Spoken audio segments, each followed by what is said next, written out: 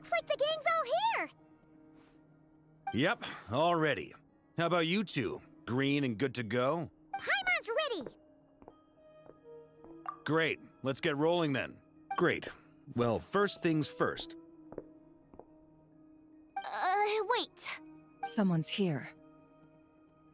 We heard your footsteps. Although... You've been here for a while now. I take it you followed the Traveler, but I don't sense any ill intent in you. Come on.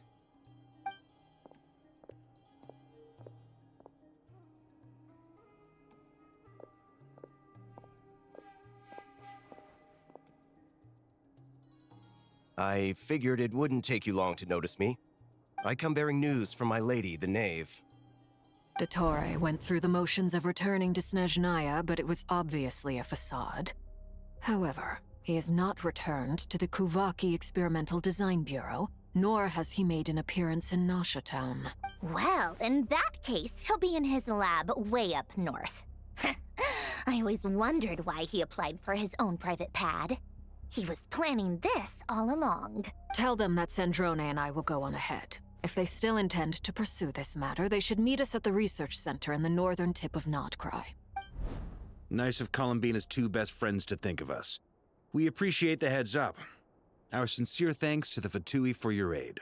Lady Damselette may have left our organization, but at least some of her colleagues remain genuinely concerned for her well-being.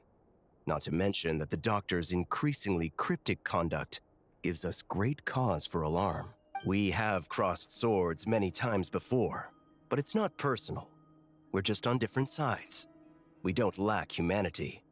And so, as fellow friends of Lady Damselette, it's only right that you should be in the know about this. Arlecchino's situational awareness has saved us a lot of trouble. I'll leave the map here with you. If you do decide to head to the research center, please proceed with caution. And remember, at least while you're in Nodcry, Lady Arlecchino's subordinates are your comrades if you want them to be. This is very accommodating of you. We can't thank you enough. Just doing my duty. I shall take my leave now. If you need us, you'll find us at the Experimental Design Bureau.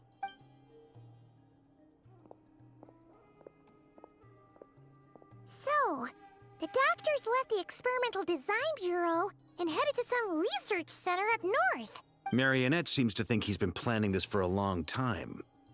But when did it start? Before he even arrived in Notcry? It seems his loyalty to the Tsaritsa is lip service at most. Behind the scenes, he may even be working against her. Whatever his motives, we know that he's decisive and incredibly ruthless. Facing him unprepared would be a recipe for disaster. At this stage, it's difficult to predict his next steps. I suggest we split into two groups. We need some people to stay behind and guard Nasha Town. Well, as much as I'd love to help, infiltrating research labs isn't really my area of expertise. But at least take Cool Your Jet's Ducky with you. It should be some help during the battle.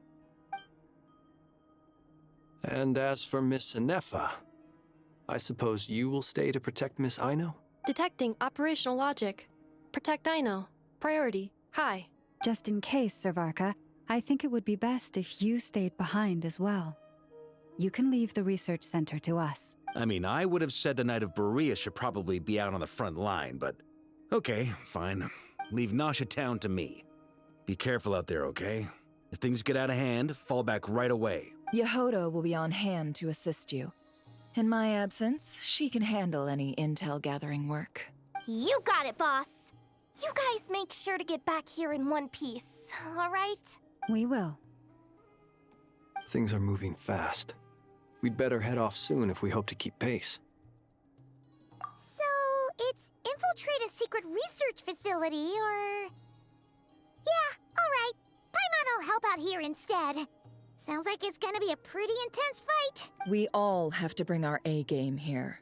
So, anything you need to wrap up before we leave?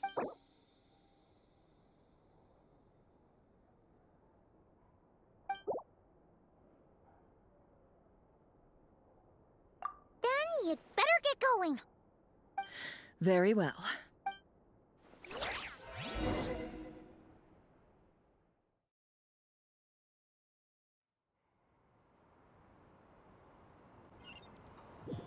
All these broken machines on the ground.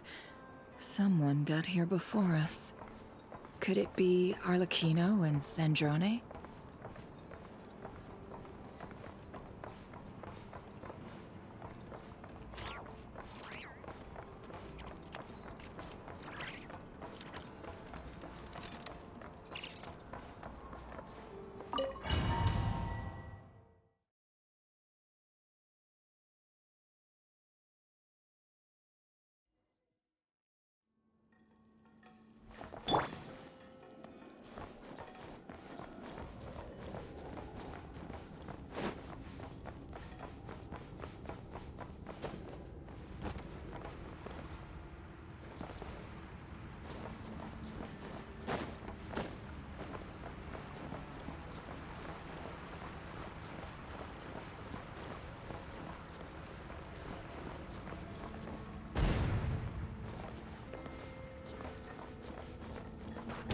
That's quite a welcome party. Bombs away! Observe. Close your eyes.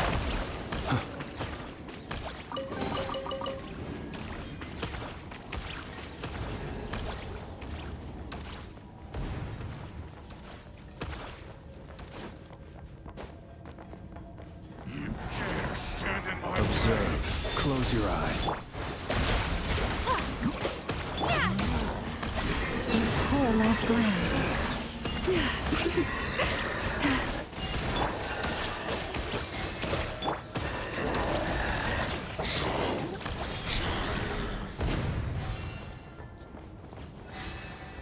Get back! I said get back! Do you hear me? Why isn't it working? No! Don't come any closer! Don't!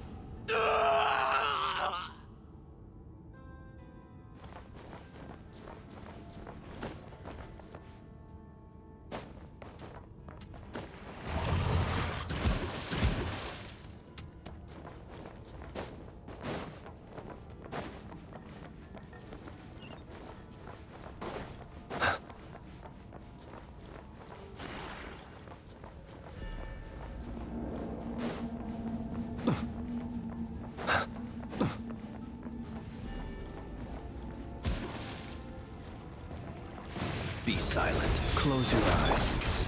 Flores, protect us. Can't hide this.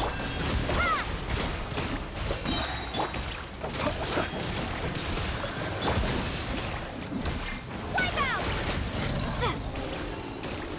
Water jet! You poor souls. May your spirits find peace. Grab that key on the ground. We'll probably need it at some point.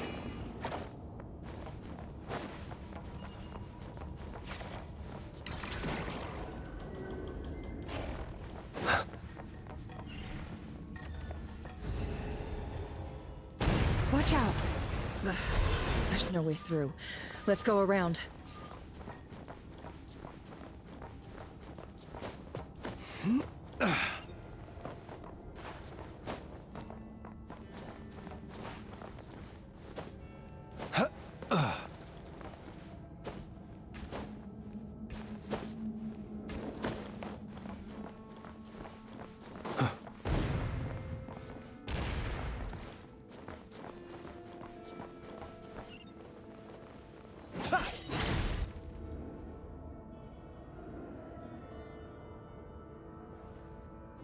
What the? Trespassers? Here? What's wrong with you people? We're looking for the doctor, and we understand he might be here. I see you're fleeing the facility. You looking to settle a score with the doctor? Good luck with that. I don't think you have many chances left. Perhaps.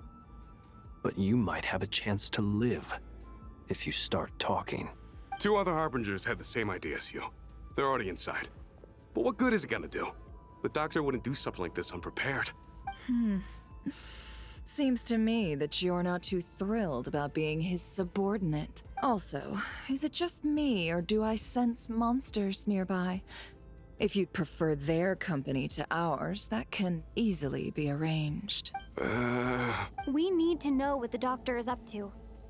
Please, if you know anything at all, tell me. This is about more than us versus the doctor. His actions could have consequences for all of Nodcry. And perhaps even your homeland, Snezhnaya.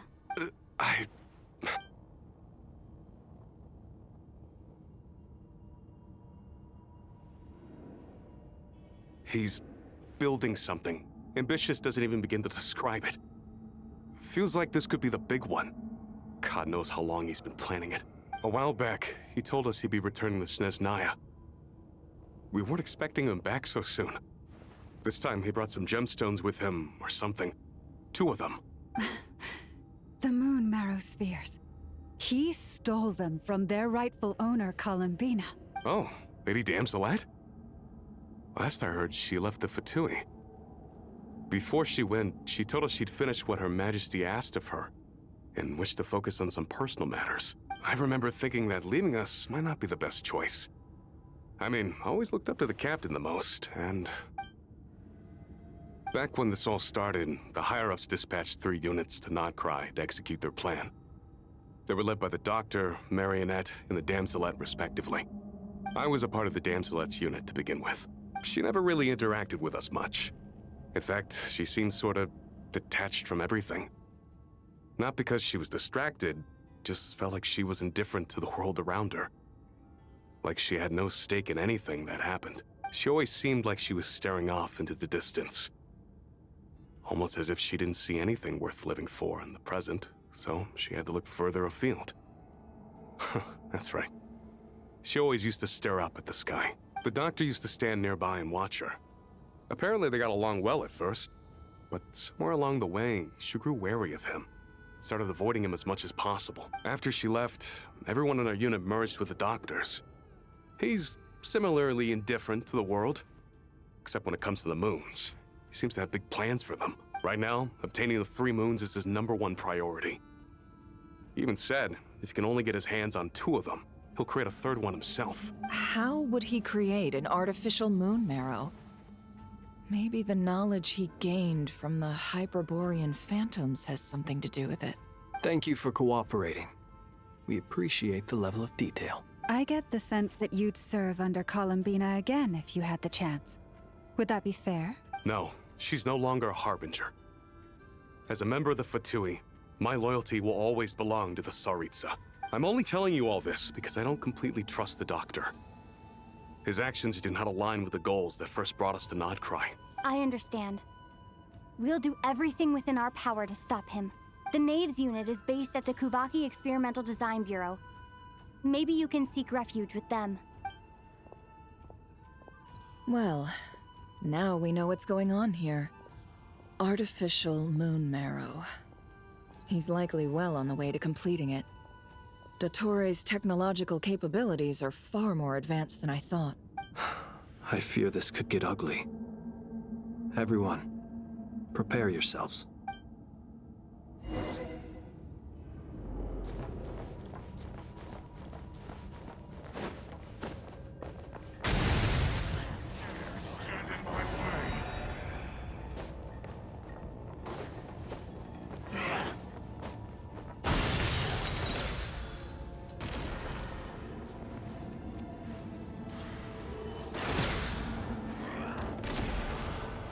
Observe. Close your eyes.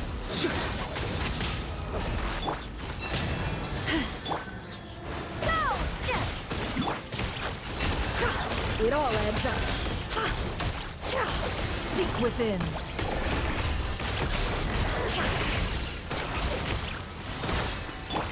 Leave this place. Water jet! Bombs away! Observe.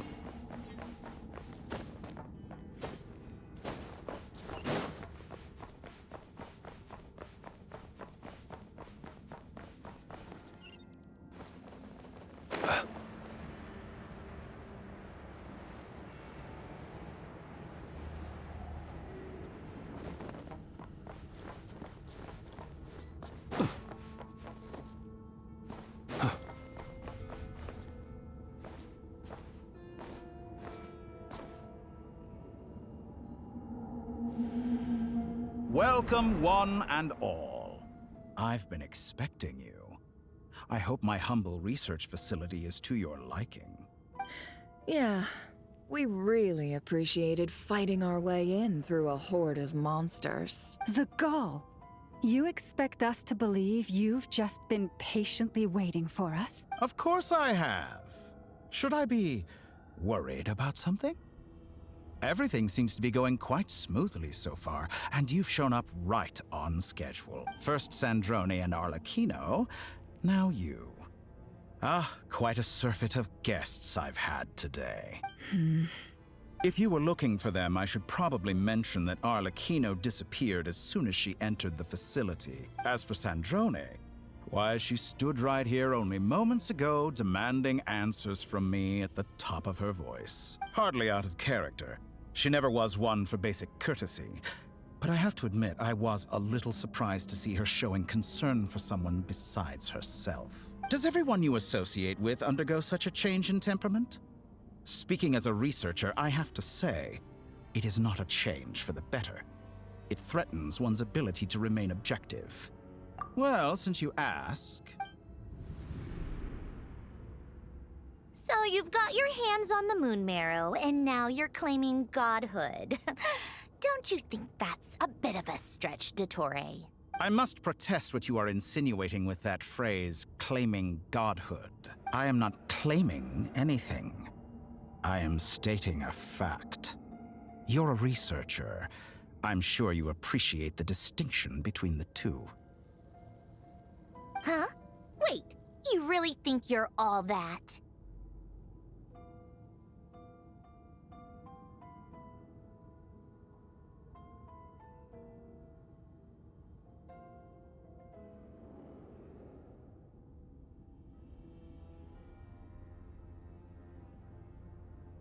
You'll excuse me if I'm not being a polite little lady for you.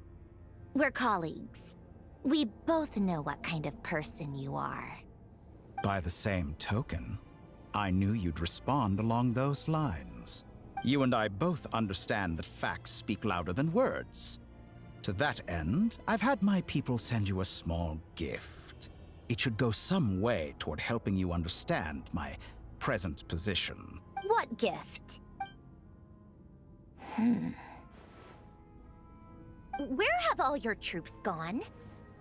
Who knows? Perhaps they are already marching toward a new world, following in the footsteps of an unknown god. As vulgar and arrogant as you may be, dear Sandrone, I have no intention of taking out my displeasure on your subordinates. They will enjoy equal rights to my own. You sent your people to the Experimental Design Bureau? That's the Tsaritsa's property. Yes, and I am very mindful of Her Majesty's instructions. But you know full well that they do not conflict with my present goals. In which case, all I'm doing is conducting another one of my experiments. Is there a problem with that?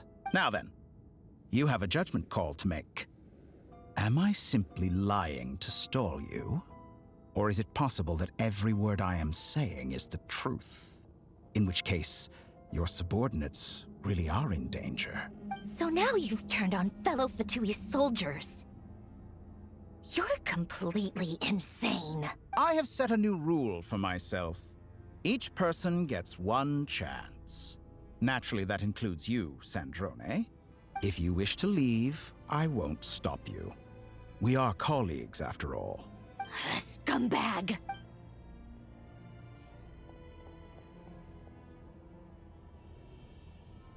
Still, I hadn't counted on Sandrone sparing any thought for the people of this world. Shame. I always found her self-centeredness to be one of her few better qualities. How can she ever hope to achieve greatness when she's so obsessed with protecting her little design bureau? It's more than a little disingenuous to speak of achieving greatness while taking hostages. Or does honor no longer mean anything to you? Honor? I have the marrow of 2 moons in my possession and will soon complete the construction of a 3rd. I will be the god of a new world. And you speak to me of honor? How charmingly naive. Those are sacred relics. You do not deserve them. In my view, many in this world do not deserve to be alive. And yet, I mercifully permit them to go on living, do I not? You'll come to regret your actions. Will I now? Let's see if you can make me.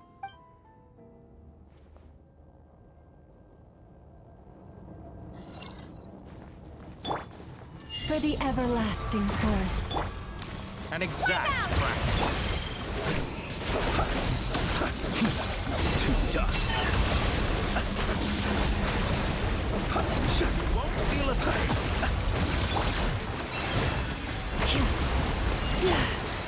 Can't hide the truth. The mystery unravels. Is that the best you can do? Stay your hand. You won't feel a thing.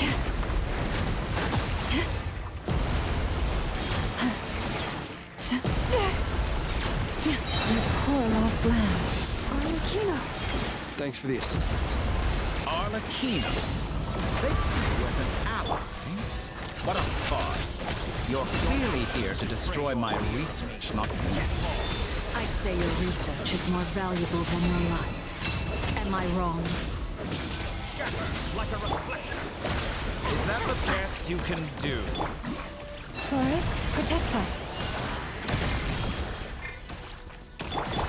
Get lost! It all adds up.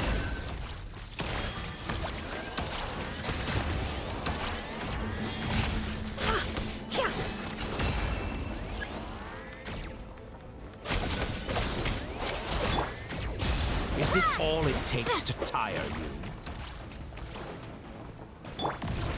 Lush as the moonlight. With one heart, we pray. Your actions betray your fear of me.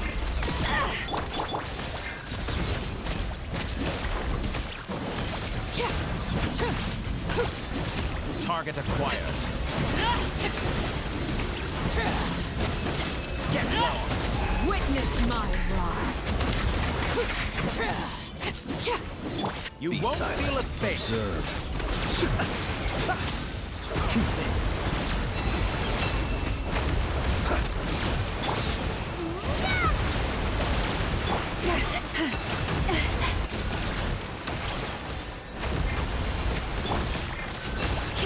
No more lies. For the everlasting forest. The deception ends here. Your Can't hide actions the Torre is too powerful with the artificial moon marrow in his arsenal. Fighting him is futile. Quickly.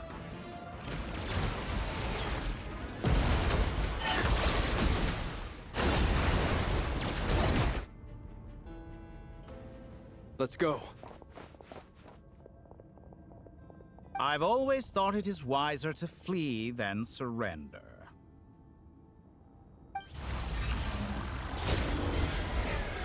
Watch out! What the? Forget about me! You should... Where's the traveler?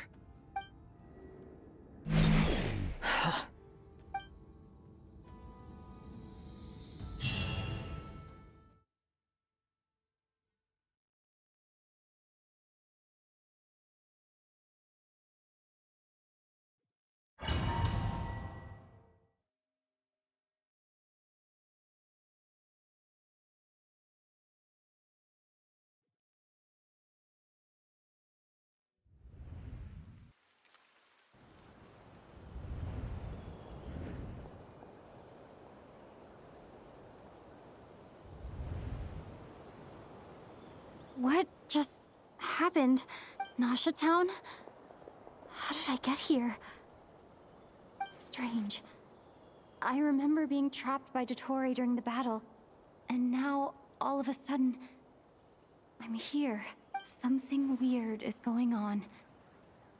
I guess I'll start by exploring the area. Huh? Traveler? What brings you here at this hour? Huh? What are you in the mood for today? A hot dog? Or something else? We've got some special discounts at the moment. Want to see the menu? Sorry, I'm not hungry right now. Ah. Well, feel free to take a seat for now. Let me know if you change your mind. Everyone seems to be acting normal. Am I just overthinking? Oh, darling, look who it is. One of our regular customers. Get the travelers something to eat, would you, dear? Wait. Why is he talking like that? Well, I'd love to, but can't serve a customer unless they order something. Anyway, I take it your business is wrapped up? Yes, thankfully. It was a long trip, and it's left me feeling pretty exhausted. But the upshot is, I won't have to leave again for a good while. We can have some quality time to ourselves. Wait. These two are a couple? I see some kids around too. I didn't know they had a family. Hey there! I haven't seen you in ages! What's keeping you so busy? I've been looking forward to playing with you again. You forgot already? You're silly. Daddy brought you over to our house recently. We had some snacks together. What is she talking about? We've had a lot of customers over the last few days, so we've been real busy. And like my mom always says, some people are more than just customers. They're friends. Oh, another customer's arrived. I better go see what they want. This is all wrong. I never once heard the owner of this restaurant talk about their family. It certainly isn't a family-run business. And that child, I don't recognize her at all. Could this be a false memory? Very good. I knew you had it in you. Aren't you going to try the house special? When did he show up? No, none of this is real. You don't seem to like it here. That's fine. We can change venues.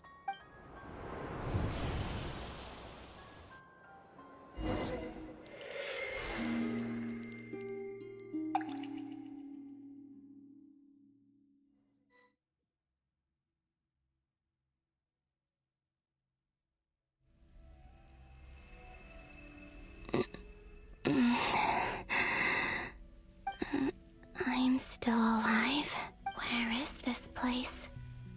It took all my strength to open the moon gate, and then I leapt into it. So this is the moon's reflection? The mysterious realm beyond the gate?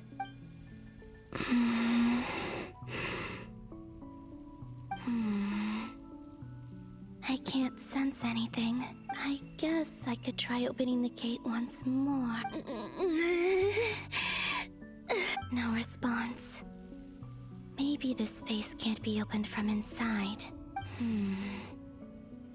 If this was the space that killed both Revier and his lover, then why am I unscathed? Or...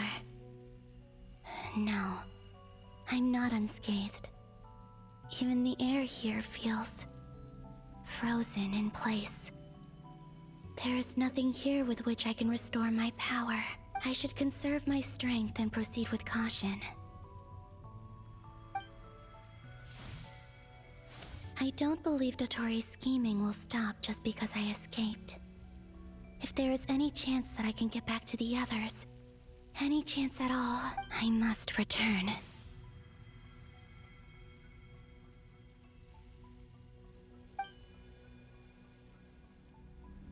Emptiness. Silence. What is this place? Or maybe the real question is, what is it for? What's this? Looks like it responds to my power. Golden. Like Kuvaki. Is it some sort of guide? And why does it feel so familiar? I might as well follow it.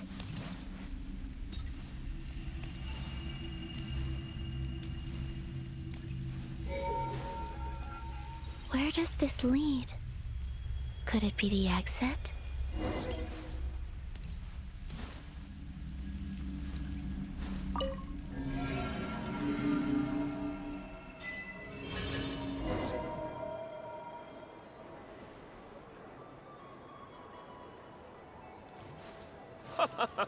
Welcome home, Moon Goddess. Is this Nasha Town? But isn't Moonprayer Night over already?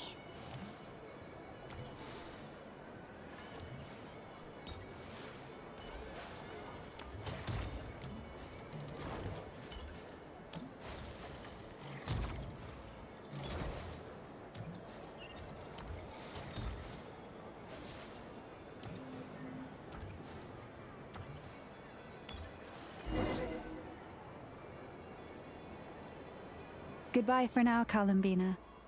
I hope you have a wonderful night. I will.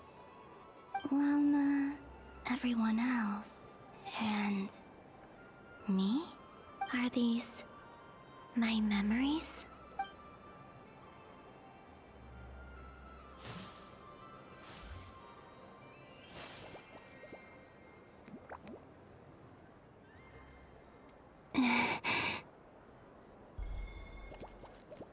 I can't touch them. It's as if we're separated by some impenetrable power.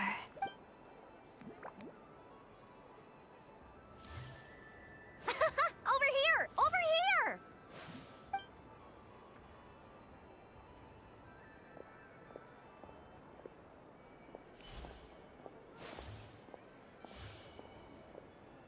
But the people in these memories pass right through me. Just like when I disappeared. If only I had known what would come to pass after that. Even so, I should still take a look around. Just being back here, it gives me the strength to keep going.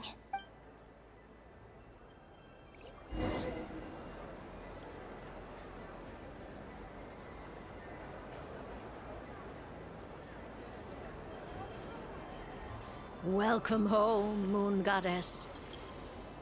Oh, you're the genuine article. Alice was right. This Moon Prayer Night was worth watching after all. Oh? Yes. That was the fortune-telling stall run by Barbeloth from the Hexen Circle.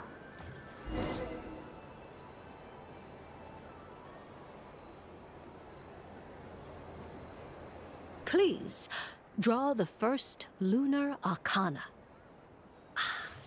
This represents destiny and is the foundation for the divination as a whole.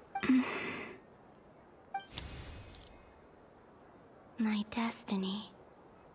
I believe the card I drew was the moon. Now that I think about it, Barbeloth's divination was absolutely right. It's almost time to draw the last card. The one that represents the future.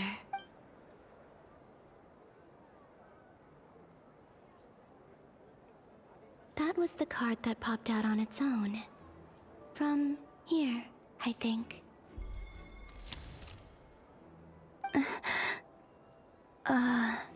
Kuvaki Pulse? What? Fascinating. I've never encountered this before in my role as a diviner. What's going on? Did that card leave the deck?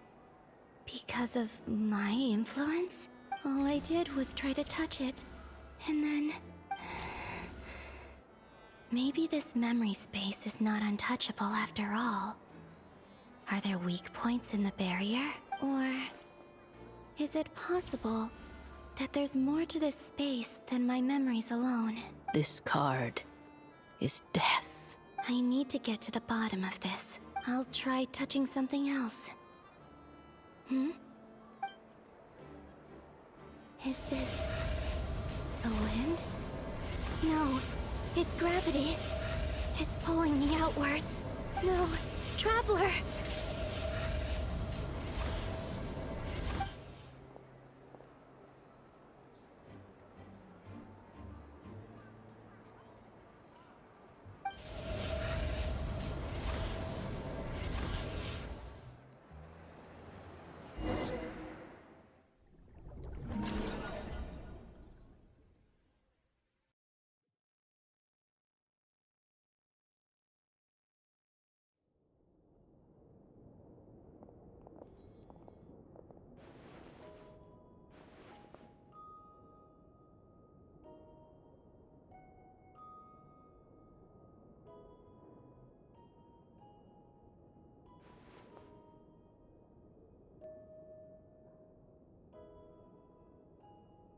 Paimon, listen to me. From the bottom of our hearts, we are so sorry. We completely understand how you must feel. The Traveler is trapped, and we all feel responsible for it. Don't say that! Paimon's not a little kid! You didn't leave her behind on purpose! There was nothing you could do! But...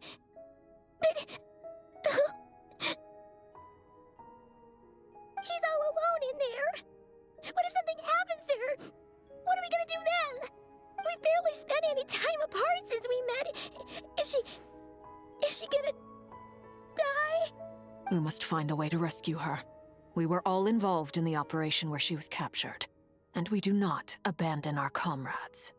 That being said, it won't be easy.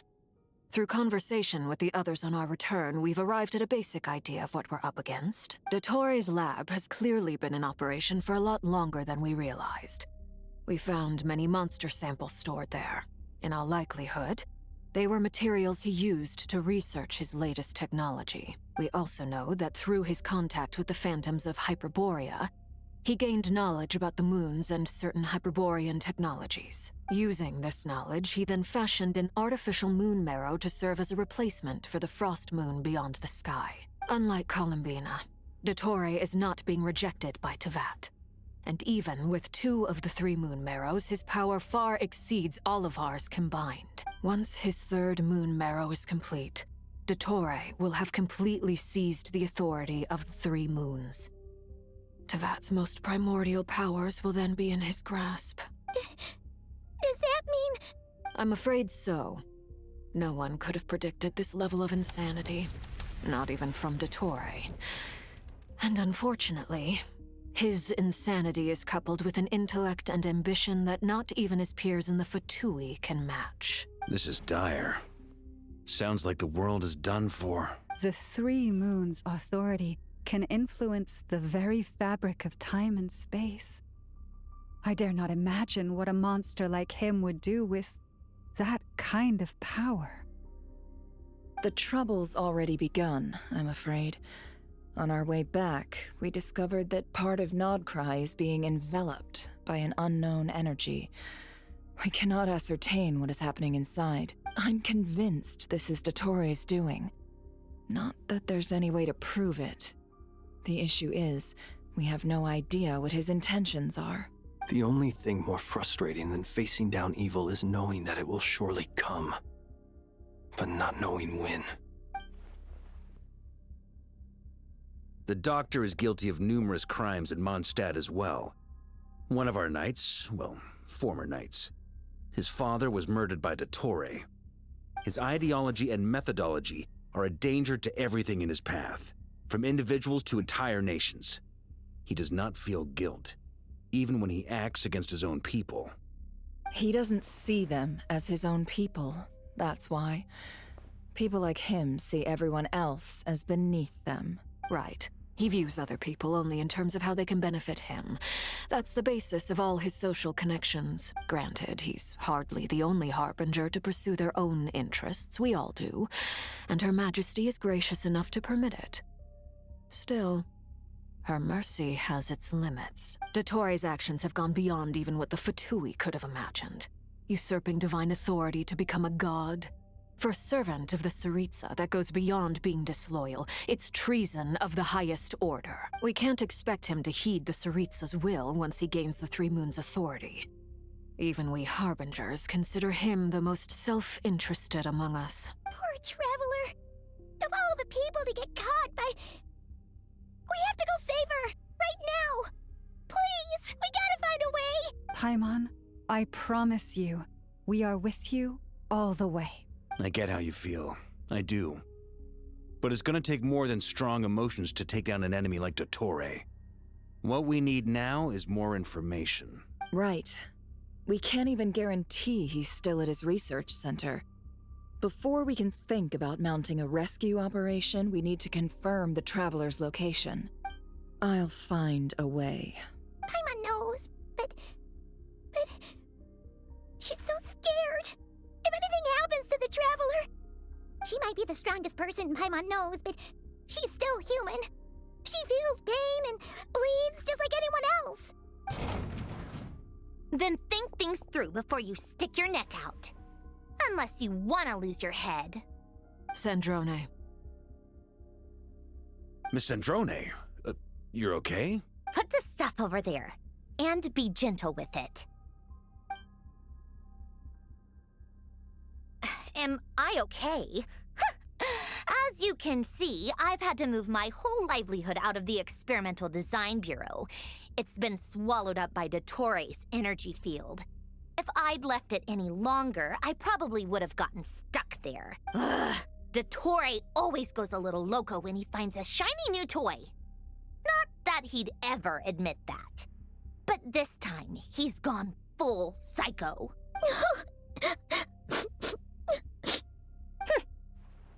Just go ahead and cry already. Sorry. Paimon's not trying to make a scene. It's just... She can't. Oh, Paimon. Let it all out. There's no shame in it. When you're overwhelmed by fear and despair, crying can help get it out of your system. You'll feel better for it. Okay then, while the baby of the group is having a moment, how about the grown-ups get to work? Give me your hand. You've made a discovery? Polonia, scan. You, hand, now. Oh, I thought you'd never ask, my lady.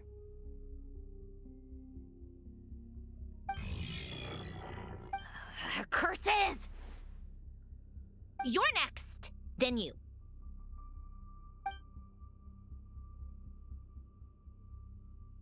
Dottore, you son of a... He's done something to us! Everyone who entered his research center has been implanted with some sort of curse. I don't feel anything unusual at the moment. Does that mean it hasn't activated yet? Is there a way to figure out its purpose and what might trigger it? My best guess is Dottore created it using the Moon Goddess's powers. 1 second, analyzing. Ugh! That friggin' maniac! So, what twisted game is he playing this time? The moment I analyzed the energy composition, some encrypted text appeared in my mind's eye. And when I deciphered it according to the VIII standard encryption protocol, I got the following message. Feel free to run, or you will perish in nod cry. He's mocking us. Yep, he loves to toy with people. Only in this case, there might be more to it. But I didn't detect any murderous intent or malice either in the message or the curse's energy. As if this is him at his least malicious. Or perhaps all people are cowards in his eyes. Maybe he thinks the threat alone will be effective. What a despicable person. And he has the Traveler in his grasp. If I may. As unhinged as Dottore may be, he has always exercised great patience with the objects of his interest. I remember a comment he made when we first arrived in Nodcry. He said, "This world is, on the whole, an exceedingly dull place. But at least there are a few intriguing features, such as the gods, or the Traveler. Presumably, they interest him because they're unknown quantities. He wants to understand as much as he can about them." Agreed. The Traveler is Tevat's fourth descender. All Harbingers are aware of this. Since Dottore took such pains to capture the Traveler, he is unlikely to kill her right away. Okay. But we still have to do that rescue operation. Of course. I also think we need to read between the lines with Dottore's message.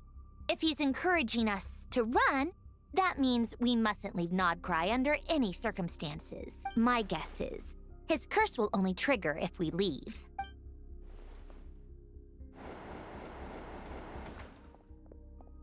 We've discovered multiple energy fields. Albedo is still attempting to analyze their structure. He told me to report back first. Each field is slowly growing, swallowing up more of the surrounding area in the process. And the pace of their expansion has increased since we first examined them. He's probably trying to swallow Nodcry whole. His nefarious ambition knows no bounds. If this continues, the whole of Tevat will be in trouble, not just Nodcry. The loss of Columbina could not have come at a worse time.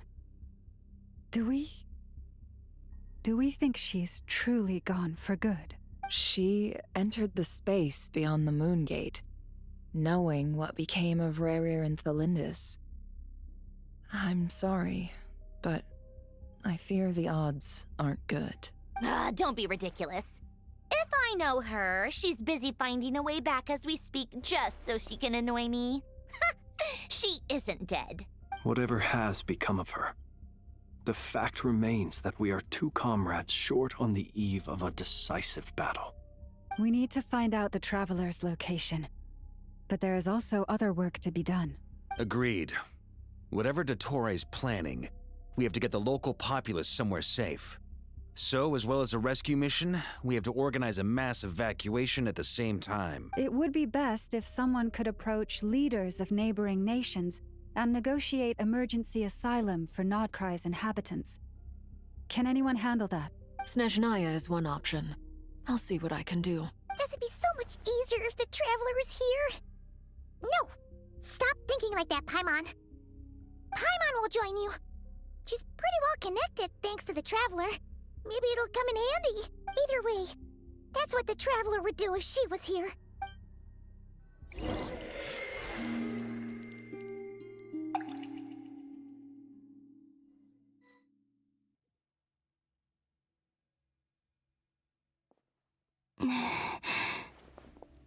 Back here again. That gravitational force that pulled me back. Is this where it came from? When I saw that memory of Moon Prayer Night, I think I influenced reality. Was it just a coincidence? Or, if only I could have sent the others some kind of warning on Moon Prayer Night. Maybe we could have stopped Dottore. I feel so heavy. Does entering that space consume a lot of energy? Well, even so, I have to keep moving forward. Back to emptiness and silence again. I should try and find my way back inside that memory.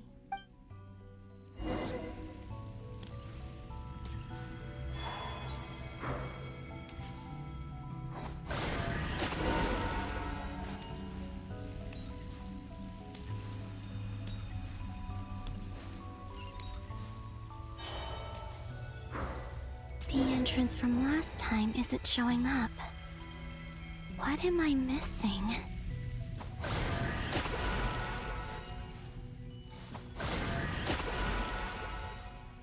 Looks like I need to gather these scattered fragments.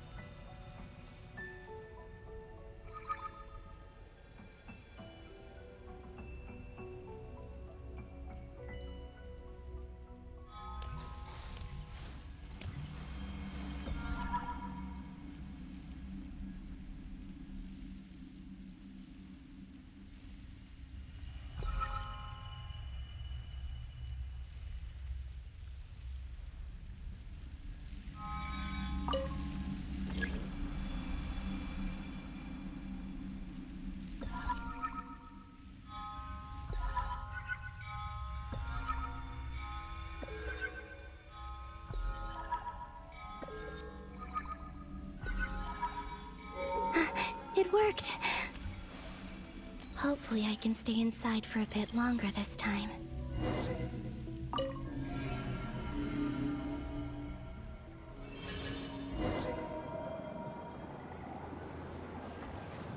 Ad Astra Abyssosque. Welcome to the Adventurers Guild.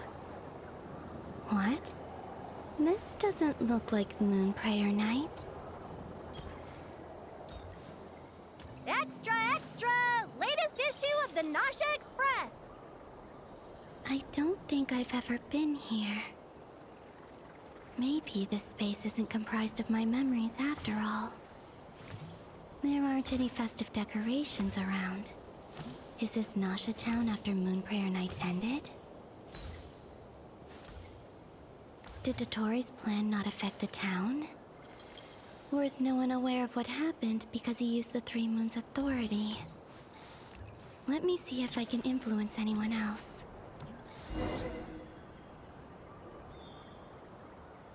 So, what do we do next? Wait, that voice. Paimon? The most important thing right now is to find that mage. Lauma the Traveler and Mr. Varga are here too. I'd better go pay the Fatui a visit. Traveler!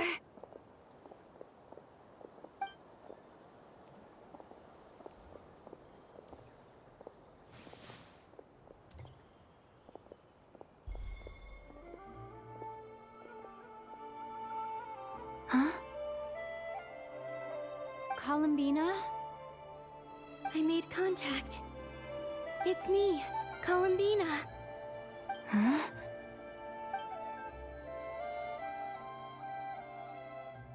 Traveler? Let's go! This is no time to be spacing out! Huh? Huh? Wait a moment. This has happened before. This is what happened when I disappeared. I stood right over there, thinking that no one would ever find me again. It was only when she called my name that I decided to follow them. But did she turn around because she sensed my touch just now? Is it really possible that from in here, I can change the past?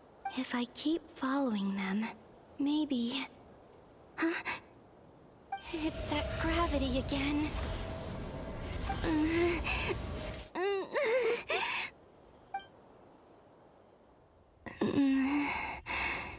Every time I influence reality within that space, this force intervenes and pulls me back. It's as if it's trying to stop me from leaving. I'm getting weaker and weaker. I'll just have to try another approach next time. Come on, Columbina. Keep going. You have to tell everyone what happened.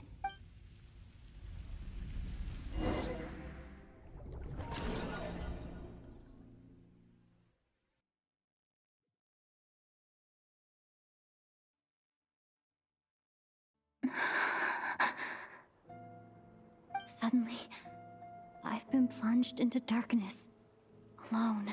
It feels strange, as if something has grabbed hold of me. Is Dottore now powerful enough to interfere with space itself? Look at you, standing so still in total silence. I almost didn't recognize you. Hello there, traveler. He seems to be in a good mood. Wait, what's that behind him?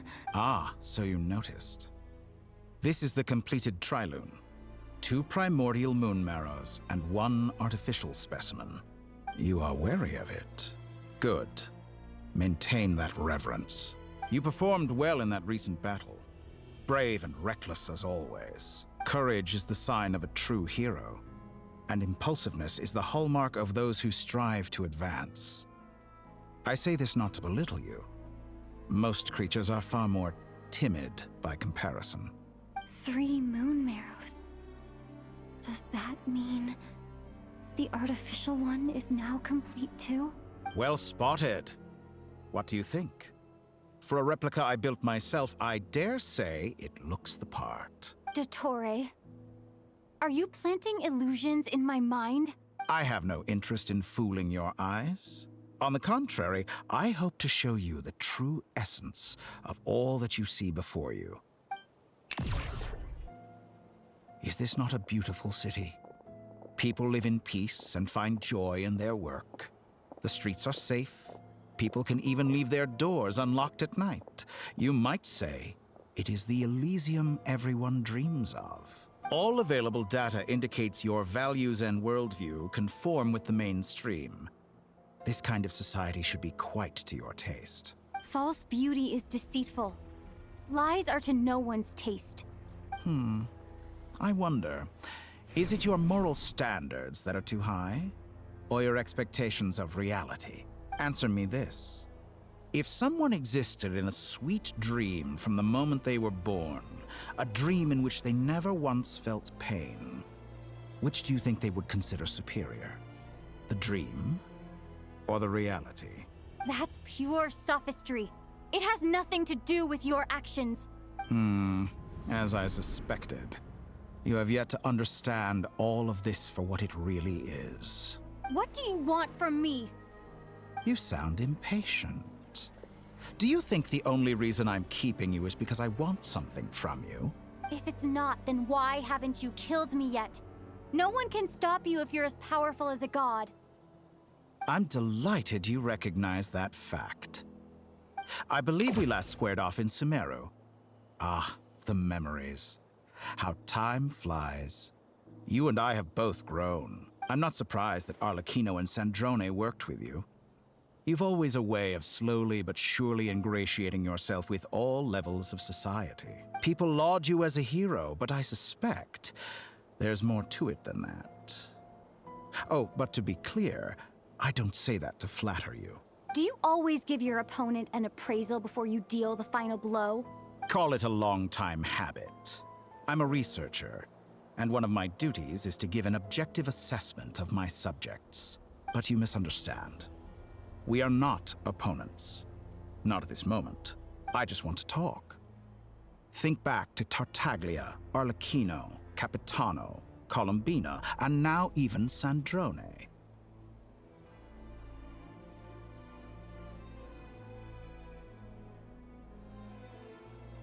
You've worked with each of them in the past. I believe you can work with me as well. What makes you so sure? Well, why not? Should the good associate only with the good and the bad befriend only the bad? I like to think we could have a more mature relationship than that. Surely you don't think all your relationships are grounded in friendship or shared ideals? People come together because it benefits them to do so. If you think of the people you admire, you must surely admit that they have provided some benefit to you. Morality, ambition, dreams. People have plenty of words to embellish the nature of their relationships. But once you break free from those ethical frameworks, you will see that the only thing connecting the two of you is mutual benefit. And that is what I'd like to talk to you about. We're finally getting into it. He's probably been planning to kidnap me for a long time now. But for what exactly? He has the authority of all three moons. I won't be able to gain the upper hand in a fight. Best if I pretend that I'm willing to negotiate for now.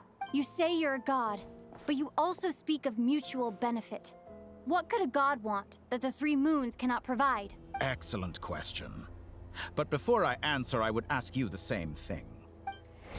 Gaining Colombina's allegiance was a rare and extraordinary feat. But the Moon Marrows are now in my hands, and I have the edge over her. For this artificial moon is not being rejected by Tevat. Her identity and lineage may have been a thing of glory in the old world, but they were also shackles that prevented her from ever integrating into Tevat. I, on the other hand, you may view me as a thief, but I have overcome that limitation. So what is it that the Three Moons cannot grant you?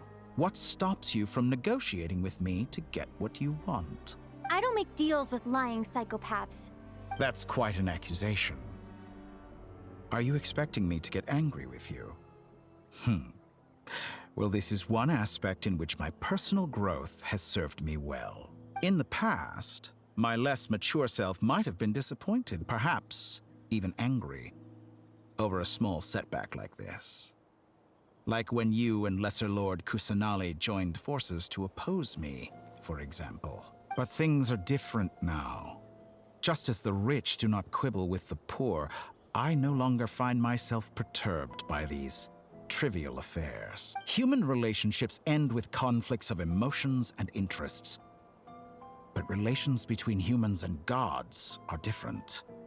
And ours is even more unique. I have ascended to the highest heights and laid claim to unprecedented horizons. And you were no ordinary person to begin with.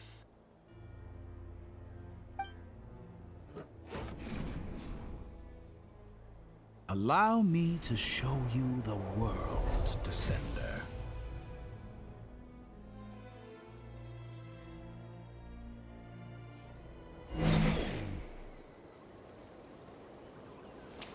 To stand, walk, jump, sit, and lie down. These are the most common of behaviors.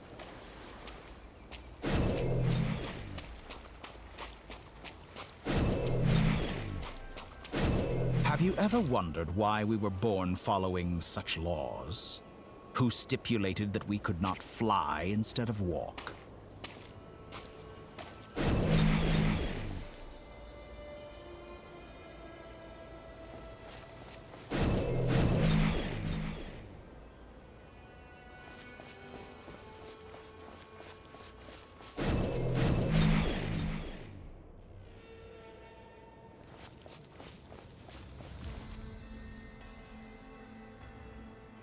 Someone of your talent and experience must surely know of the 4 great rulers who serve the heavenly principles. They govern life, death, time, and space. One wounded by a blade will die from blood loss or infection, and one who falls into a lake will drown in agony. The elderly wallow in solitude, and the solitary age faster. Eventually, new life is born, only to embark on the same path of suffering. These 4 divisions anchor the world and shackle those who live in it. But they themselves transcend its boundaries, squandering the power bestowed by the heavens. All who live yearn for equality, but unless the gods prostrate themselves and profess that they are mere servants of the living, equality can never exist. Who makes the rules we must live by? Who has the right to restrict us?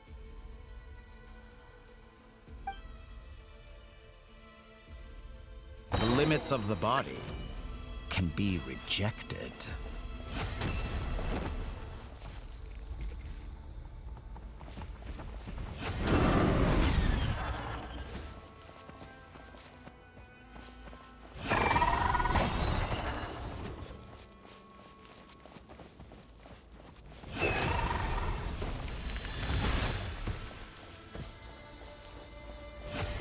How does it feel to be among those with absolute power?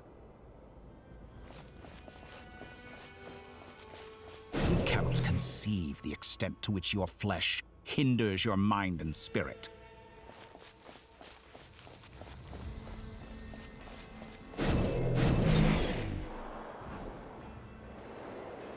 Only by discarding our useless, primitive eyes can we perceive a new world.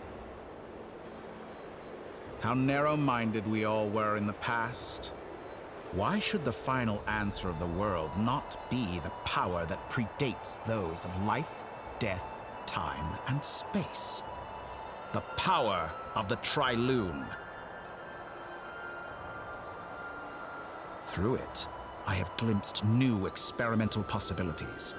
Nature suppressed, authority exiled, souls controlled.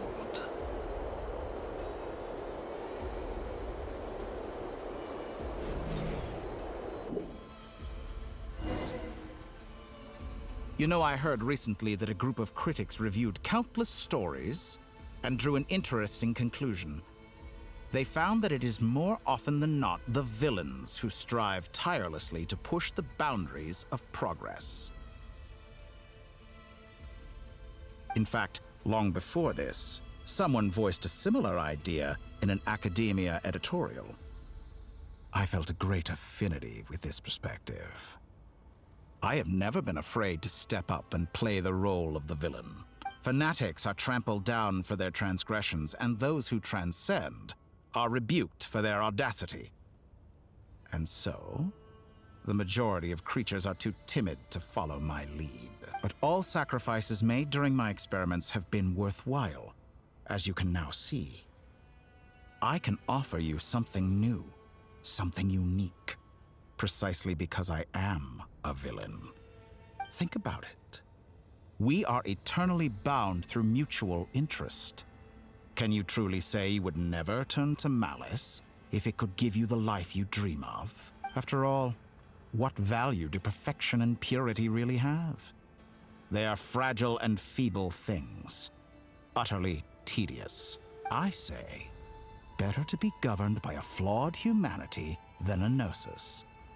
The true seeker of knowledge is the villain who undergoes countless tribulations in pursuit of their goal. I'm sure many people have told you that you're different. Because I'm a descender? Exactly. Very clever. But what has that got to do with you? I do not conceal my wicked deeds, my selfish desires, or my greed. A true researcher must act as I do if they are to understand and speak of the truth. And yet, a knowledge seeker like myself will inevitably grow tired of studying Tevat beyond a point. You have traveled to all corners of the world and met many people. Along the way, there have been moments when you were misunderstood or even became a wanted criminal. And all the while, you have spent your days doing some of the most mundane jobs in the world. You fight and toil, claim minuscule rewards from my friend Pantalone, then you fight some more, winning some battles and losing others as your search goes on. And this cycle continues, with no end in sight. Surely you must sometimes grow weary of being stuck in this same loop day after day. We're completely different. I embrace everything that life throws at me. I am engaged in every step of my journey. How does that make us different? I too embrace what life brings, researching everything that interests me. Think of all the novel things I've managed to create. Like the artificial moon marrow. Don't you see? As unique a specimen as she was, even Columbina is not irreplaceable. Take that back. She's gone because of your actions. I didn't say that to anger you. Though admittedly, I don't see what there is to be angry about. Anything Columbina could do for you, I can do better. I know what your ultimate goal is.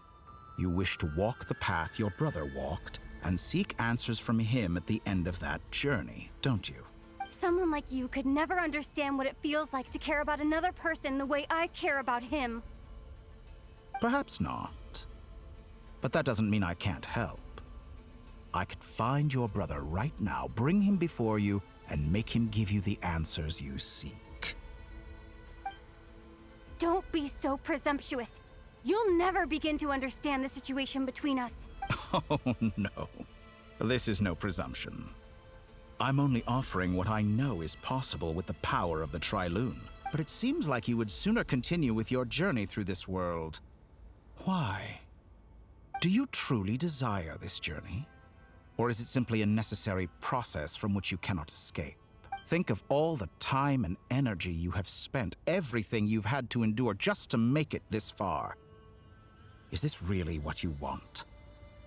Or has your hand been forced by the promise of that final answer? Yes, you have made many friends. But do they ever spare a thought for the void in your heart and what it yearns for? What you want is not friends. It is family. But do they know this? I, on the other hand, am far more considerate. Join my experiment, and in return, I will bring your meaningless journey and all its struggles to an end. This is a malicious attempt to manipulate me. But at the same time, he's stating some very human truths. Of course, he's right about my predicament. How can I deny it? I have faced ungrateful strangers, never-ending troubles, an endless quest for answers. I want to see him. After everything I've been through, words can't describe how much I miss him. How much I want to be reunited with him, wherever you are right now. Do you miss me too?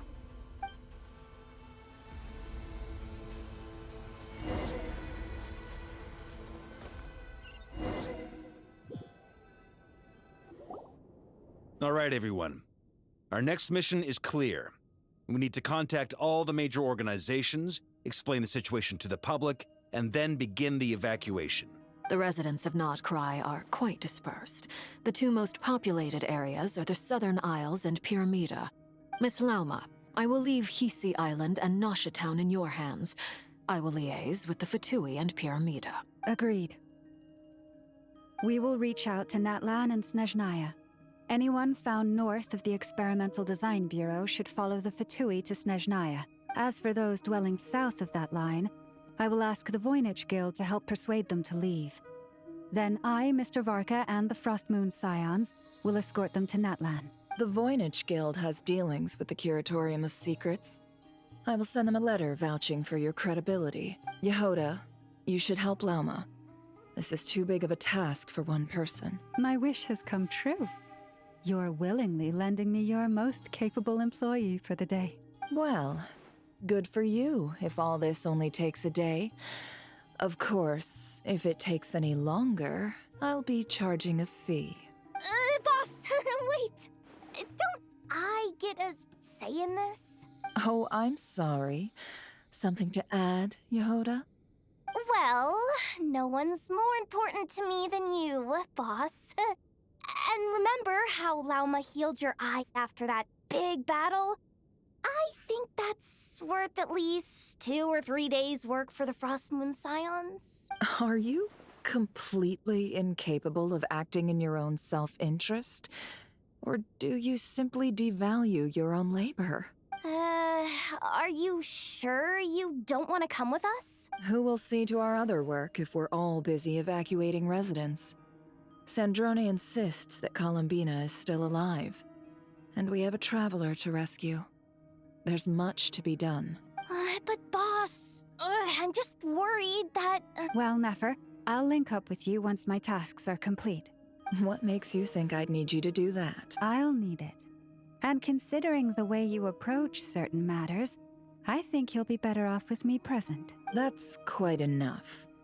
Just focus on your work first. I bet we're in for an uphill battle here. But we can help out too. Inefa and I are gonna help Nasha Town's residents carry their stuff. Loading schedule.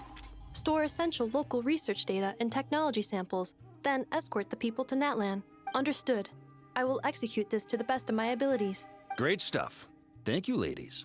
I've contacted the Lightkeepers. A colleague of mine will join us shortly. I will persuade them to conduct a thorough search of the region to ensure that no civilians get left behind.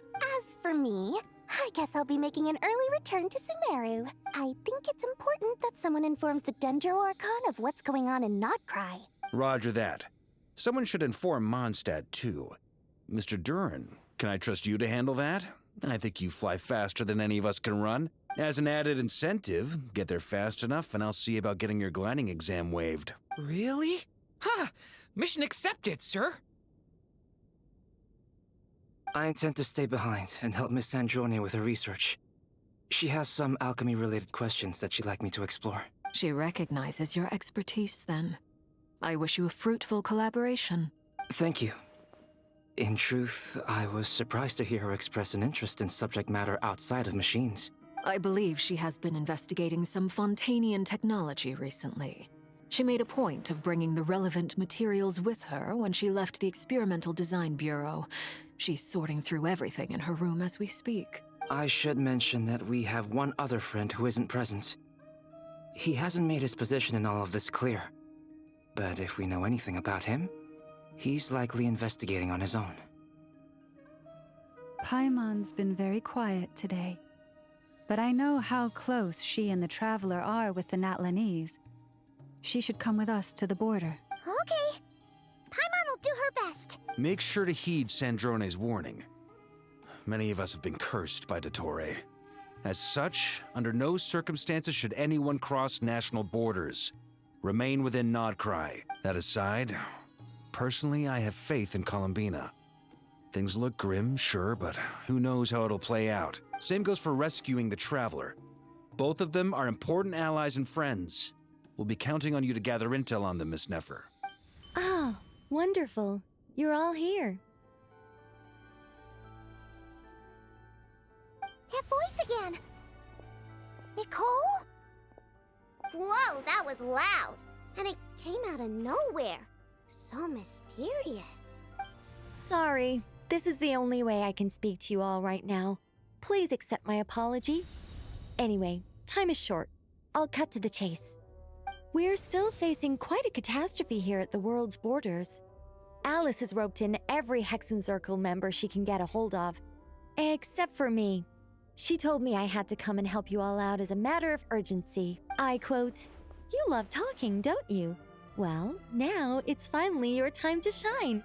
Take these. Make sure the whole party gets one each. You'll be in charge of making sure everyone stays connected."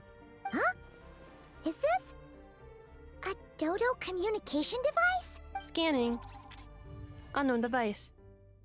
Analyzing. Unknown device. Conclusion. Cute.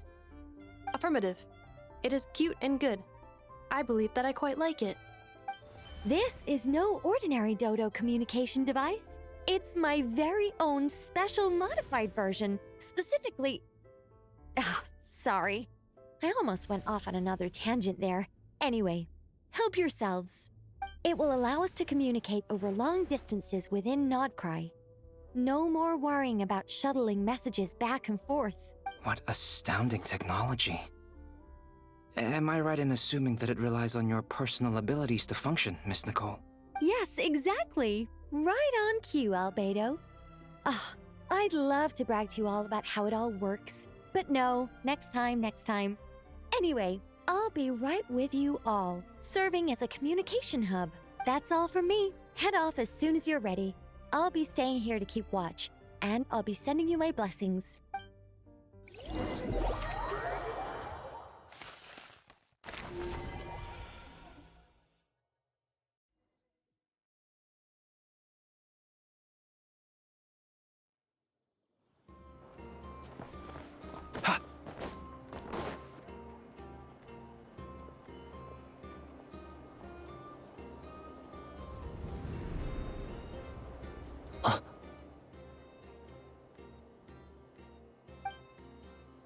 Sir Flint.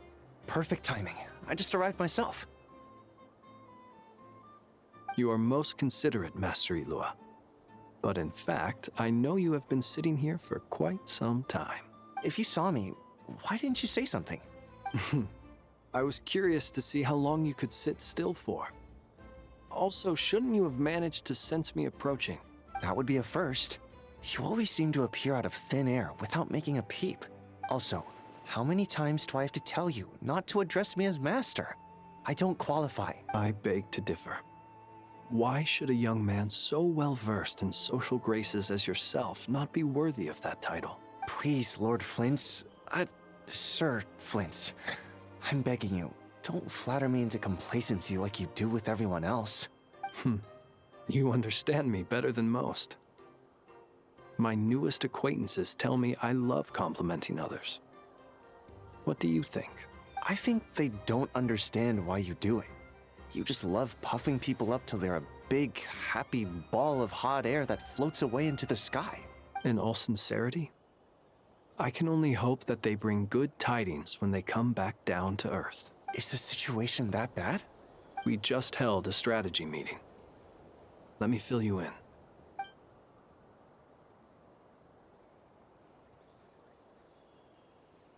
In short, we need everyone gone from Pyramida. We also need a team of Lightkeepers to scour the more remote regions of Nodcry for civilians to evacuate. I only hope we have enough personnel. We do. Old Man Nikita will definitely help. And we can recall anyone out on patrol to focus on this instead. Good. I'm sure you and the others will make short work of this. Now, don't forget. Once you've completed this task, make sure you and the rest of the team evacuate to either Snezhnaya or Natlan as well. Flint's? If you've got something to say, Master Ilua, why not guess what I'm thinking right now? You mentioned that you have something else to deal with later. How difficult is it going to be? I doubt it will be easy. I know you're a Lightkeeper, and it's your duty to protect others in times of crisis. But I have a feeling that you'll be walking into grave danger, however bad things have gotten in the past. Nodcry has never faced a mass evacuation before. But from the sounds of it, you don't intend to come with us. I don't mean to pry, and it's probably none of my business. But whatever it is you're intending, you don't have to go through with it, you know. I've been afflicted with some sort of curse, and I'm told it may well trigger if I set foot outside of Nodcry. As such, I cannot leave. I have to act, if for no other reason than to fight this curse. What? No. Why? Why would anyone want to curse you? There are plenty of people out there willing to trample over others in pursuit of their own goals. Frankly, Sir Flint, I am furious. You're making light of what is an incredibly serious situation. Indeed I am. And? And what? I told you, I'm furious about this. Nothing I can do about it, I'm afraid. Things happen, and we just have to deal with them. If you find yourself feeling angry, perhaps start by drinking a big glass of water. Hey, you mean you're completely unmoved by my anger? I'm devastated. Then allow me to express my sincerest regret. Come by the lighthouse sometime. We'll catch ourselves a few fish, have a little barbecue, play some cards, and bask in the sun. Maybe I need to spell this out. Lean in a little, Flint. Oh my, this doesn't bode well. Word is that you were caught up in a real horror show recently. People were amazed that you returned safe and sound. They've been debating whether you're even human. I've returned safe and sound from plenty of crises. When you say people, do you mean other people? Or do you just mean you? Fine. I'll be frank. You're not human, are you? Heavens. Now that's a horrifying thought. You know what? Forget it. We'll revisit this once it's all over. A sound plan. Albeit a little ominous sounding. Just promise me you'll come back in one piece, all right? For you, Master Ilua. How could I refuse? Also, please pass my regards on to our colleagues. Tell them, thank you all for your assistance. Please put safety first as you proceed with the operation.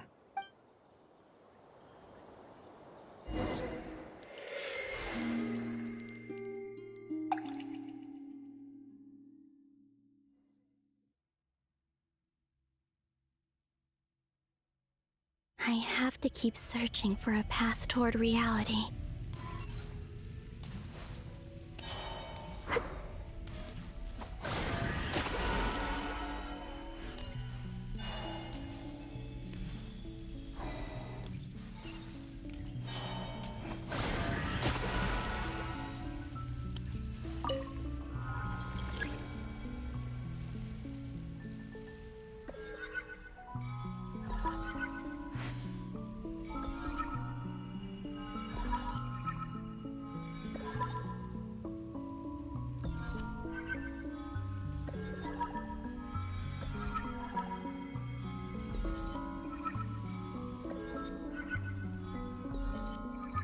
This should do it.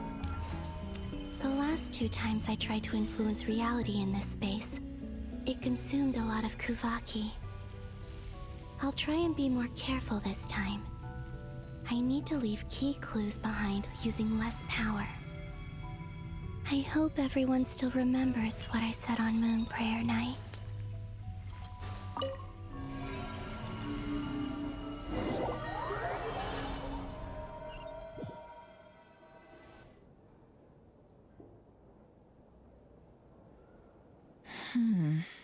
Nothing here either. Flint's? Ah, Miss Nefer. What are you doing here? Unless... I just spoke with Ilua about arrangements for the search and came for a walk nearby. As for you, why would... Huh. It appears we think along similar lines. And neither of us likes to accept things at face value. As well as figuring out how to gather intel on the Traveler, I wanted to confirm some of my own suspicions. Also, we'll need to bring a lot of force to bear against Dottore, even if we're only looking to rescue the Traveler. We can't leave anything to chance. You don't think Columbina perished either, do you? I'm merely considering the possibility that she survived, just as you are. How much can we really know about a deity like her anyway? Do you remember what she said on Moon Prayer Night? About using moonlight to send messages to us? Of course. I think that's why we're both here. Where have you checked so far? I've been focusing on the outdoors. Anywhere the moonlight shines. I checked most of Nasha Town, but didn't find anything. I checked the Curatorium of Secrets, and a few rooms where I thought I might find some leads. But no luck here either. The only places I haven't looked yet are the rooms in the flagship. But process of elimination isn't the only thing that brought me here. Oh, really? What's your other reason? After all that build-up, our mystery ally never showed up even once! Huh? Am I imagining things?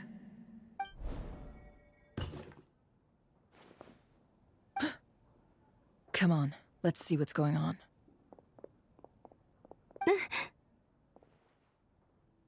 Oh no. I knocked over a vase as soon as I came in. It must have been caused by a Kuvaki fluctuation when I entered the space. Although, it seems like I'm not about to be pulled away this time. It looks like as long as I'm careful with my actions, it doesn't count as influencing reality. Anyway, is this the flagship? The Traveler mentioned that's where she was staying.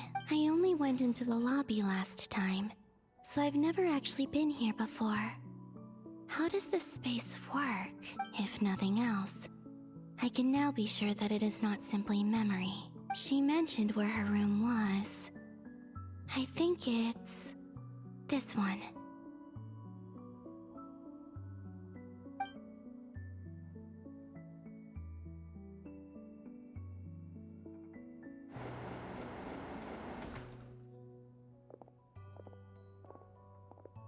The door is closed. But if this is anything like when I disappeared, then maybe...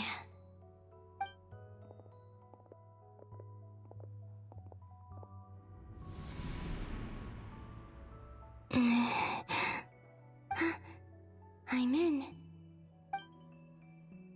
She and Paimon aren't here at the moment. I hope she's okay. I wonder what happened to her after that battle with Dottore. Best not to dwell on that for now. I need to try and leave them some clues. Please, Traveler. I really hope you find this.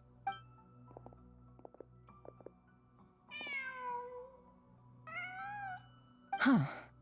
Just a cat. Nothing else here strikes me as noteworthy. Didn't you stay here for a couple of nights once? Before Rarir showed himself, yes. It's also where the Traveler and I first met. Did you notice anything unusual during your stay? I remember thinking how much noisier the flagship is at night compared to the graveyard.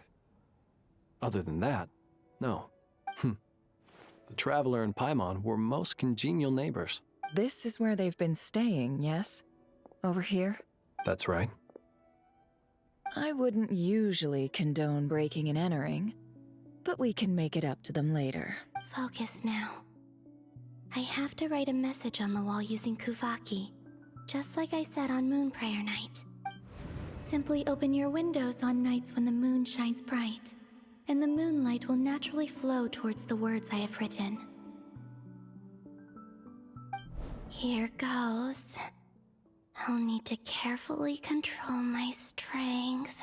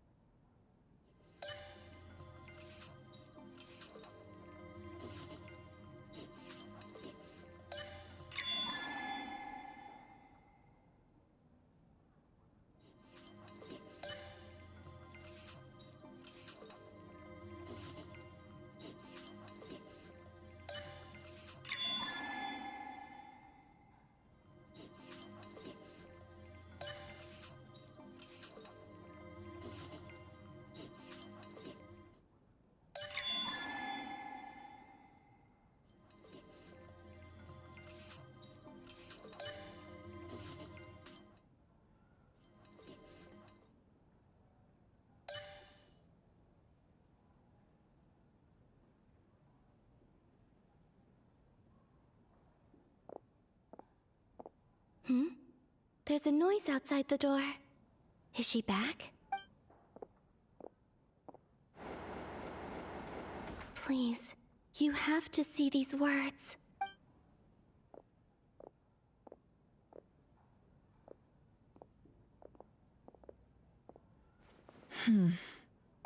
Well, do you sense anything?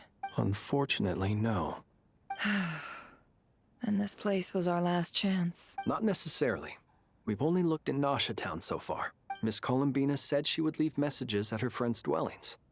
It's still worth checking where Miss Lauma lives and where I live. Let's try and make some time to look into those then. Wait. What are you waiting for? Oh, Paimon might have overeaten slightly. What's that look for? This is a victory feast. It's normal to eat a little more than usual. The Traveler in Paimon. It's really you. But why are they talking about a victory feast? Huh. You worried Paimon sick while you were out there fighting Rare. So this is your chance to make it up to her, all right? Wait. So this is the night after the battle against Rare. How did I end up here? That's quite a long time ago now. Wait. Time. That's it. Every time I've entered reality within this space, it's been at an earlier point in time. Every one of those points has been before I fell into the moon's reflection, and everything I've done to affect reality really did happen in the past. Does this mean that within the moon's reflection, time flows backwards? Starting from the moment I fell in? Not long till Moon Prayer Night now. It's gonna be even livelier than tonight. Although, it's gonna be sad saying goodbye to the damselette. She seems like a really nice person. Paimon. No, I can't. Even if I make contact, they probably won't understand what's going on. And in any case, I'll likely get pulled away again if I do. Instead, I have to find a way to get them to notice what I've written using the moonlight. Wait. Even I hadn't thought of doing that before Moon Prayer Night. They'd never conceive of that possibility. Is there truly no other way? Don't lose heart. We'll find a way somehow. Huh? Oh, you say that, but the Frost Moon is beyond the fall sky. If we wanted to go visit her, how would we make it through to the other side? We might not have all the answers now, but I'm sure we'll find a way one day. Huh. Guess someone's gotta be the optimist. The present. The future. That's right. There are still things I can do. What's your plan? Flins, when you were staying next door, did you ever open the window? No. The rooms here are dark and damp. And there's such a buildup of dust on the windows that the moonlight can't even get in. I didn't think it was worth the trouble. The moonlight? I think I see where you're going. One moment. I'll see if the owner is available. Don't bother. Time is of the essence.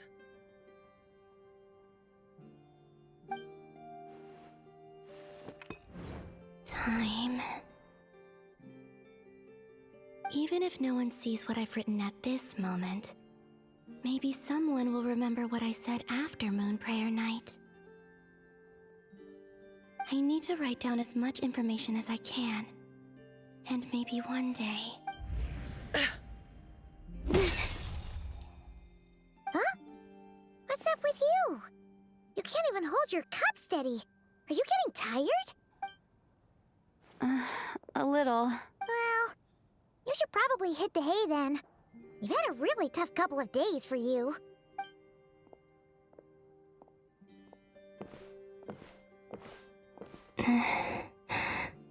You truly have.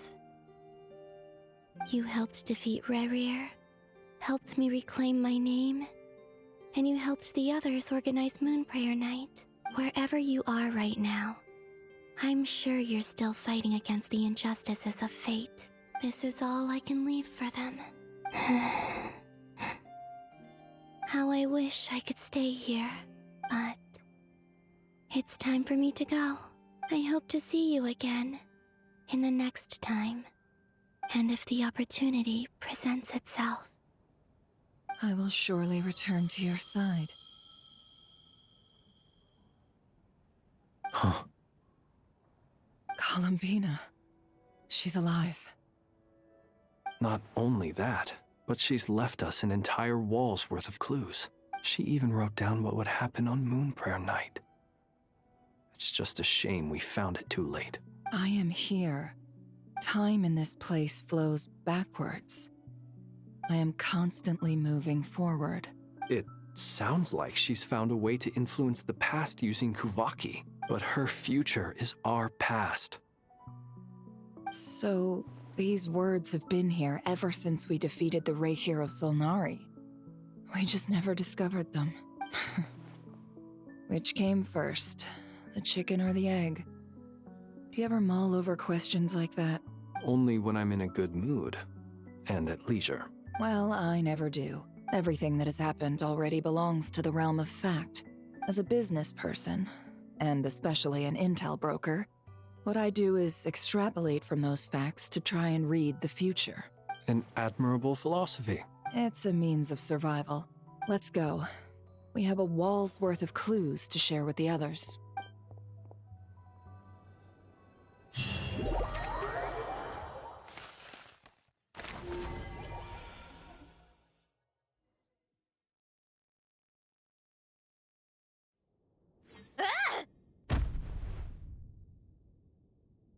It appears that the doctor's energy signature has changed to something similar to Kuvaki, but not like the Kuvaki we're used to.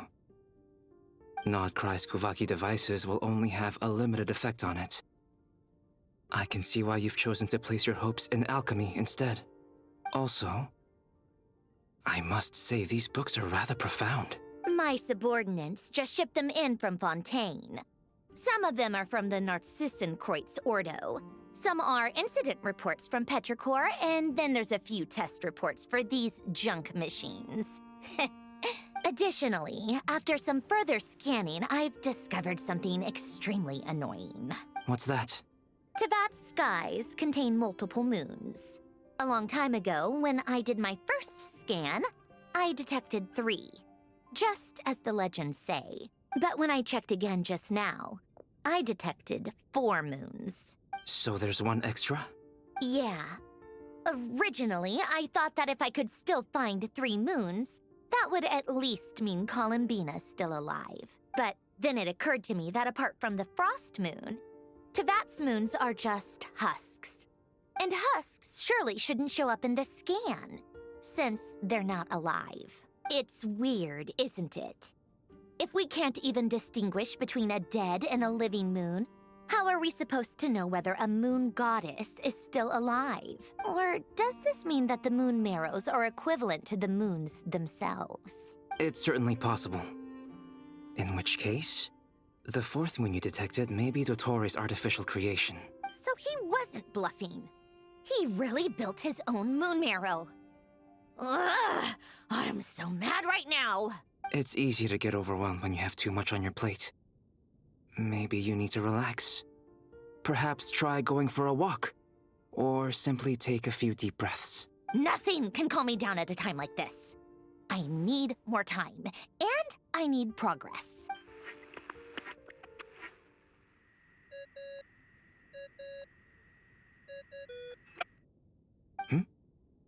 It's Mr. Flynn's.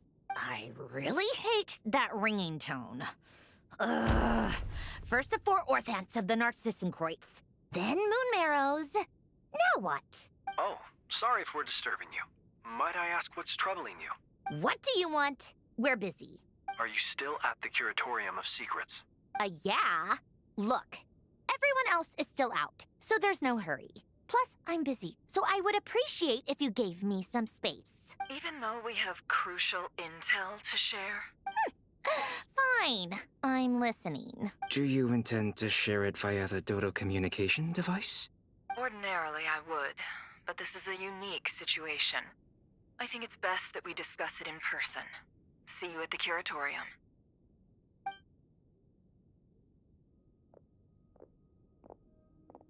All right then. So, what's the situation? The rest of the team is still out working on their missions and evacuations. But we've decided to fill you in on the most crucial information first. Sandrone, you were right. Columbina is most likely still alive. That's the best news we've received in a while. By a long way.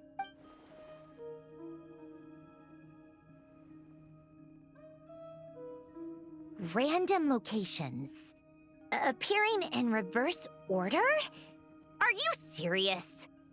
So not dying isn't enough for the moon goddess, huh? She has to show off too. Anyway, does this mean we can deduce her condition from the moon marrows? Miss Androne, there's nothing wrong with simply admitting that you're happy to hear the good news. I'm not. And she's the least of our problems. We're facing a huge crisis. If she can't control the flow of time in there, she's just gonna keep moving backwards. Different points in time won't intersect, and she'll never find a way out. Let's say life begins with a drop of water. When did time begin? The moment this planet came into being? No, that's not right. Her final destination would be the moment at which the space she is in was created. But it doesn't seem like we can influence that space from the outside world. So how can we help her? Also, if she's alive, Rerir and Thalindus might be too. But as far as we know, neither of them have come back out. That space may not have an exit at all. I'm afraid I must concur with Miss Nefer in this. Can't exactly argue with that. Let's leave it there for now. I've taken notes on everything you said. Will it help with your research? I doubt it's gonna help with breaking Dottoro's energy fields. But who knows when it might come in handy. Better to have it all written down than try to remember everything when I need it. All right, I need to get back to my research. Mr. Albedo has made a lot of suggestions that will require my undivided attention. Sure, I'll stay here. I have things to work on.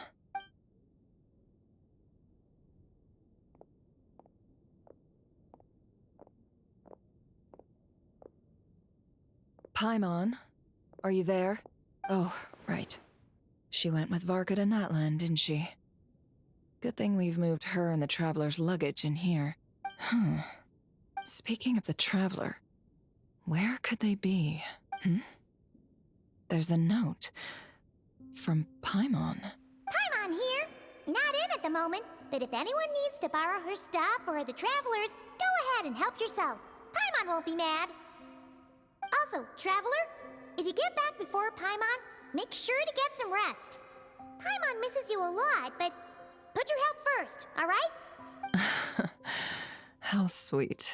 Well, since you offered, Paimon, don't mind if I do. This is the Traveler and Paimon's luggage. All the items they use day to day are here. It's well organized. I wonder which of them is responsible for that. What do we have here?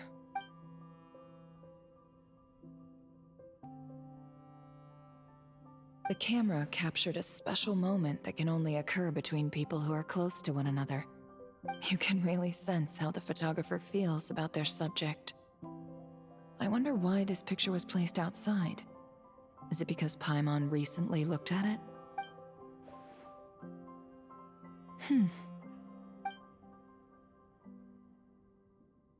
This must belong to the Traveler. Perfect. I'll use this. Hang in there. We'll find you.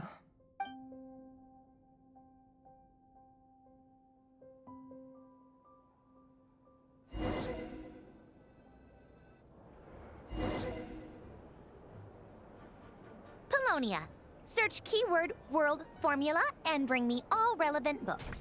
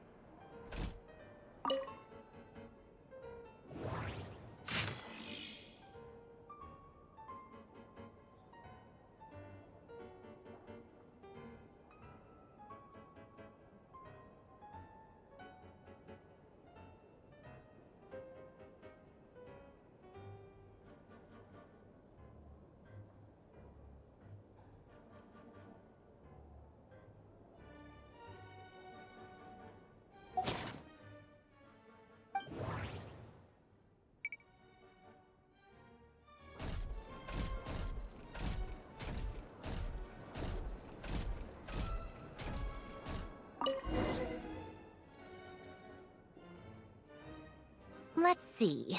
This one is Ontonki Sermon Dictation concerning the apocalypse. I believe that the correct term for this is Fortuna. This was an ancient Romorian technology, a wisdom unparalleled. I never imagined that Romorian ideas would be so similar to the diagram I have named, the World Formula. This is strong evidence that human civilization should gradually shed possibilities as it continues to explore and evolve.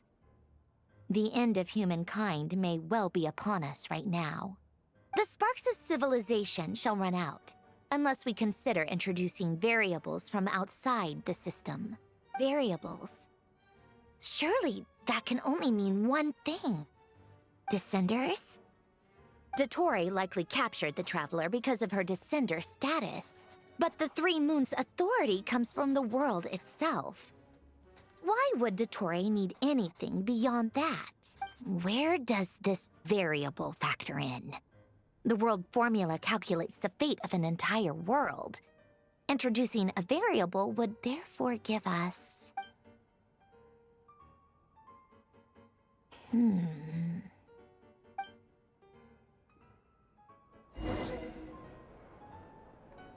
Polonia, search keyword pathway and bring me all relevant books.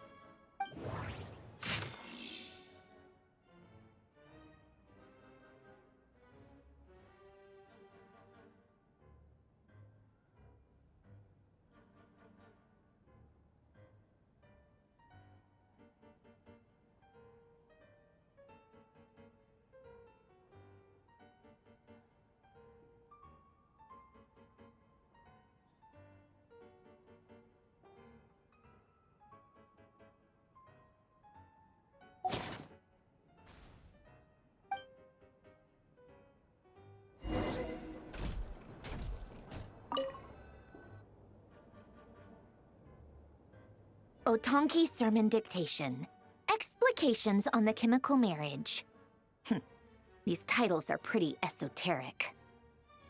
Observe and compute the pathway displayed in the guidance diagram. Deconstructing and reversing its effects could generate potential ideas.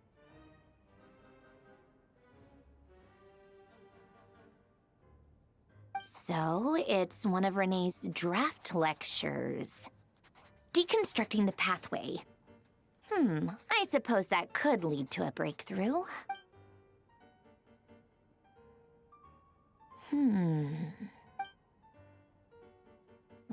This is so long. This guy sure loves showing off his knowledge.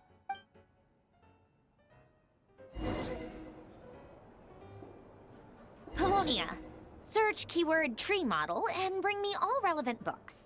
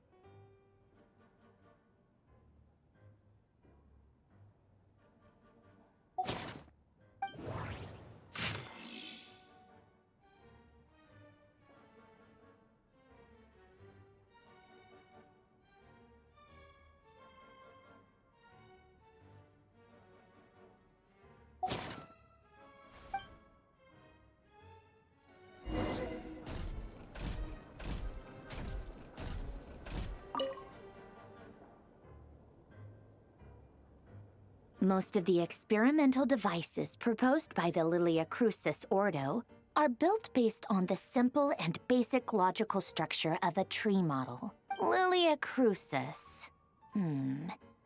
Guess they were trying to cover up the name of the Nautitzenkreuz Ordo?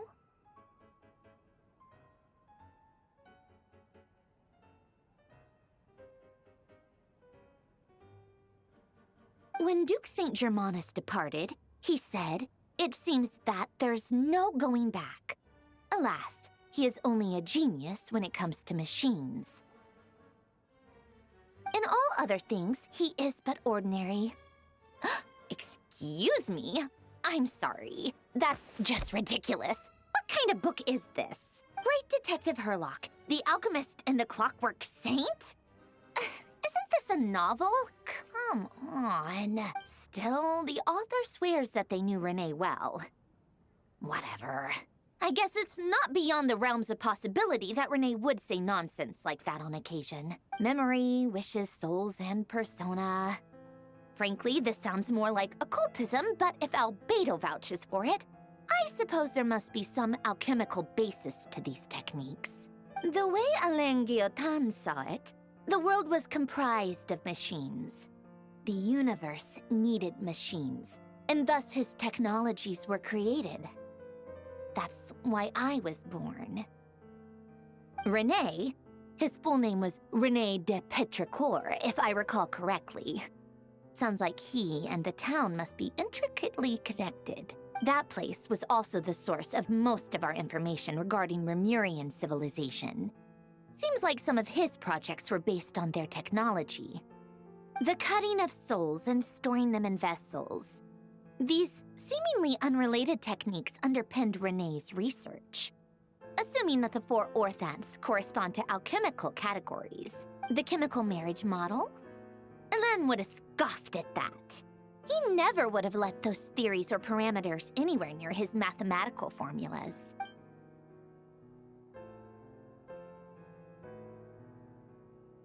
What was Alain's view on René? I know he mentioned the name, albeit very rarely. Oh, now I remember. Alain's old notes are here too. They mentioned René once. René seemed most out of sorts when he spoke to me. A lack of sweet foods has dulled his mind, I should think. Either way, his words are not to be believed. Yep, that sounds like Alain.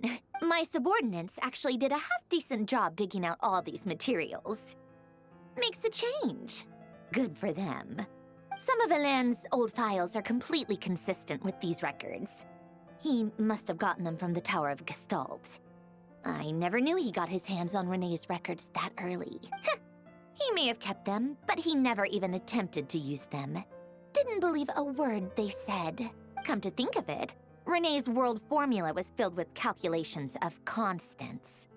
That shows he believed that the fate of the world to be predetermined. As for Alain... it's been too long. I forget what he said. What would he have said? A guy like him, fervent believer in machines, but not headstrong enough.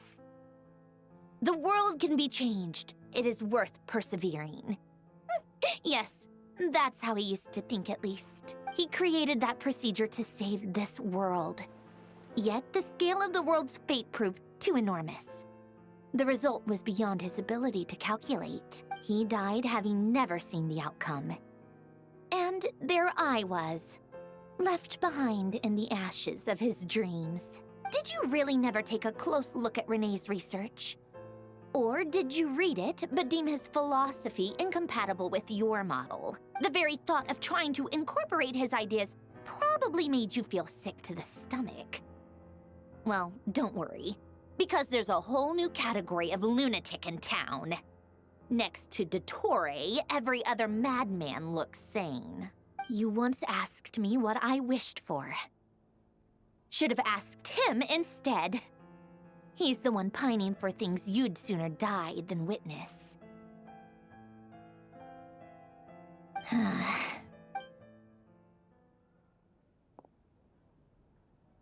Even the tiniest variable can make big waves in the present. Now then, Allow me to put these incompatible fragments together in your stead. First, establish and verify the existence of the Great Circle. Absolute nihil on one end, absolute reality on the other. Now, search between these two extremes. Then, the construction criteria. Variables. The sparks of civilization shall run out unless we consider introducing variables from outside the system. Input variables. Traverse the world, space-time, and civilization. Then extract the essential nodes from the records to determine which variables they point to. The primordial power that differentiated itself from the void. The power of light. Yes, light. Records. Hyperborea. This is horrendously complicated. After all that, I'm still missing a few variables. I need to think this through again. How do you think it looks, Polonia? Like the frenzied scrawlings of a madwoman? Fine, keep it to yourself. It's not like you can talk anyway. I'll assume you gave it a passing grade. I jest. But true madness does often start with trying to save the world. What would Arlecchino and Columbina think if they saw this incomprehensible hen scratch? They'd probably have me institutionalized. So would Rosaline. She's been dead for a while now. When I close my eyes and think back, I can still see her face. And that enormous dress she used to wear. Such a bizarre choice. What possessed her? Oh, and the clack-clack of those heels used to drive me insane. No one's asking me, obviously, but I hope you all know that I never wanted to save the world. I'm not crazy. I don't have delusional ambitions, and that's a clinical fact. The world needs a solution, but I don't need the world's validation. It's the world begging me for answers, not the other way around.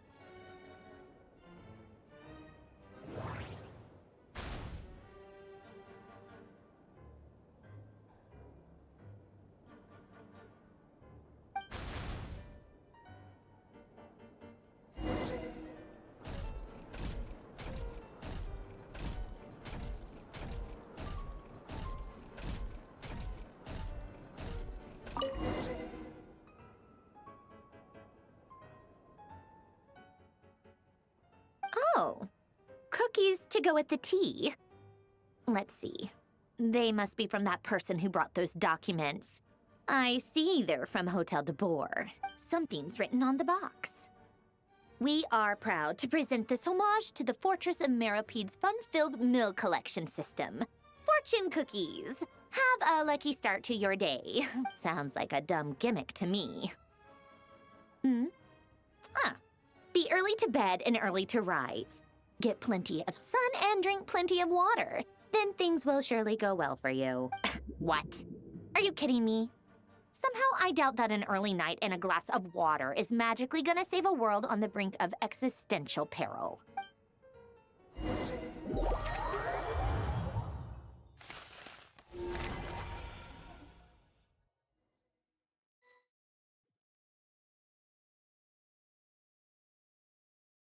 Lady Arlecchino, word has reached us that Lady Marionette's troops are all in position. They are ready to act as soon as the order is given. Excellent. The only thing is, they are fewer in number than we expected. It looks like many of them must have lost their lives at the hand of the monsters released by the Doctor. Can't be helped. Allow them to join our ranks and keep in contact. As you wish.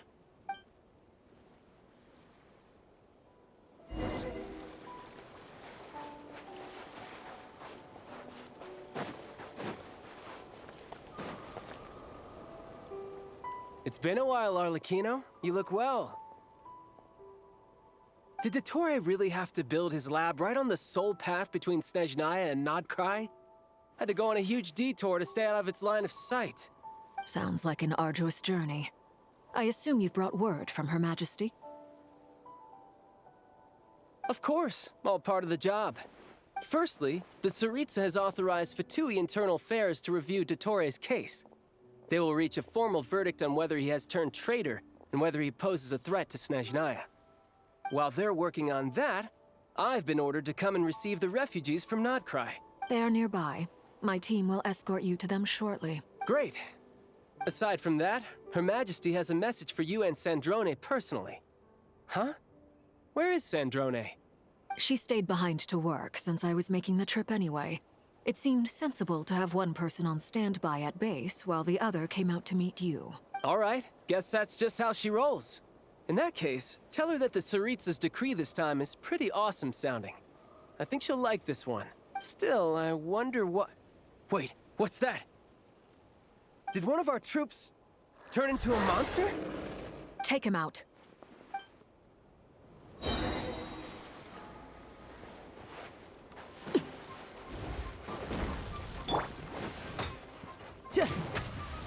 You're mine! Yeah! Overruled! You've gotten stronger, Arlecchino. Nice. Stop that right now. I appreciate the praise, but I am not fighting you today.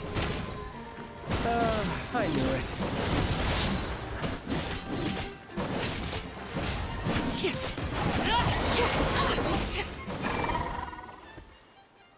I can't believe it. He was a living, breathing human one moment, and the next... Another fine piece of work by our dear colleague, I'm afraid. What in the world has been going on in Nodcry? A lot. But long story short, Dottore stole 2 moon marrows that should have belonged to Columbina, then built a 3rd moon marrow of his own to concentrate the Trilunar Authority in his hands. What? What do you mean he built a moon marrow? People build roads and houses, not moon marrows. What's his next DIY project? He's gonna build a god? You could stand to be less surprised. We are harbingers. The work we are engaged in makes the creation of gods seem mundane by comparison. I tell everyone who asks that you once crossed swords with Rex Lapis while serving as a key supporter for Rosaline's plan. But right now, you're acting like a common adventurer. Thanks for speaking up for me. Those 2 really took me for a ride back then. Then again, surely no common adventurer would manage to get tangled up with them the way I did. That's gotta count in my favor, right? It almost sounds like you wish to repeat the experience. I might have to lower my opinion of you. No. I'll stop talking. Please, go on. Dottore is currently still experimenting with his newfound power in ways that continue to corrode the outside world.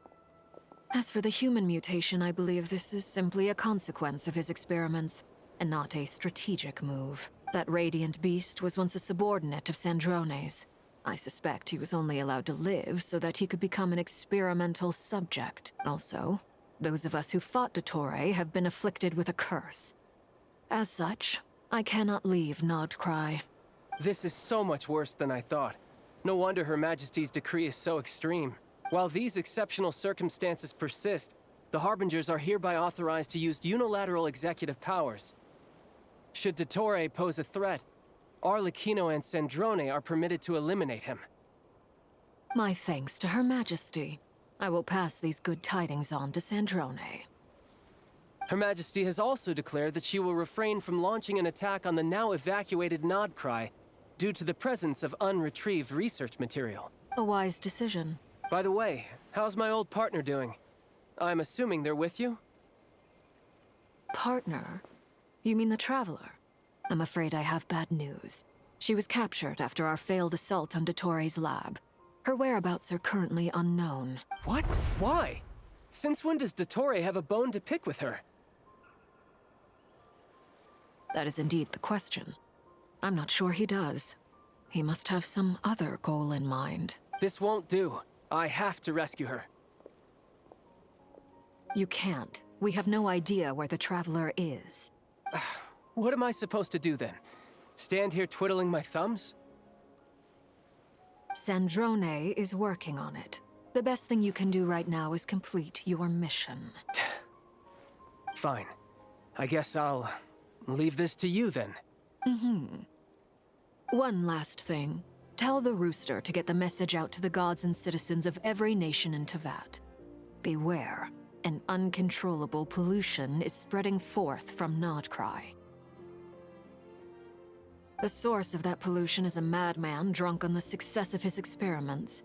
The Fatui and our allies will endeavor to contain the threat. However, if Nodcry falls, things are likely to escalate. Considering Dottore is one of our own, all Fatui stationed in Nodcry consider it our duty to stay and fight him to the bitter end.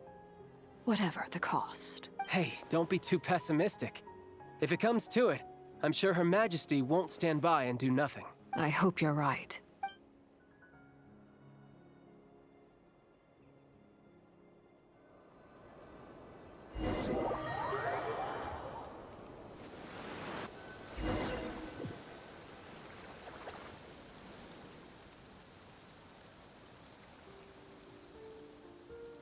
You're right on time. Thanks. Hey, do you think I'll get that gliding exam exemption? I made sure I was on my best behavior in Mondstadt. I landed well outside the city and walked in through the gates.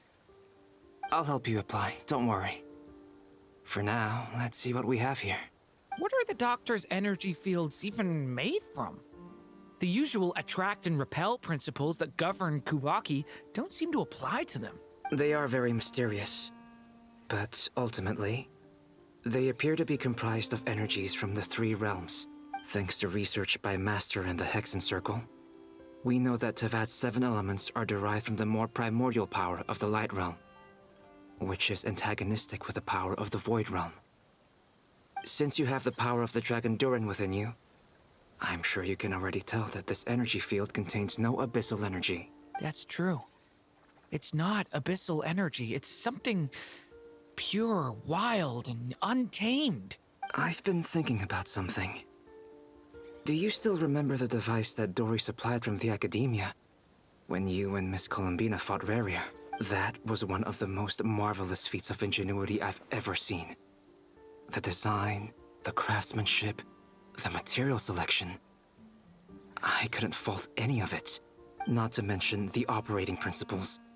Surely the most ingenious feature of all. Dory didn't go into detail on how it functions, but I have a working theory. The clue was that Miss Columbina was somehow able to use the pyro energy that you provided, despite the fact that, as a moon goddess, she should only be able to use Light Realm energy in principle. Now, all elemental energy is, of course, derived from Light Realm energy to begin with. Hence, I suspect that the device works by restoring elemental energy to its original state. This presumes a theoretical model of the 7 elements akin to that of light refracted through a prism. Perhaps it is no mere analogy. Maybe there is indeed a prism in this model. I almost wonder if the idea for the device was conceived based on direct observations of said prism. It would explain how such an ironclad design concept was achieved. It is at once a masterwork of engineering and a groundbreaking application of the Academia's latest elemental theories. I suspect only Lesser Lord Kusanali herself could have devised such an ambitious technology. But back to the energy field before us. If this is pure Light Realm energy, its relation to elemental energy is one of integration versus division. Or you could say that the former contains the latter. Could this mean that elemental energy can dilute the power of the Light Realm? Should we give it a try? We should.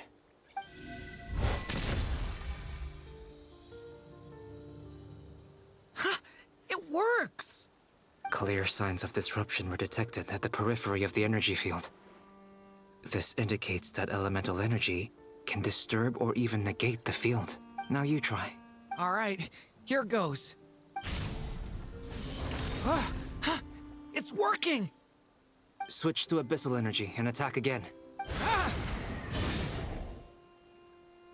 No surprises there. Abyssal power drains the energy field to a significantly greater extent. I now feel confident in asserting that the energy field is indeed pure light realm energy, and that elemental energy can dilute it. But the energy field is huge.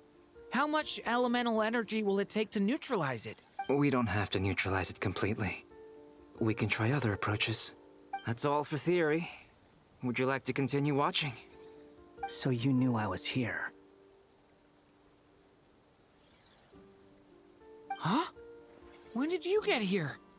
A while ago. But Albedo sounded like he was working on his thesis defense back there. Back in Sumeru. You can end a person's whole career by interrupting them mid-speech. Very thoughtful of you. I'm truly touched. Could I ask you to lend me a hand? With what? A little test. Try using Anima to unleash a concentrated assault with circular blades, with the goal of breaking through at a singular point. Nice! This time it tore through the field. Tremendous. This is a major breakthrough. Should we go through? We probably shouldn't risk having mutually antagonistic energies in such close proximity. Durin, you stay here and watch the entrance. Hat Guy and I will go in to investigate. Sounds sensible to me. Keep your eyes peeled, Durin. Don't worry, I got this. You two be careful in there. Just give me the signal if you need help, and I'll dive right in. What do you mean, signal? It's based on a new alchemical concoction I developed last month.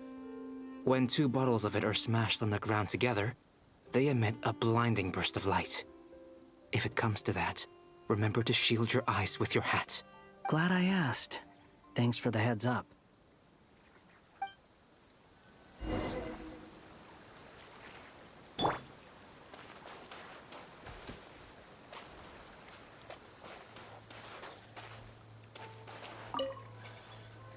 Like I thought. Beyond a certain distance, we can't see the opening where we came in. Maybe that's to prevent people from escaping. Sounds like Dottore style to me.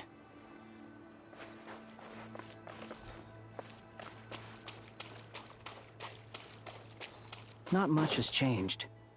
Things are basically the same here as they were before the energy field appeared.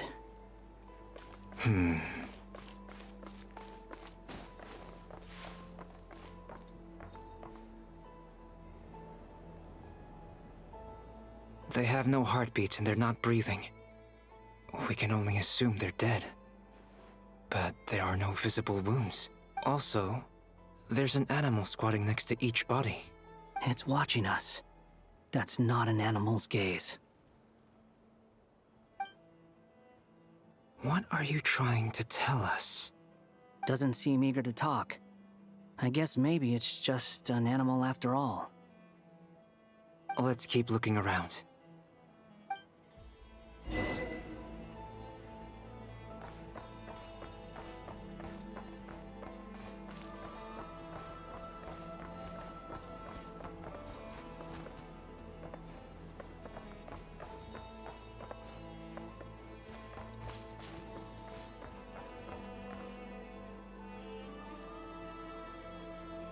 Same situation everywhere. Not a living soul in sight. Just countless bodies with animals standing watch over them. Well, I think we can safely rule out the possibility that they're all pets. Is skirting around the topic your way of showing consideration for other people's feelings? Just being cautious. I don't doubt that you can handle the truth.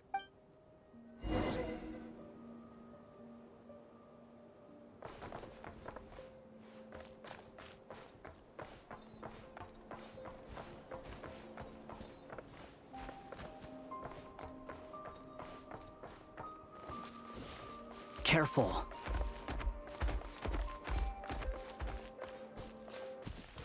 Please. Help us.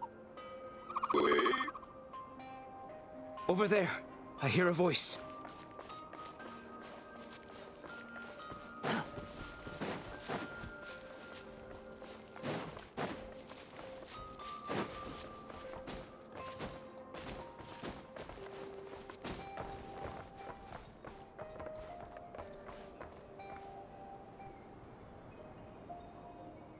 Please. Help us. Please. What happened here?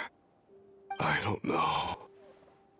Suddenly, everyone collapsed.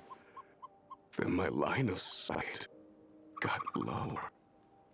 I still have some of my senses left. I gotta get out of here.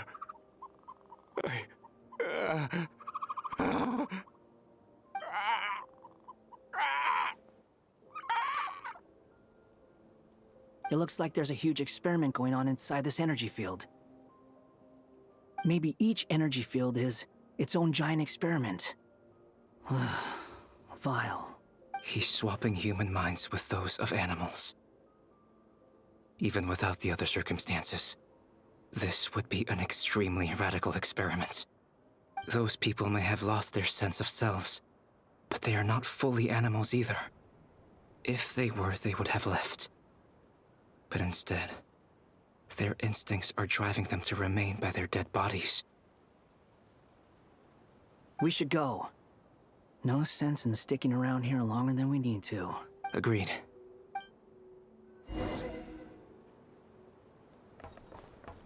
Quit following me. Too slow.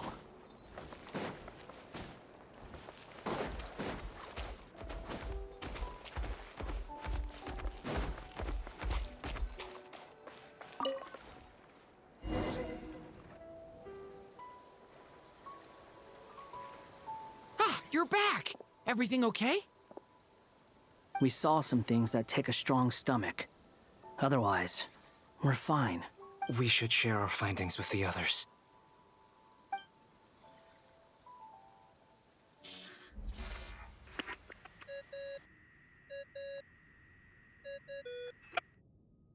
Yes?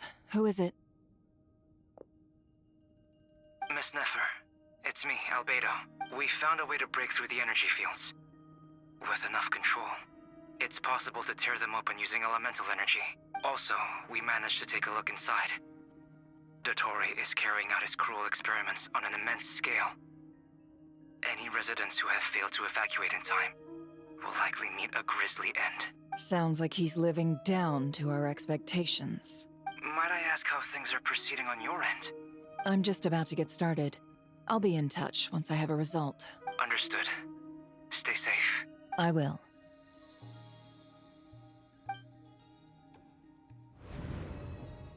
Well, Nefer, I'll link up with you once my tasks are complete. What makes you think I'd need you to do that? I'll need it. And considering the way you approach certain matters, I think you'll be better off with me present.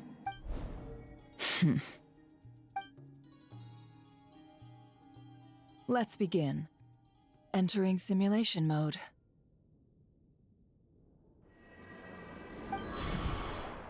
A vast wasteland.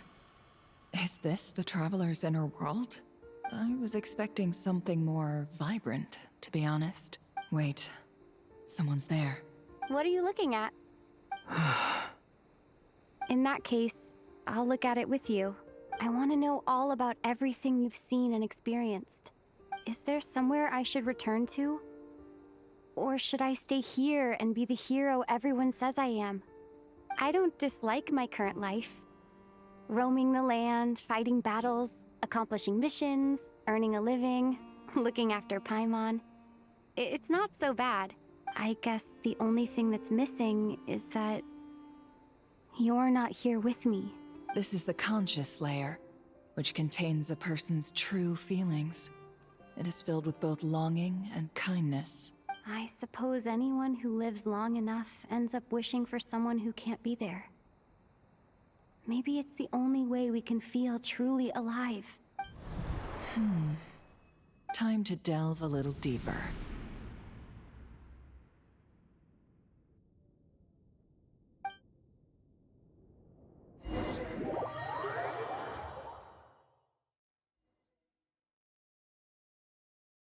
Nasha Town is hardly the optimal choice for a place to live, but it has character and a reasonable population density.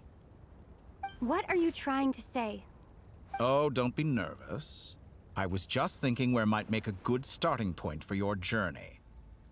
Perhaps I should send you further afield. Conria, perhaps.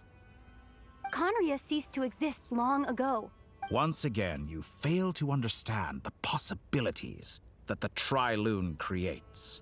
Anything that has existed in the past, I can now recreate. You simply do not wish to see that happen. That might be because you miss your sibling and fear getting answers that you are not ready to learn. But this is not for me to judge. If we are to collaborate, we need to maintain an amicable relationship. In a moment, you will be able to... Oh no. What are you...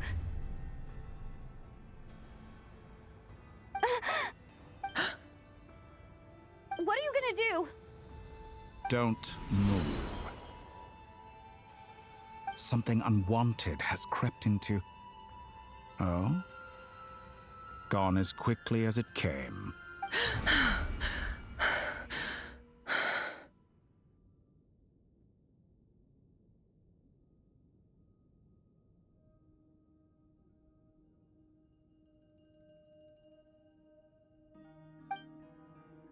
Did you save me? If I hadn't cut the connection, Dottore might have caught you from the other side and destroyed you. This was a good idea, but once is plenty. You were exceptionally brave. Excellent work. Thanks, but now's not the time for that.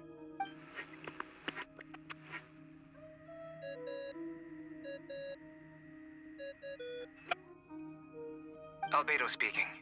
I think I know where she is. What is this endless darkness? I can't see anything, even though my eyes are wide open. But why?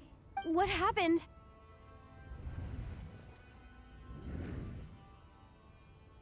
Ah, sorry about that. I take it you didn't notice. Just now, a friend of yours took a little peek into your mind. Could it be Nefer? How did she do it? Did she use something as a medium to connect to me? Do you think she's aware of your current circumstances? Oh dear. Have I stunned you into silence? I only wanted to slow down your time a little so I could stop your intruder in her tracks. It would have been nice to capture the spy. I must say, I'm finding the ability to adjust the flow of time rather intriguing. The moment you closed your eyes, time seemed to grow impossibly viscous, didn't it? A whole month passed before you opened your eyes again, but only for you. No one else was affected. I dare say this is something only a god can achieve. Point taken. You've proven once again that you have god-tier powers. Oh, you misunderstand. This wasn't about proving a point. I was testing things out. I find I learn best by doing, and I have to admit, time is not the easiest dimension to control. I only wanted to make you sleep for a short while, but it ended up lasting a whole month. Clearly some finesse is required to wield the authority over time as I wish. I hope you're not angry with me. It was only a month's discrepancy, nothing too serious. Had I been off by a year, a decade, or even a century, that would have been quite a different story. You could have frozen me for millions of years. So much for collaboration. You aren't showing much sincerity. Millions of years? To what end? I wonder if you don't understand humans all that well. They are very pragmatic creatures who understand only that which they can perceive with their senses. If I had you sit here for a week, I imagine people might sympathize.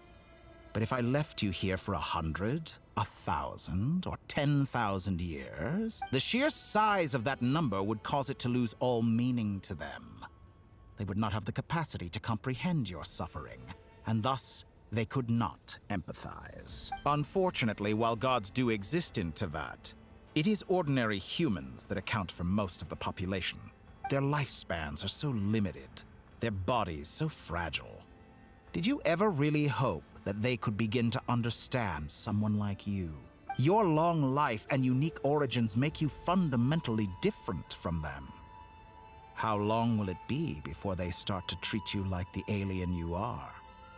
Before you are ostracized, outcast? Alien. Even I feel bad for you sometimes.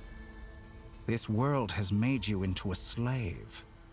So many times you have served its will, and not once have the powers that be ever thought to grant you the one simple thing you wish for.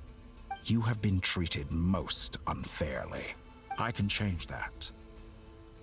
I will grant you special privileges and give you back the status you rightly deserve as a descender.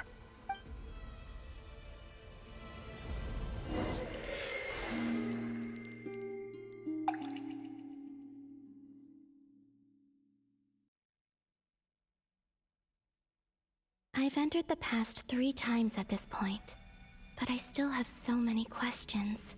For instance, beyond each point being further back in time than the last, what determines the specific locations at which I can make entry? So far, the common thread linking all 3 scenarios is that the Traveler has been present. But it's more than that.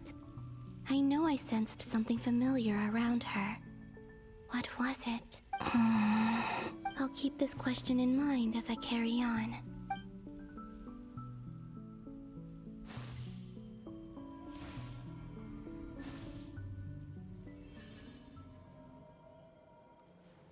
Humans, you never change. Always trying to use powers you neither comprehend nor control. This looks like Star Sand Shoal. Was this before Rerir regained his physical form?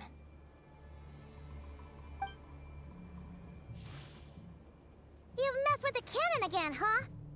Sorry, but this round's not gonna go your way. The cannon. That's right. I was at Silver Moon Hall and I sensed an abnormal Kuvaki fluctuation coming from Nasha Town. And right after that, came an ominous power emanating from Star Sand Shoal. My body was once torn into countless pieces and hurled into the swirling chaos of time itself. But even so, my life and will were not extinguished. I wonder if I could try to prevent his resurrection. But how would I do it? What can I do, here and now? Traveler! Behind you! Look at that light! No, I won't make it in time. She's using the Kuvaki shield like I taught her. Is she gonna use it to block the cannon's beam? She's strong. I'm sure she can manage. But the force released when the beam impacts the shield might lead to collateral damage. Easy Island. The Frost Moon Scions will be exposed to lethal levels of Kuvaki. A question, if I may. Kind Miss Columbina. When the cannon's Kuvaki beam was deflected earlier, I saw several bolts of energy streak toward Hisi Island, only to be blocked. Did you also have a hand in that? Maybe that really was me after all. Well, future me. But I don't know if I have enough power left.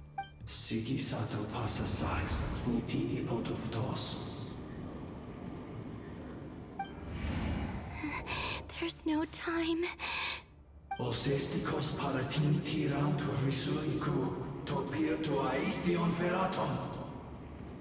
I have to make it. Oh, Frost Moon. Oh, great land. Oh, slumbering moonlight of Nodcry. If you can hear me, if you can sense my call, then please, heed me once more!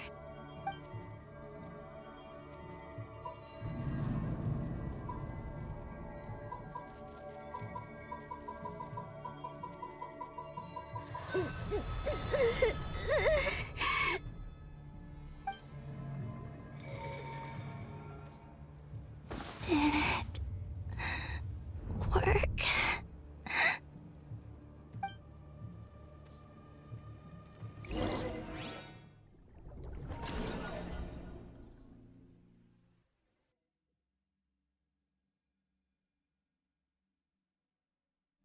Hey, wake up. Hey, did you hear me? Call him, Bina. I said wake up, now! Oh, good morning, Sandrone. It's 3 in the afternoon, actually. And could you kindly not use my quarters as your personal nap room next time? But I feel so safe here. And your coffee, right? It's so bitter, but it smells lovely. It's like you were raised by wolves in a forest or something. What did you drink growing up? Grass tea? The Frost Moon Scions certainly led a more frugal existence than the Fatui. Then I'll bet you've never eaten one of these before. It smells delicious. That's because it's a Fontanian recipe. I had a little free time today, so I made a batch. Rosaline will be here shortly, but if you really can't wait, I guess you can go ahead and... Hey, at least let me finish before you start eating! Did the Frost Moon Scions not teach you basic table manners? Or did the rules not apply to you because you're the high and mighty moon goddess? These are so tasty. Of course they are. I made them. I was worried they might contain traces of machine oil. What?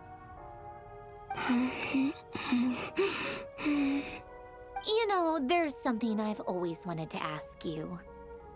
Why did you leave your old home and join the Fatui? I mean, I'm sure their food was awful. But there's gotta be more to it than that. Well, life there didn't go quite how I imagined. What were you expecting? You're a god. Your followers are gonna make some demands of you, right? Surely you can just answer a few prayers here and there in return for the free food and drink. How bad can it be? Well, would you help other people just for free food and drink? The doctor told me that you were created by a great mechanic. Lord something Fisher. The Lord Artificer. Ugh, some people can't keep their mouths shut. Oh, Lord Artificer. And didn't he have something to do with the, narcissist? Narcissenkreuz Ordo. Yes, that was it. Narcissenkreuz Ordo. So, would you try to fulfill their wishes? You must be joking. I wouldn't go even if they paid me. I don't even know them. Exactly. Well, I felt the same way. I did not know the people who made demands of me. Huh.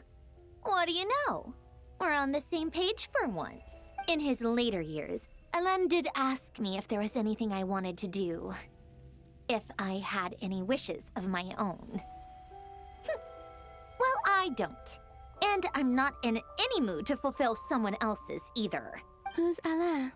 He was the... You know what? Never mind. You're not gonna remember. Anyway, the point I'm trying to make is, neither of us is the self-sacrificing type. Let me ask you this. What sort of place would you like to live in, if you could choose? A place where people don't ask me for things I cannot give them. Where they don't worship me, or fear me, but just want to chat with me like a normal person. I'd also like the freedom to come and go as I please. And ideally, it would be somewhere with the smell of coffee and snacks. Not to burst your bubble, but no such place exists in the world. Now, take your snacks and scram.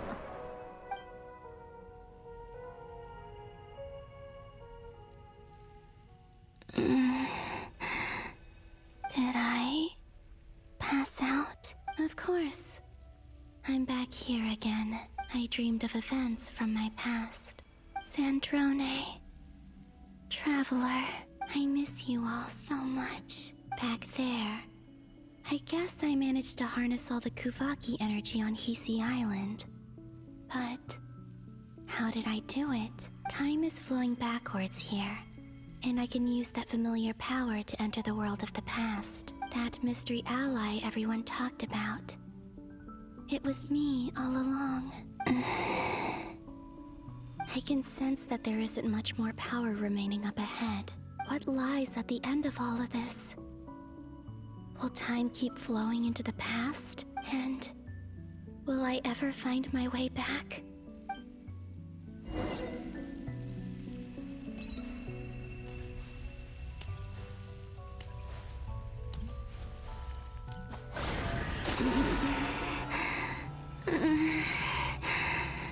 It's getting harder and harder to use my power.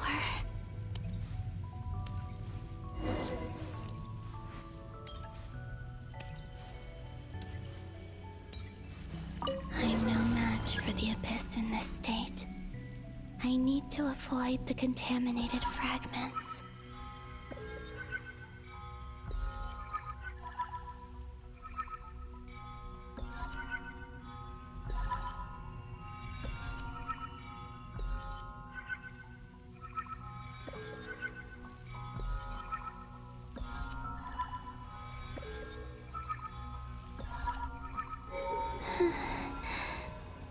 Time to go.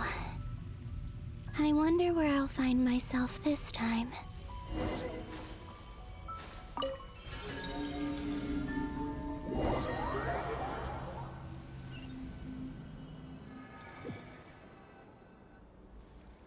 The Final Night Cemetery. This is where Flint's is based. Or not! How are we supposed to read through this many files? Difficult, yes. But it is also our most efficient option. Seems like they're searching for information. Oh, I remember.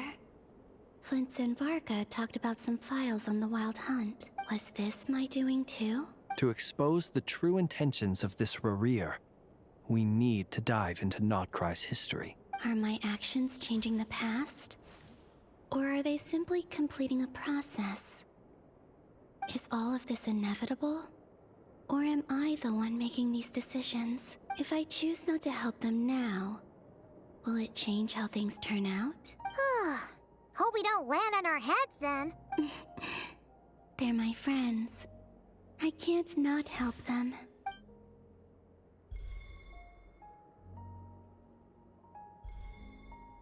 Ghost!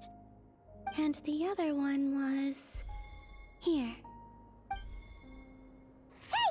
Another file's moving!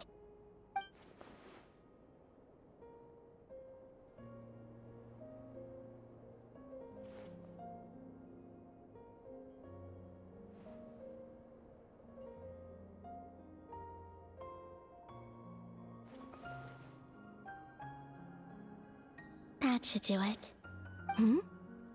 Luanatar? You can sense my presence? Wait!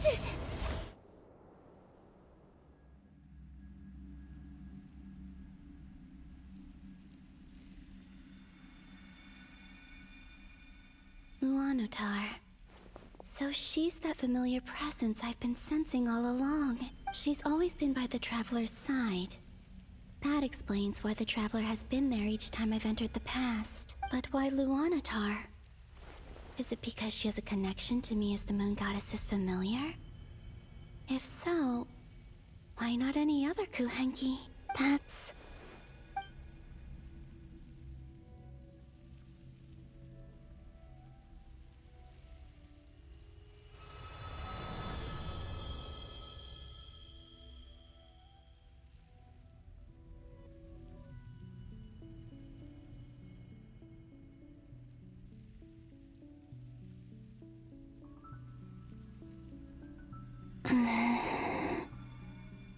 I cannot sense any power up ahead. Just a void, stretching out into infinity. This is likely my final chance to enter the past. It's now or never. I have to find a way back.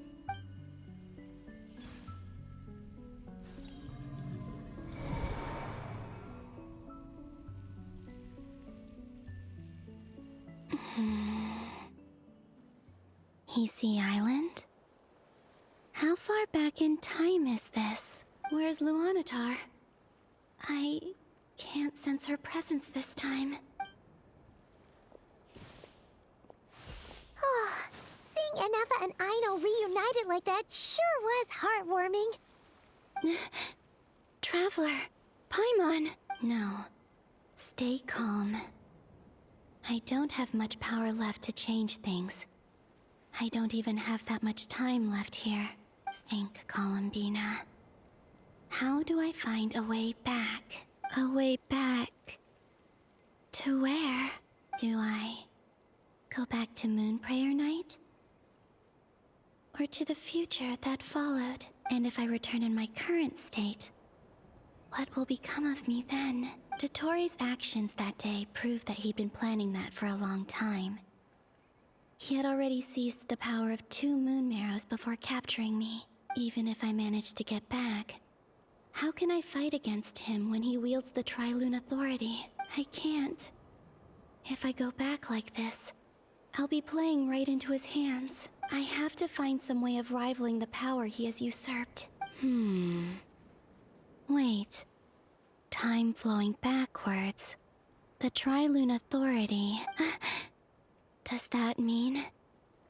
I think I know what the final destination of this lunar reflection might be. I know what I must do. Speaking of homes, we must already be close to where the Frost Moon Scions live. The vibe here feels different, just like the scenery. But how do I communicate my plan to my friends? Should I write it down here? No.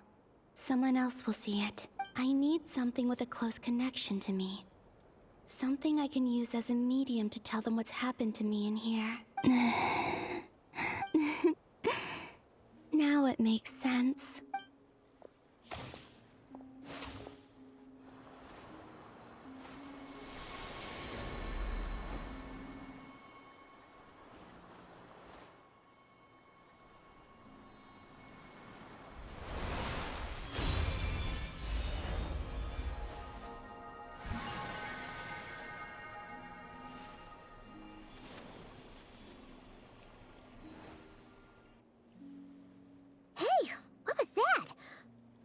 Some sort of breeze blew by, and then the petals suddenly turned into... Huh? It was I who brought Luanatar into being. I gave up a piece of my own soul to create her. That's why I could sense a familiar power from the moment I entered this space. It also explains why she's been present in every past location that I've entered. Because we have a deep connection. Hey there! What's your name? And the reason why there are no more gates to the past after this point is that Luanatar hadn't been born then. No wonder I sensed the trace of a blessing when we first met. But I still didn't recognize the soul hidden within you. Back then, I was just a little lost dove. I had yet to become Columbina Hyposelenia. Go on now. We've got stuff to do. Best you find someone else to hang out with. Hey, you scared it off. I'll be counting on you. Remember to stay by the traveler's side, guide her, and help her in my stead. Oh, and bring her to the garden where the Moonprayer blossoms grow. There's a little lost dove there who will need her help. Go on.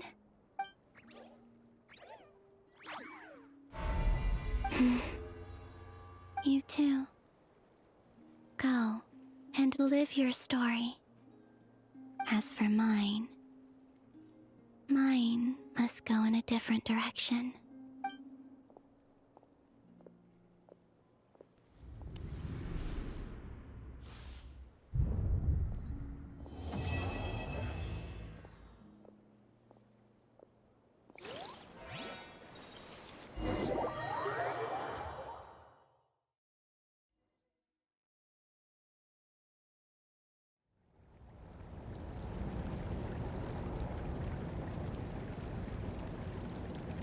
How would you like to experience the thrill of never being held accountable for your actions?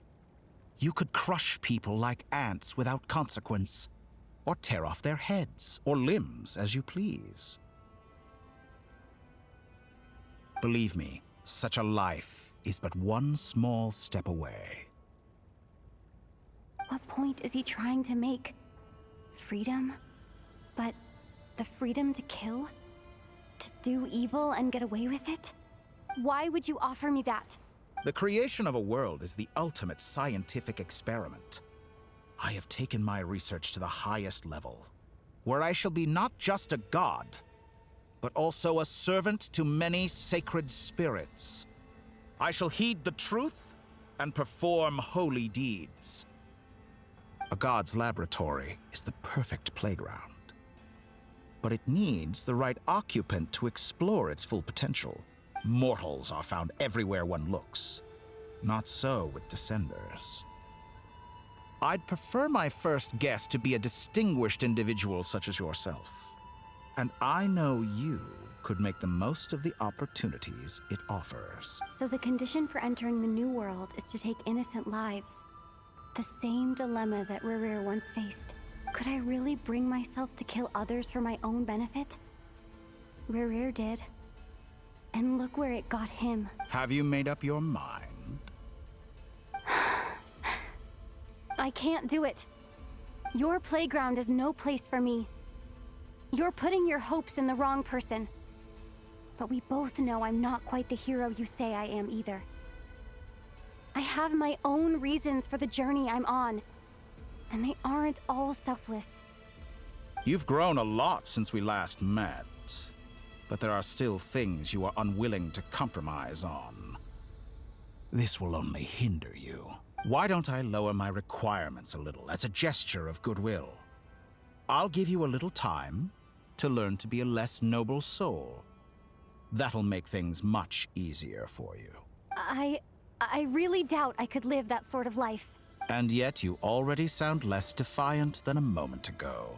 The benefits appeal to you because you can read the signs of the times. Why don't we return to my research facility? Your last visit was so rushed. There is much that I have yet to show you.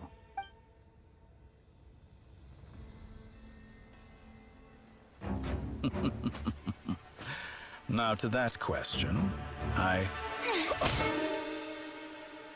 Heroes don't attack from behind. Guess I'm no hero.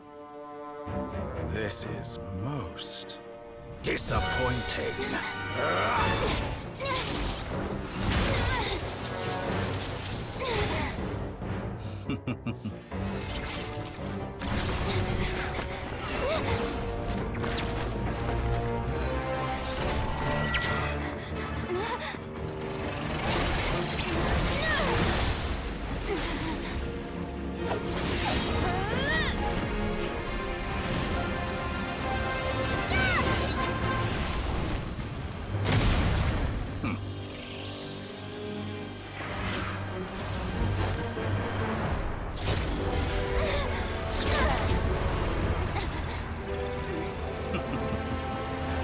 Now then.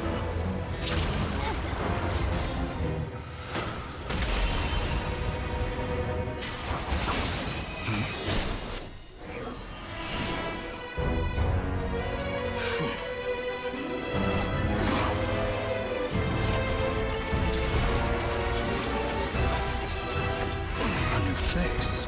Interesting.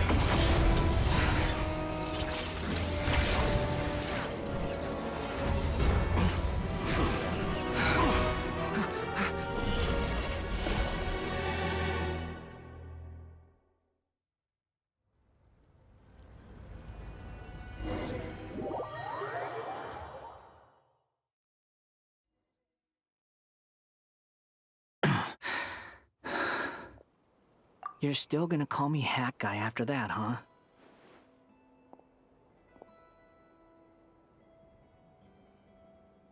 I didn't see anyone else in there who needed saving.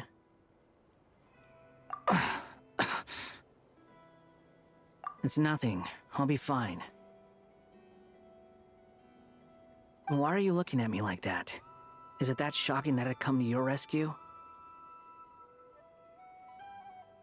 I owed you a favor back in Sumeru. Now we're even. Distracting Dottore was tough. I won't lie. He's not gonna fall for the same trick twice. That was my one shot. I'd hoped to use it to take him out. Ugh. I never wanted to obliterate someone more than I do right now. Dottore doesn't recognize me, but his segments were originally made based on an analysis of my operational principles. I expect it's only a matter of time before he figures out what I am. So Dottore doesn't recognize Wanderer because he deleted himself from Irminsul. Did he really miss his only chance for revenge by saving me? Why the long face? Hey, I'm not blaming you, okay?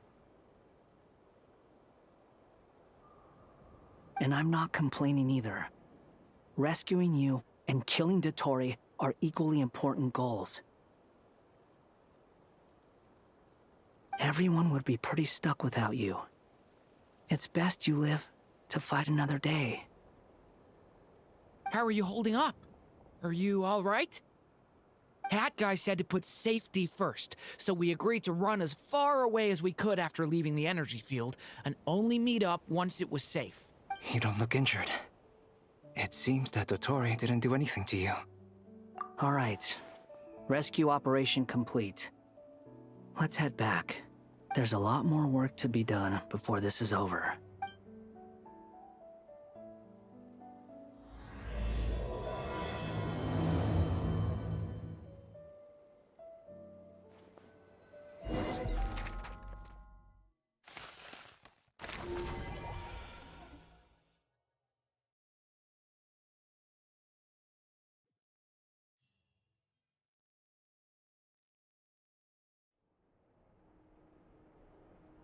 Understood. I will bear the Tsaritsa's decree in mind. I don't see what's so awesome about it, though. Does he really think everyone else is as immature as him? I'm not stooping to Tartaglia's level. I thought you might say that. How's your progress? Quite promising, actually. That alchemist Albedo gave me a few ideas. Remember how I asked you to look up some files for me? That stuff on the Nachtschitzenkreuz Institute. René de Petrichor and Jakob Ingold. Alain Guillotin despised René's theories and methods, but he never managed to come up with better alternatives either. So I adopted some of René's ideas. I thought Alain was like a father to you. He and René were mortal enemies, were they not? And what would you say if Lenny and his friends one day learned something useful from someone you utterly detested? I would applaud them for it. That would mean that they have surpassed me. For all we know, Alain Guillotin might have thought the same thing. Not that it matters, though. He's dead, and I'm alive. So it's my call to make. Once you die, it doesn't matter how great you were in life. Only the living get to decide what happens next. Hey, come on out.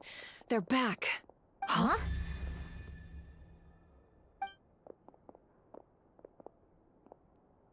You're back? And your head's still screwed on? And you still have all your limbs? What does it look like?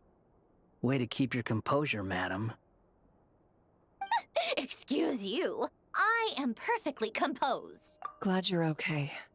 Yes, it's a huge relief. Worry? Oh, yeah, right. You think we, the Fatui, were worried about you? We were worried sick. Hey! The Traveler and I were already friends. You are free to join this mission in whatever capacity you please.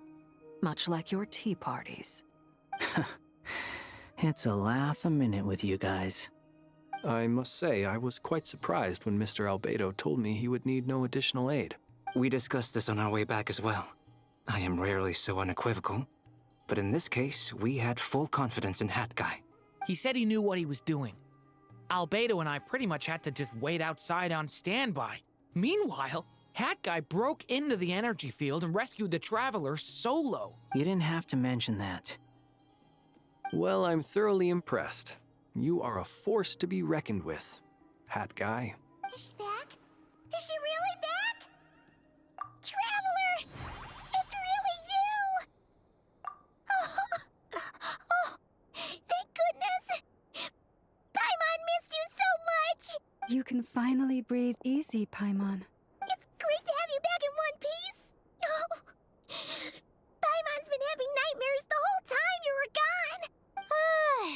look at them. You know, once you reach my age, there's nothing better than watching a misty-eyed reunion between friends. It's nothing. Same goes when you get to my age, too. I bet Ino and Anefa would be tearing up as well if they were here. Varka, I'm not sure Anefa can cry. Oh, yeah, good point. Hey, your eyes are looking a little red and puffy. Come here, let's hug it out. What? Ew, no! No, thank you. You're not my dad, okay? Knock it off! Everyone, I'm sorry for all the trouble I caused you. But the silver lining is, I didn't come away from this ordeal empty-handed.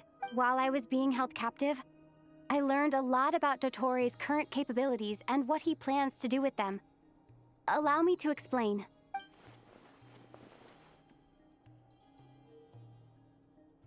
The three moon goddesses were even more powerful than we imagined. No wonder Dottore believes himself to be equal to the gods. Maybe even superior. Utter blasphemy. While everyone was gone, Nefer and I made an interesting discovery. And I believe Miss Sandrone has something to share too.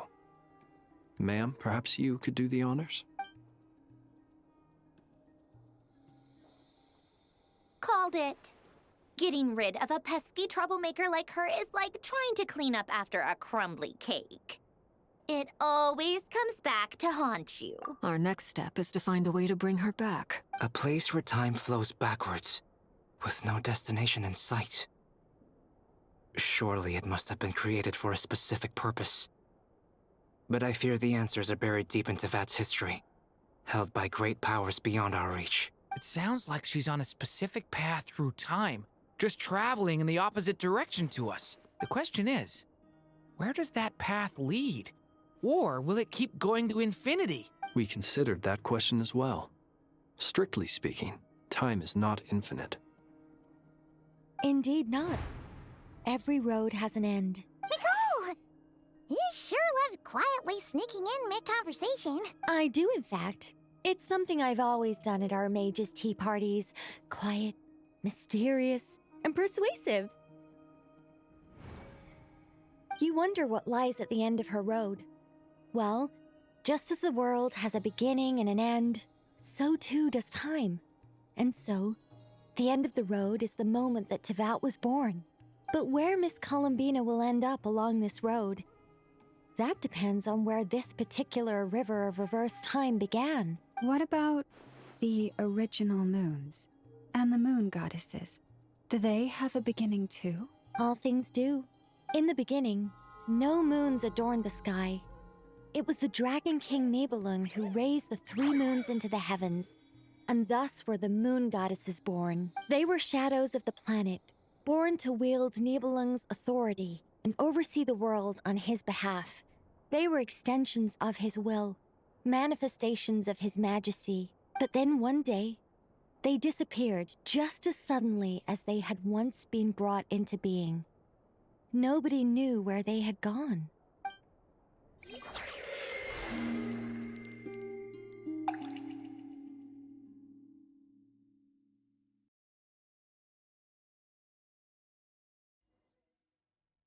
Like I thought.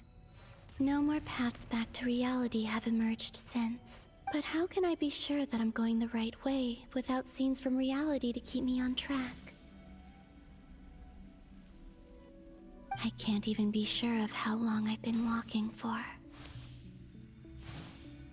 The further I travel, the less stable this space becomes.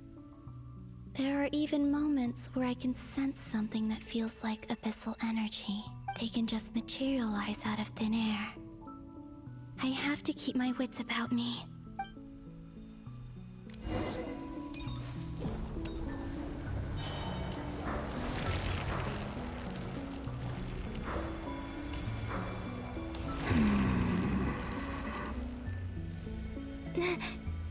Is that the ray here of Solnari? I can't believe he survived. How did he do it?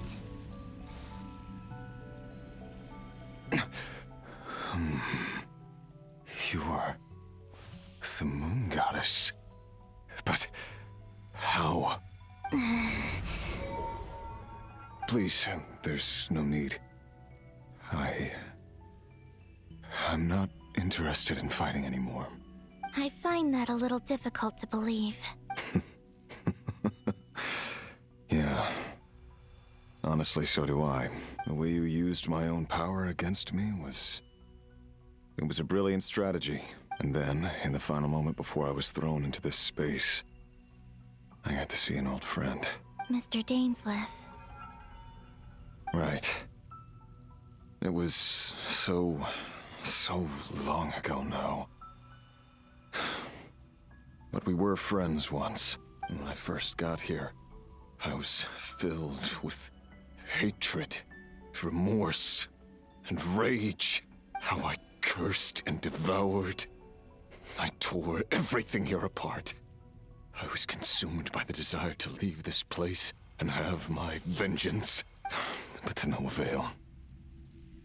This is a place with no exit. This is the second time I've entered this space. Though I have no memory of the first. I was torn to shreds the moment I entered. But this time I survived. It must be partly because of this new body. And partly because of all the Kuvaki I absorbed in Nodcry. Are you the source of the abyssal power in here? Not all of it. Some is from when I first arrived here and tried to destroy everything. But there was already a degree of abyssal power here before I entered. And like a venomous snake baking in the merciless sun, it tried to slither into my shadow. Tried to? So, you rejected it? Yes. Because after that, the world suddenly became silent for a moment. What do you mean? The voices in my head, they were gone. And then I saw her. Her? Thelindis. My former lover. Never mentioned that she saw a memory of Thelindis leaping into the moon's reflection. More precisely, I saw her afterimage. I'm sure the real her is long gone. She was just an ordinary Conrian. She couldn't have survived here for very long. Anyway, why have you come here? Didn't you know it was a dead end? If I hadn't escaped through the moon gate, my friends would have been in far greater danger. Oh, I see. Because of your power. The power of a moon goddess. What? You'd like to know how I know, wouldn't you? The one who resurrected me said so. I could hear a deep lust for power in his voice.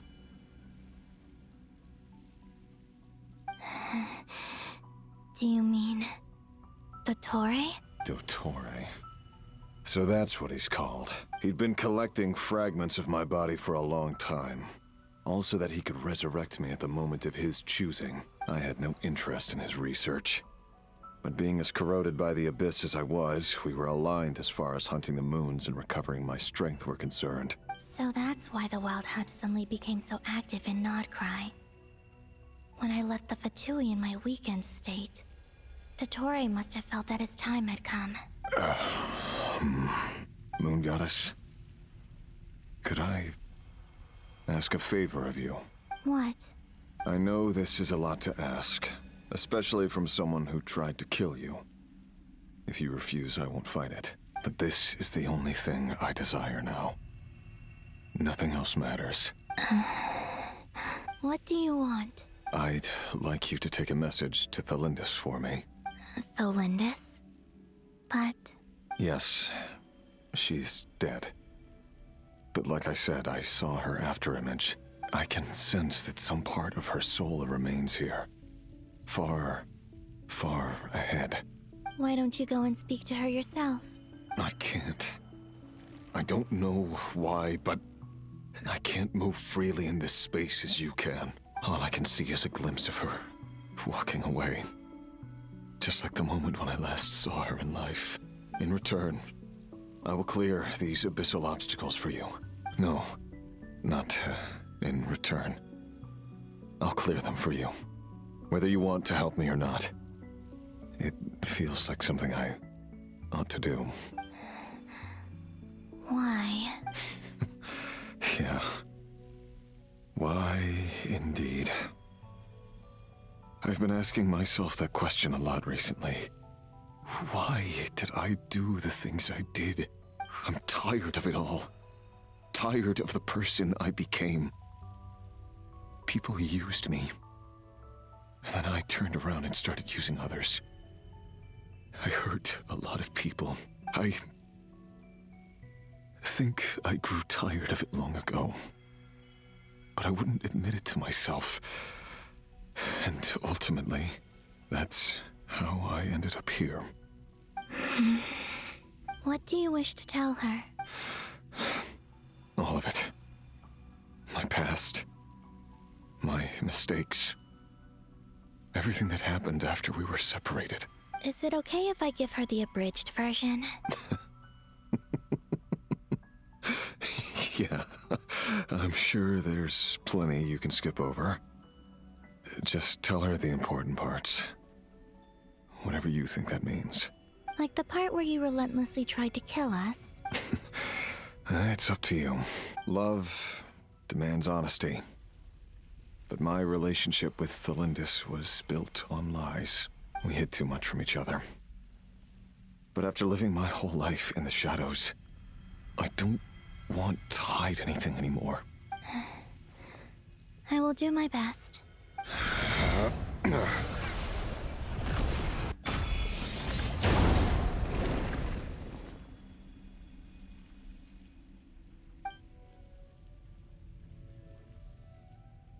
There. The Abyss will no longer stand in your way. Even though Mr. Dainsliff felt he had to fight you, I think he still regarded you as a friend. Dane? He said that you betrayed him. But he also felt great remorse at never having understood what you were truly going through. Why tell me this? Because if he'd known that someone could take a message to you, I believe that's what he would have said. Thank you. It means a lot. I know this will sound strange coming from me, but don't die, Moon Goddess. I can tell that you're determined to get out of here.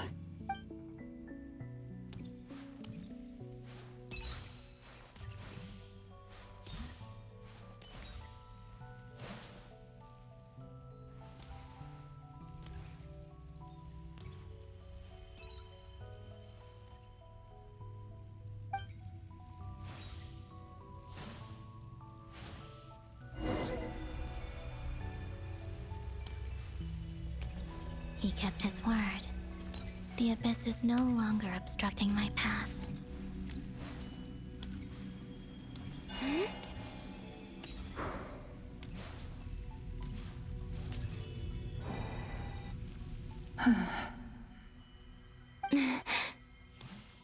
Is that the Lindis? She wasn't far off at all. And yet, they can never meet.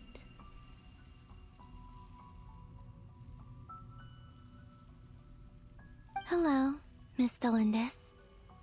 Who are you? How do you know my name? I've never seen anyone else here before. You can call me Columbina. I promised Rerir that I'd bring a message to you. Rerir? My Rerir? Is he well? He's doing better than he was. Better than he was, huh? Sounds like he's had a pretty rough time. Others have had a rough time on his account too. In many cases, their time ran out because of him. And I'm not just talking about the children of the Crimson Moon.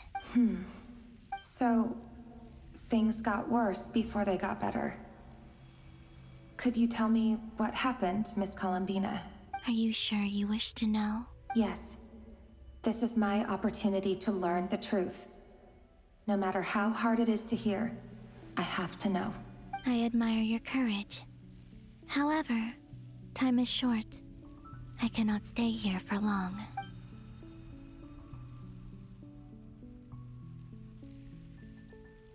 Rerir had seeds of hatred in his heart, and many people nursed them for their own ends.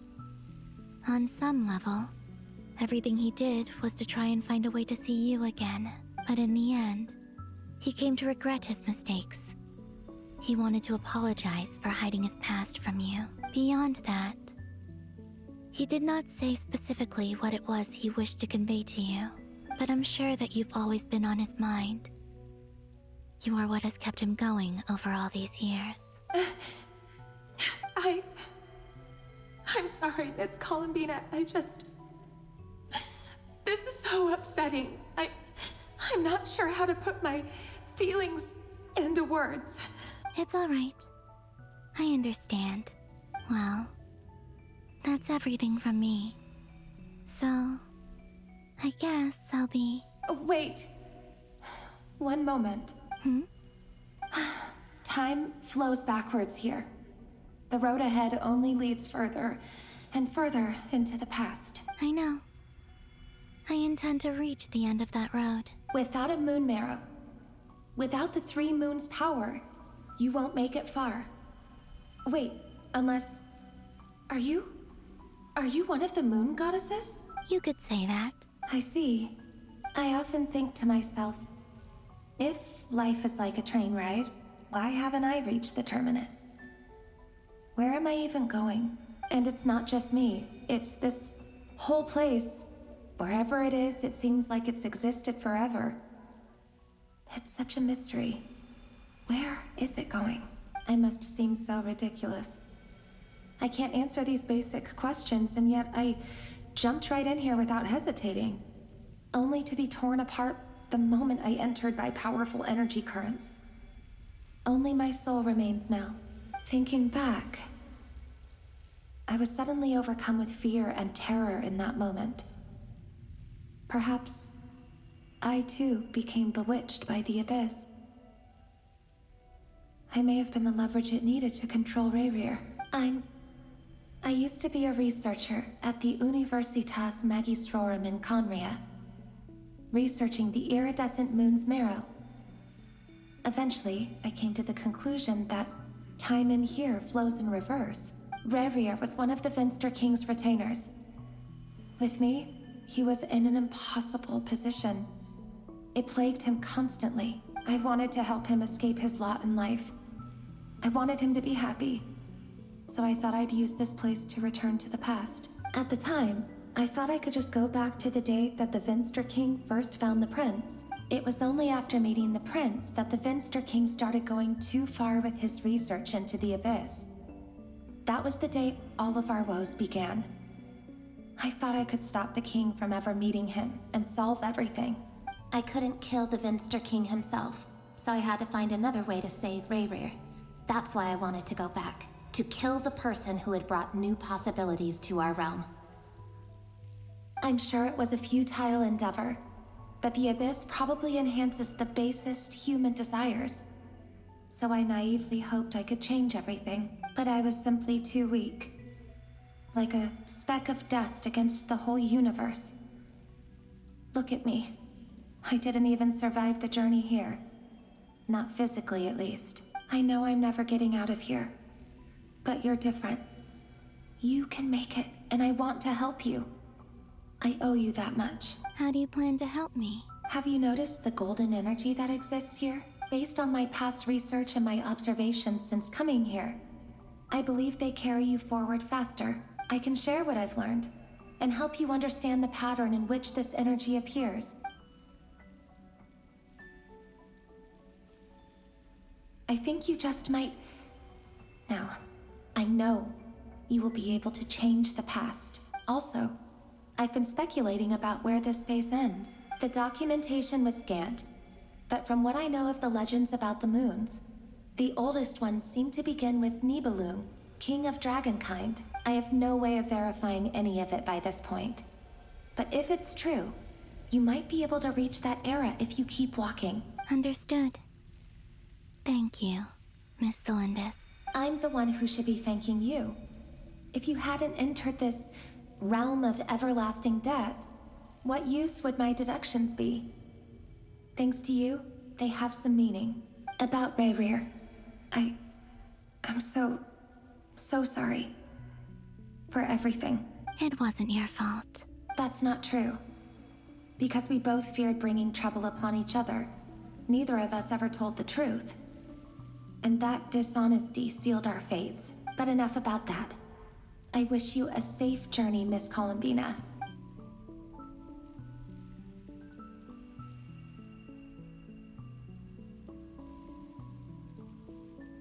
And may the outside world never have to experience pain like this again. Rerir, you're there, aren't you? I cannot see you, because you exist in the future. I expect we'll be trapped in this prison of space-time for all eternity. But please, gaze upon the past, and then sit for a while.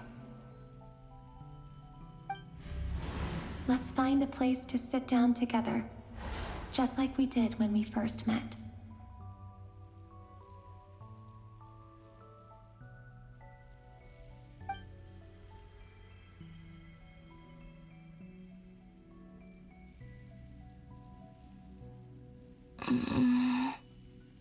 How long have I been walking? How much further till I reach the end? Is there even an end to be found? Everything's getting blurry.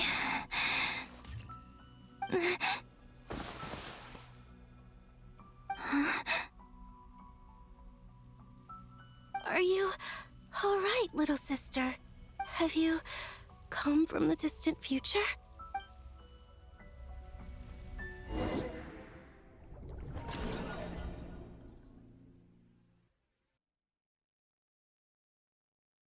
So, how exactly did the moons just disappear? Shouldn't it be a little harder to get rid of major creations like moons?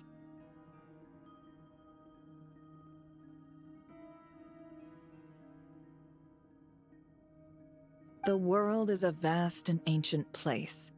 On a certain scale, all life lasts for but a fleeting moment. Miss Nicole explained that the moon goddesses likely perished in the War of Funerary Flame. The moons themselves were also destroyed at that time, save for the Frost Moon, from which a new moon goddess was later born. Am I missing something then?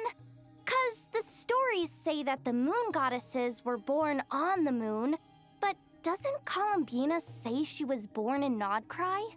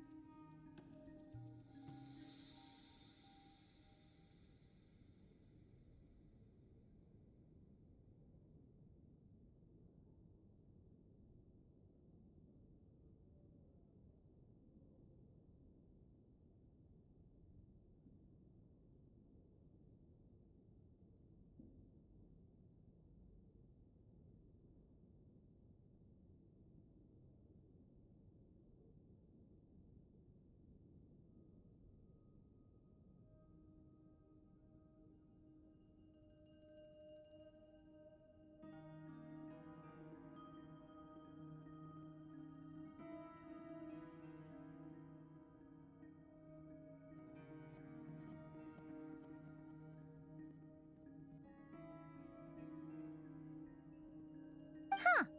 You're right! Why do their birthplaces differ?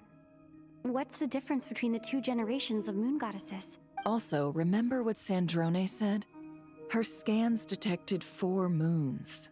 In other words, 4 moon marrows. Technically, the result of the scan means that 4 moon marrows were detected and positively identified as moons in that moment.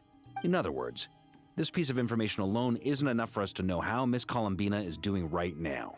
Yep. We have no way of staying up to date on whether she's dead or alive. She's on her own for now. But at least she's trying her best to get back to us. Yeah. She's a tough cookie. And a sore loser, too. We have to trust that she'll find a way. Because we really need her power.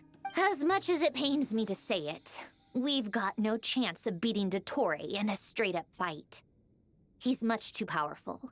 It wouldn't even be close. That maniac is going to devour everything in his path until he reaches us. We need to find someone or something that can stop him before he does anything worse. I'll be frank. Our only hope of defeating this false god is with a real moon goddess on our side. I'm not just saying this because Columbina's a friend and I want her back safe and sound. It's just the truth. And I know that even she was no match for him when he attacked, but I don't have a better solution. We're not giving up on saving her, whether she can defeat Dottore or not. Right. Don't worry, Miss Sandrone. We're all aligned on saving Columbina. No one's trying to argue that we can only justify saving our friend because it will help save the world. This is about multitasking. We want to save both. So, she's more than just a moon goddess to you guys? Absolutely. Duh! She's part of the gang! And you are too, you know. Yes, I know. You don't need to labor the point. I knew that the moment I came running over with my documents that I was part of the in-group. I mean, if Arlecchino can fit in, I certainly can. Anyway, as for how we get Columbina back, I've been working on it constantly. But I think I'm still lacking certain information about the moon. I'd probably get there if I could continue my calculations, but the problem is, I've run out of computing power. Computing power? You mean you need more energy? No, the issue isn't energy, it's processing power. There's so much data to get through that the whole process has just ground to a halt. That's a tricky problem. René de Petrichor of the Nazissenkreuz Ordo once foretold the fate of the world. But I don't know how he did it. My guess is that he used the primordial sea's power. However, that won't work for me. His methodology was vastly different from my own. What's worse, they're incompatible. And to top it all off, we can't even leave Nodcry. Ugh, this is so annoying. If I'd known we'd run into a bottleneck like this. Well, no, the design bureau's a bust as well. Curse that Dottore! Couldn't have made this harder for me if he tried. Oh, what do we do then? How about we grab a bite to eat and take a break? Maybe something will come to mind after you've cleared your head. You don't get it, do you? I'm trying to calculate the fate of an entire world here. And I need accurate results, not vague prophecies. Where the heck am I gonna find the computing power for that? Ahem. Anyway, time to shelve the discussion on technical difficulties. Being a killjoy isn't very ladylike after all. Either way, we've done what we can. Rest well, everyone. Remember to let us know if anything new comes up. Hat guy? Is he hinting that we should talk outside? Let's go somewhere a little more private.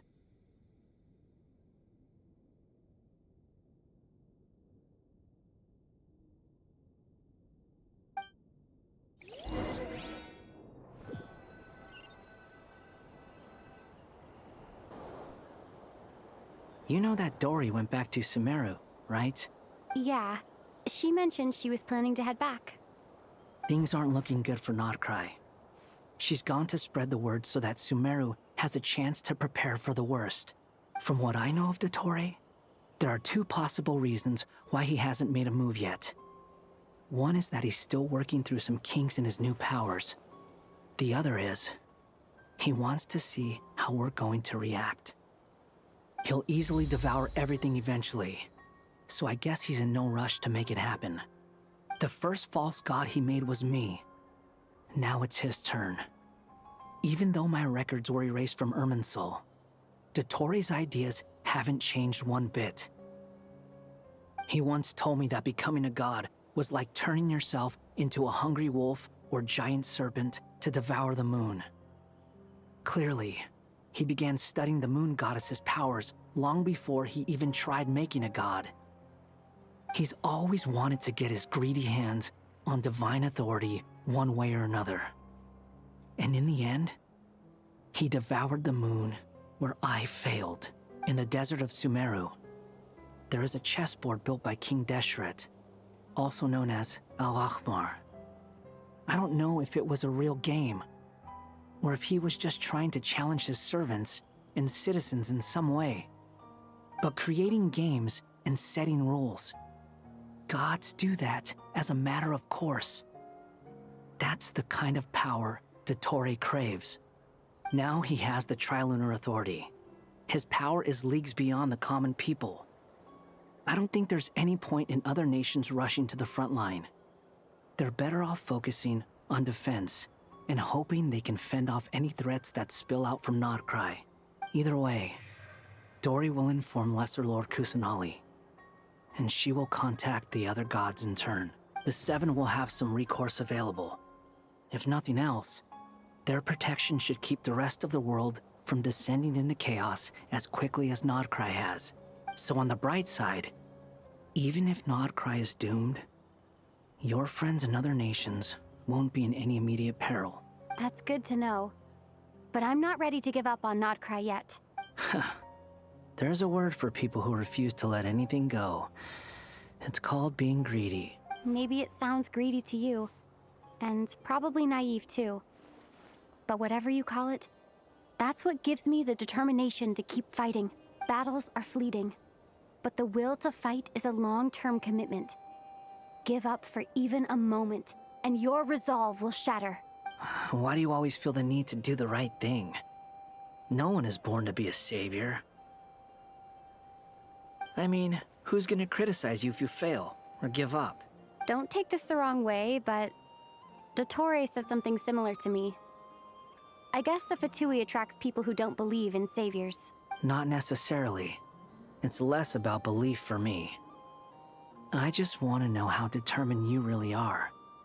After all, I don't owe anything to anyone else here. Only you.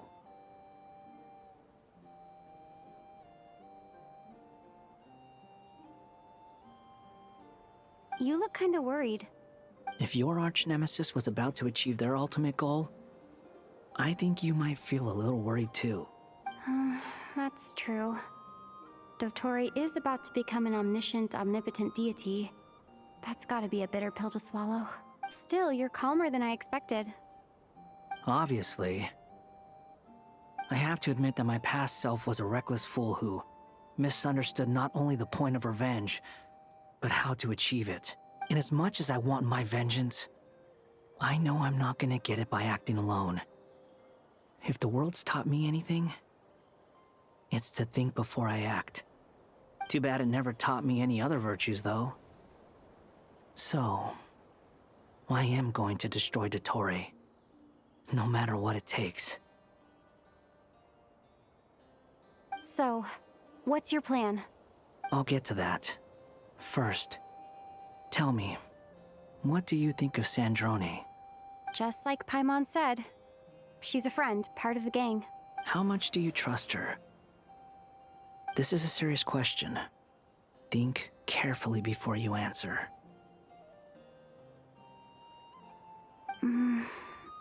Although she's with the VIII, she has her own values, and she's helped us a lot. If nothing else, she's clearly going the extra mile for Columbina. I see no reason not to trust her. If you say so. In that case, the three of us need to talk. I have some thoughts about her computing problem. It can be solved, but it will come with a cost. How much? If I can afford it, I'll cover it. Sometimes your heroism really backs me into a corner. You know that? Come on, let's go talk to her.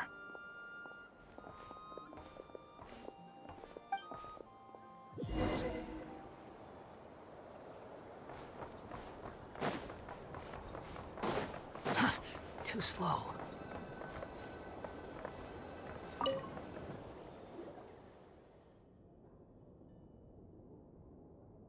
Miss Androne, Traveler. Hey there. Paimon's here too! She was just helping them sort through their things. How did your chat go? That was fast. The call only just ended. Well, you said it was urgent, so we got here as quickly as we could. Albedo, I have some alchemy questions for you. I see. Looks like my knowledge proved useful after all.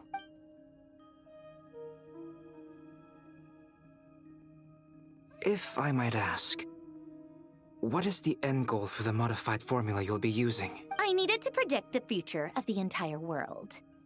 But I've run into some teething issues since trying to implement Renee's theory of the 4 Orthants. I see.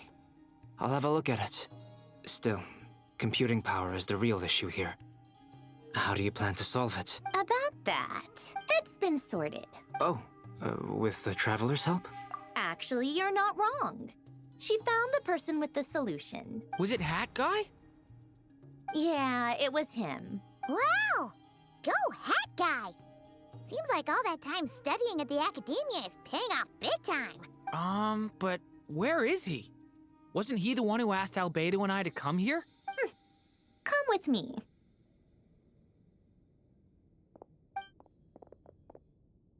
Hat Guy? What's happened to him? Hat Guy! Can you hear us? No response. I guess he's in hibernation. Hat Guy mentioned that he was a puppet. It seems that his functions are currently shut down.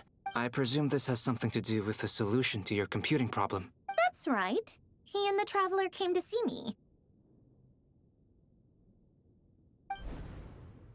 Wait, what? You have a solution? Would you calm down? Why do you always react so hysterically to everything?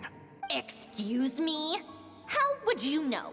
You shouldn't be so quick to judge complete strangers. It's very bad manners. Oh, please. It doesn't take that long to figure out that you have a temper. Where does a mere student get that kind of confidence? I've actually published more papers than you. Not that status counts for much. Even Paimon's applied for academia admission. Huh? Are you serious? See? This is why I can't be bothered to explain myself. She recognizes no one's skills but her own. Okay, fine. I'll hear you out. So, tell me, how do you propose to solve my computing power problem? This world itself is constantly processing all kinds of information. If it's the world's future you're trying to calculate, you need a processing device that's designed to cope with that volume. Easier said than done. Only Irminsul can handle that kind of... Wait, is that what you're suggesting? But surely we can't just plug my formula directly into the ley lines. You should be able to tell that I'm not human, right? Yeah, I noticed. The technology, though, seems pretty ancient. Very different from Fontaine's. It's a completely different system. Conrian, to be precise. I'm what they would have called a puppet. Puppets need an energy source and processing power. The artisans who built them sought out the materials most suited for that purpose. You? Do you mean... The Traveler and I have talked it over. She's willing to vouch for you. So, I'll allow you to borrow my core for your calculations. It was built using wood from a silver white tree, which makes it a small part of Irminsul. Conrian technology and Irminsul wood. Who in the world could have built you? Are you sure about this? A puppet without its core will cease functioning completely. And if it's left in that state for too long, it might not recover. You could die if you do this. You do realize that, don't you? I can put 2 and 2 together, yes. No need to rub it in. I won't lie to you. This has never been done before. I cannot guarantee your safety. Doesn't matter. I'm prepared for the worst. Did you two actually talk this through? Is he... Are we really considering this? Yes, we discussed it. The bottom line is, he trusts me and I trust you. Let's give it a shot, shall we? Honestly, I have no clue where this kid even came from. But For whatever reason, he lent me his core to use in my formula. I'm very close to finishing my calculations now, and the core is currently in use. So I'm sorry, but I can only show you a sketch right now. This is what the core looks like.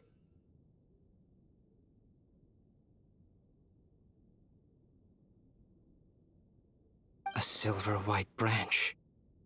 It certainly matches the legends told about Irminsul. Is Hat Guy gonna be okay? He's not gonna die, right? Right? In theory, he should be fine. As long as we put his core back in time. Beyond that, all I can say is that I'll try my best to avoid risk and make sure the core doesn't sustain any damage. I think I know why you called us here now. Someone needs to watch over his body and make sure it's protected until the process completes. Correct. He said that the only ones he trusts here are you two, and the Traveler. And the Traveler will have other work to do. He will have our undivided attention. Aw, Hat Guy. On a more positive note, things are progressing steadily on my end.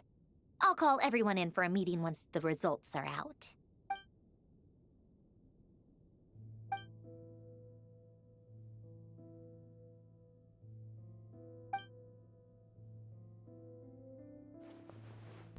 The worst-case scenario with the core removal is either a system reset or a total loss of function.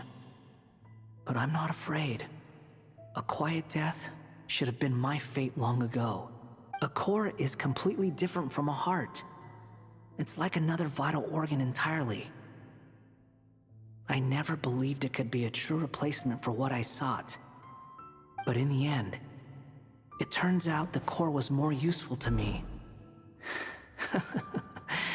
Pretty funny when you think about it. It's like the punchline of my entire life. Do you think there's any difference between a puppet and a human? If not, then this would just be another samsara. I have already experienced both a past life and a next life. Part of me wonders whether I'm only capable of making this decision because I've become a real human. What's with that expression? Isn't this a good thing? Sanjoni will succeed, won't she? She has to. She will. We all have to persevere until this is over. That's right. And I'll protect you all until a moment of victory arrives.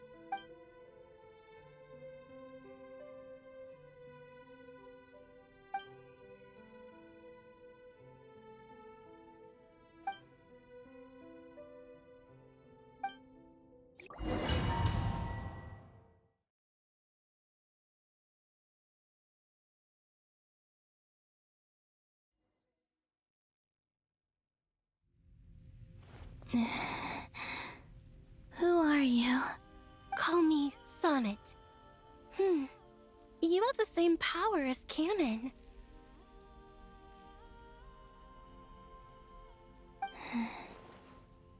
Sonnet. So, you're the goddess of the iridescent moon? Oh, goodness. You recognize me? Well then, what's your name? Columbina. Columbina Hyposelenia. Hyposelenia? What a lovely name. Did you choose it yourself? It was a joint effort between me and my friends. Friends? You mean your friends in the heavens? Huh? Oh, sorry. You must be exhausted. I apologize. Hang in there. Let me introduce you to my older sisters. Do you mean the other two moon goddesses? Arya and Canon? Wow, you sure know a lot. Hey, does that mean that our story goes on into the future? Oh, I guess that wasn't the best question to ask. It's all right. We were prepared for that possibility. You could say we were too prepared. I can't even remember how long my sisters and I have been here by this point. When did you get here? How long has it been? I can't say for sure, but it feels like it's been forever.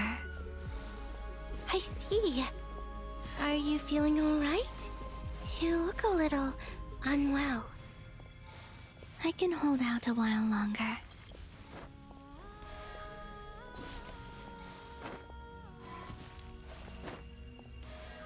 We don't have far to go. The place where my sisters and I are based is just up ahead. Don't worry, they're both really nice. I'll introduce you.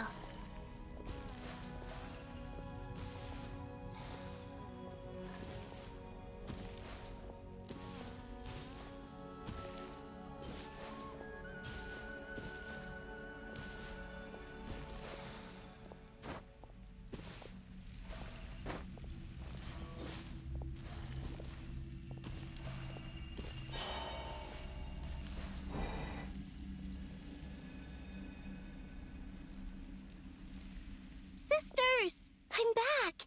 And look who I've brought with me!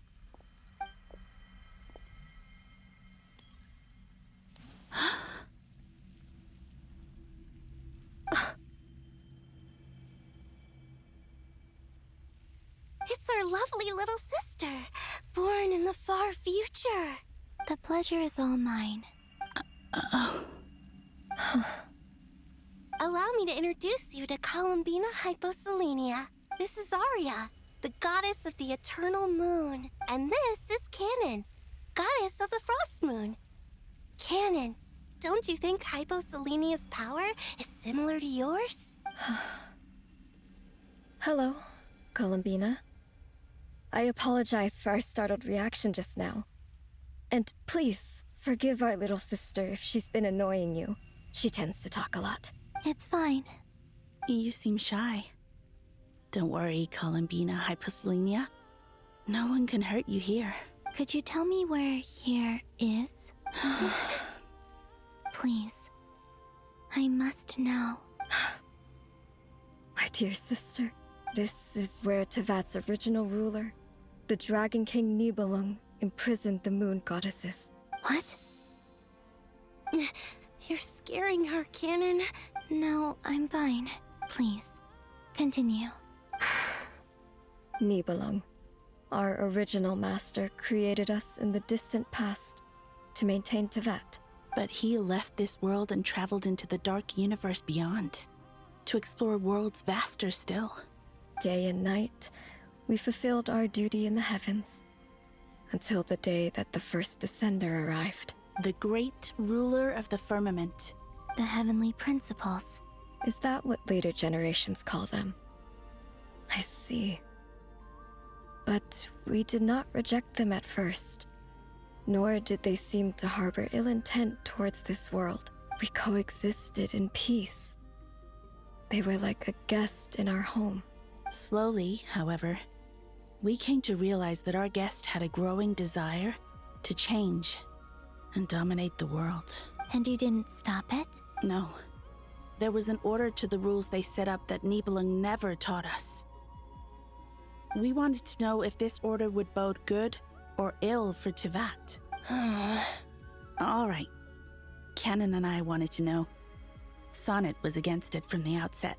Later, we discovered that this great ruler of the firmament bore an almost paranoid hostility toward the desire of certain life forms to seek power. Or perhaps they feared them. They would even cast down celestial nails as manifestations of their power, to punish the civilizations of the world below. Only this was far beyond mere punishment. Right. Their rules brought order, but the price people paid for merely testing the limits of those rules was far too great. I did everything in my power to help the punished escape catastrophe, but still, too many lives were lost. The ancestors of the Frost Moon Scions were some of the ones you helped. But just when we had decided to take countermeasures, the Dragon King, Nibelung, returned. And so began the War of Funerary Flame. So, that's the name the world gave that war in the future. Well, who won in the end? As far as I know, the Heavenly Principles won, although it came at a great cost. They remained in Tevat, where they continue to rule to this day. And the world's original master, the Dragon King Nibelung, was destroyed. And what of the moons?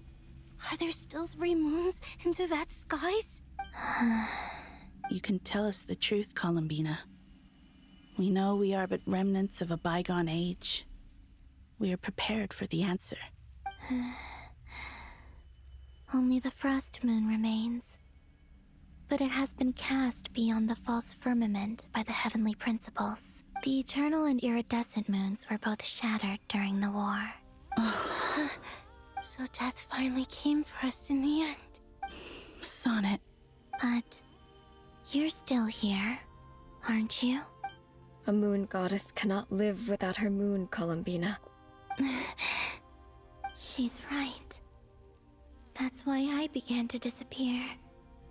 Because the frost moon is cut off by the false sky.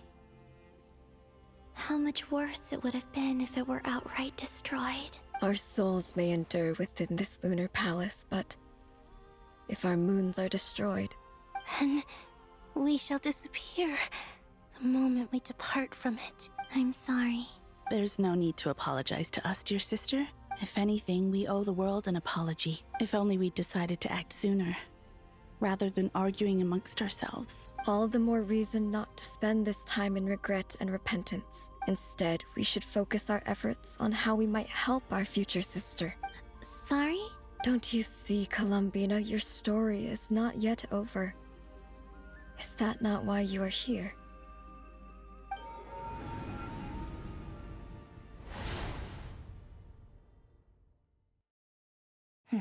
It's done.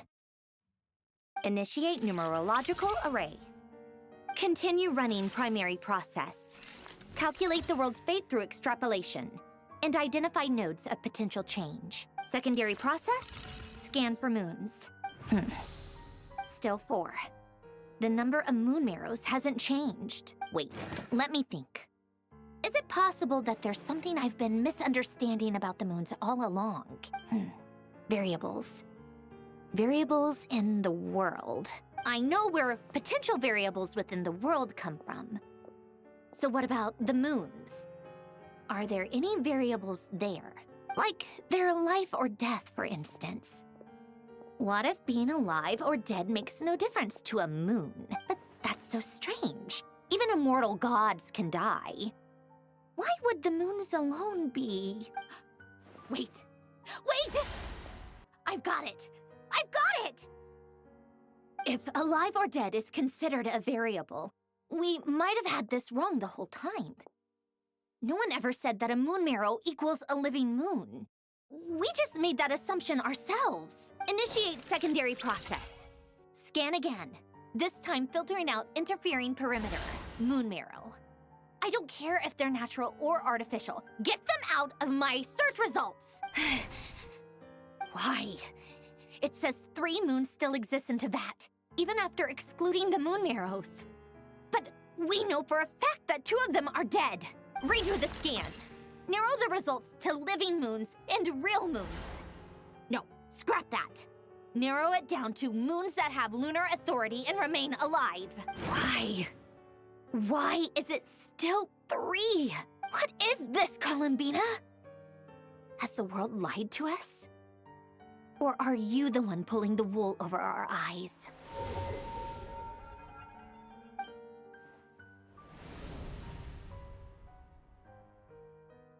So, you think that the moon's reflection might be where Nibelung imprisoned the 3 moon sisters? Yes, it would explain a lot, such as why that space would respond to a moon goddess's power, opening the moon gate at her command. It would also explain why Miss Columbina has been unable to leave, and why time flows in reverse there. In the messages she sent, Columbina promised us she'd find a way to return, but we have no way of knowing how, when, or where this might happen. The fact that she still has yet to reappear in this world indicates that returning from that place is no easy feat.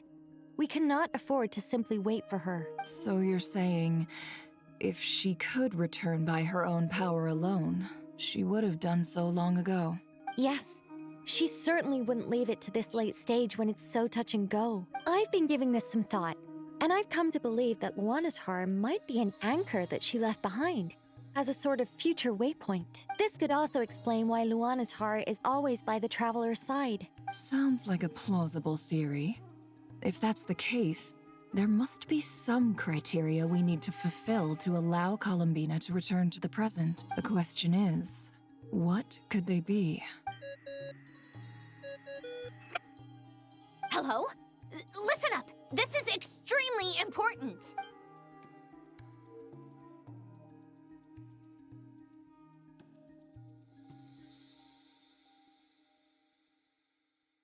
Not only is Columbina alive, but she may well exist in a form unimaginable to us. I'm still unclear on the details, but she's done something truly inconceivable in the past. And the clue to what she's done lies in the moon and Tevat sky. Truly amazing. Oh, I'm so delighted for her. I'm sure we all feel the same. And I'm sure Columbina is ready to get back here and fight by our side. I'll keep my calculations going and try to find some way of coordinating with her. But that's not an excuse for everyone else to slack off, okay? All of you had better keep trying to think of solutions. How can the dead moon still live? And Luanatar...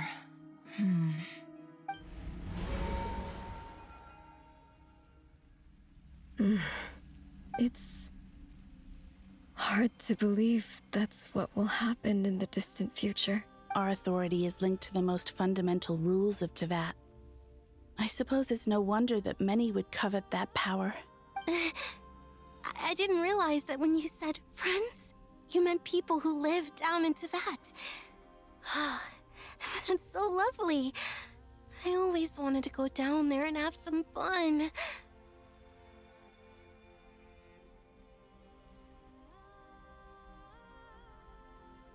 Have you ever tried leaving this prison?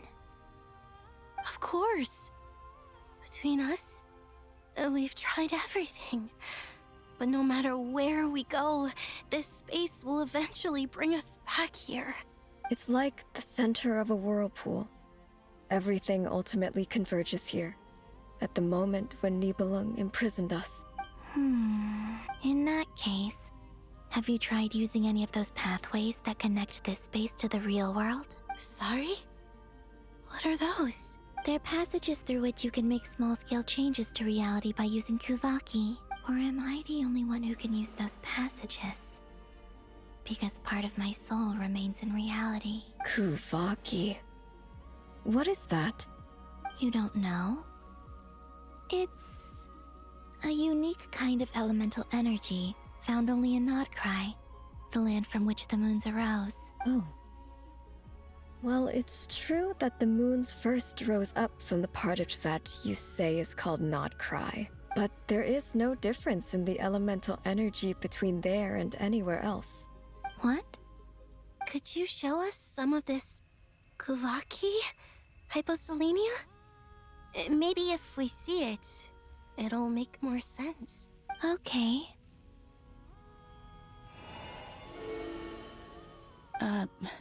Isn't that just your power? What? But it's everywhere in Nodcry. In the air, in the land. Even the creatures who live there have adapted to its influence. How curious. This Kuvaki certainly did not exist anywhere in the world before we were imprisoned. Let alone influence living creatures. So, how exactly does it affect them anyway? Can they float in the air like us? This is so strange.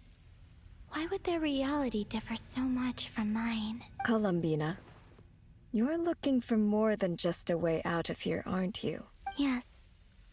If I am to help my friends, I will need trilunar authority on par with that of our foe. You mean... you'll need our power? This sounds extremely risky. The Three Moons' powers are not mutually compatible. Concentrating them into one goddess will be a very painful process. And if anything goes wrong, it could tear you to pieces. I know. But I'm willing to take that risk. Even so, let's say we successfully transfer our authority to you. How will you take it outside this prison? Nibelung constructed this realm specifically to prevent us from using our powers to interfere in his war. No moon goddess can leave this place alive. What if I don't leave alive?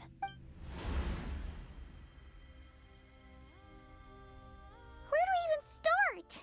How are we supposed to figure out what we're meant to do to help Columbina?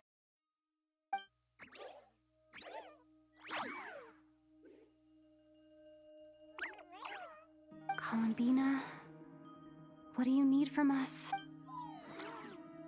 If she really got to the beginning of time in there, how do you think she'd leave us a message? You don't think she'd write it down on a stone tablet somewhere in the hopes that we'd find it, do you? Seems unlikely. Columbina may not talk a lot, but she thinks deeply about issues like this. Let's review what we know. This is the Columbina who fought alongside us against the Rahyr of Solnari, and with whom we celebrated Moon Prayer Night. She knows our personalities, our ways of doing things, even our unique strengths and abilities. So, if she wanted to tell us something from a long, long time ago, what would she do? Oh.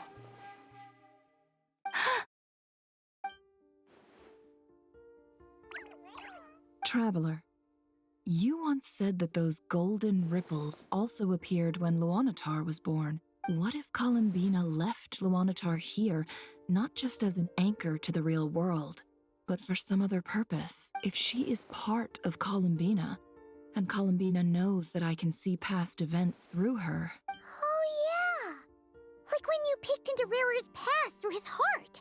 Nefer, wait!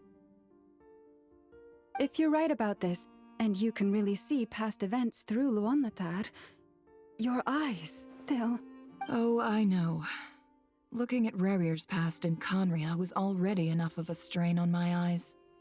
Looking this far back into the past, it'll surely blind me. But it's our only chance. This is the only way. Boss. We spoke about this once, a long time ago. Do you remember what I said, Yehoda? The day I lose my sight, the Curatorium of Secrets will be yours to run. But... What's wrong? I'd be overjoyed if I were you. This day's come a lot earlier than either of us expected. I need to know you'll honor our agreement, Yehoda. Promise me. Yes, Boss Neff. I promise. Are you sure you don't want some time to think this through? What is there to think through? I should have gone blind after our battle with Rarier. Frankly, it's almost criminal that I got away with it for this long. Then at least let me take some precautions on your behalf. And if you really do lose your sight, I'll visit your office every day and make sure you're well looked after. Oh, please, anything but that. I was actually ready to go through with this. Are you trying to scare me into backing out? As if I could ever scare you. I'll assume you're just joking to calm your nerves. All right, enough chit-chat. Let's do this.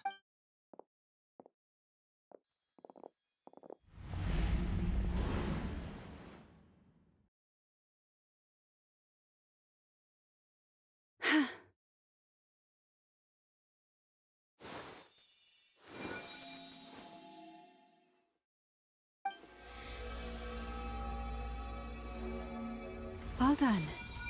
Good. Now give me some space. Come on then, little one. Show me what happened in the past.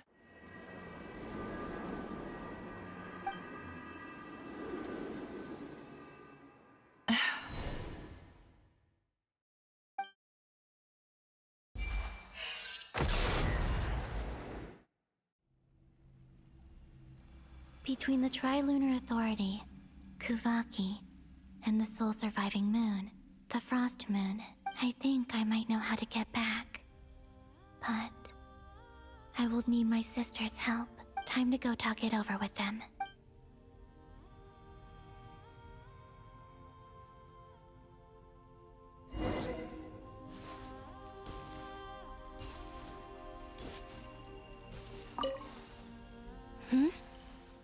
Have you decided what to do? I hope it's not too dangerous. You really scared me when you said that thing about not leaving here alive. Come on, let's go find the other two.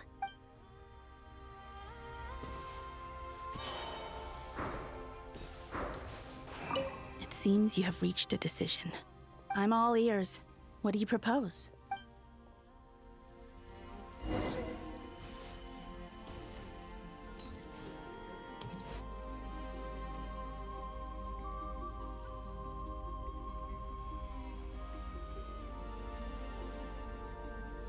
Have you figured it out, Columbina?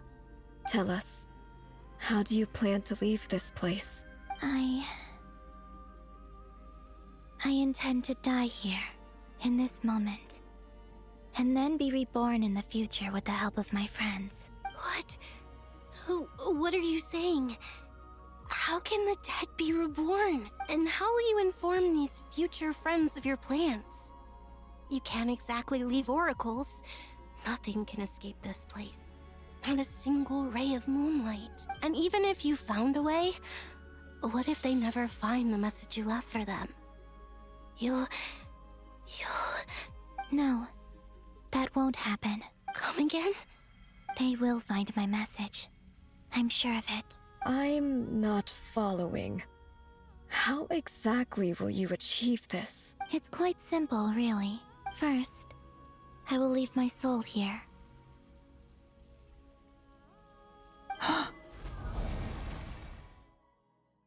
I see it.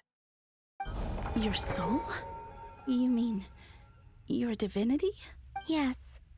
I once left a portion of my soul in the future. One so small that this prison barely noticed anything. In this very moment, she can resonate with my soul across time. When the time comes, I believe that she can serve as an anchor to pull my soul from here back to the future reality. Just as gravity connects the world to the moon. Exactly. In the future, where I came from, the moon has been cast beyond the false sky, but I can still feel that it is there. In a similar way, I can feel a connection to the soul fragment I left behind even now. My friends can use it to detect my presence. But how do you just leave your soul here? Is that even possible? On my way here, I met an ordinary mortal who entered this place long before I did. Her body is long gone, but her soul remains. And before that, I encountered an old enemy whose entire soul survives here intact, while the power that once corrupted his body has faded away. So, perhaps this space is specifically designed to imprison divinity and authority, but not the physical body. Still, even if your body can escape, would it not just be a lifeless husk without the soul inside? Wait, is that what you meant when you said you wouldn't leave alive? Yes. I shall turn my body into moonlight and pour it over Nodcry. That power shall protect the land and quietly blend into it, awaiting my soul's return in the future. However, I cannot do this on my strength alone. I would need your help to do this. So I'm humbly asking for your assistance. Oh, dear sister, you need not be so formal. As I said before, we are but remnants of a bygone age. You, on the other hand, were born alone in that distant future, and you have walked a long and lonesome road since then. How could I bear to let your story end here in this dungeon? Don't forget, we are your sisters, your family. Arya's right. Actually, I've always wanted a little sister. Can you imagine how it's been for me? Getting nagged by two older sisters all the time. Now, I finally get to be the big sis. And not just that, but I get to help you return to your world, too. How could I say no to that? Sonnet. Kennen? I'm sorry. I know this is a bold request, The Frost Moon is rightfully yours, and it remains intact. Oh, no, please. Don't misunderstand me, Columbina. I was just thinking back on the years that the three of us once spent together. You cannot imagine how happy I am to hear of the future world you describe. The Frostmoon Scions, your lovely, kindly friends. For the three of us, whose purpose in life was to maintain the peace in Teyvat, it is a great relief to know that the people of this world live in such an abundant future. If your plan can save them, and save Notcry, I will gladly give you all that I can. Besides, the three of us have been together since the day we were born. I could never abandon them to live on alone without them. Canon. Still, I do have one question I would like to ask you before we proceed. Certainly. What is it? Why do you cover your eyes?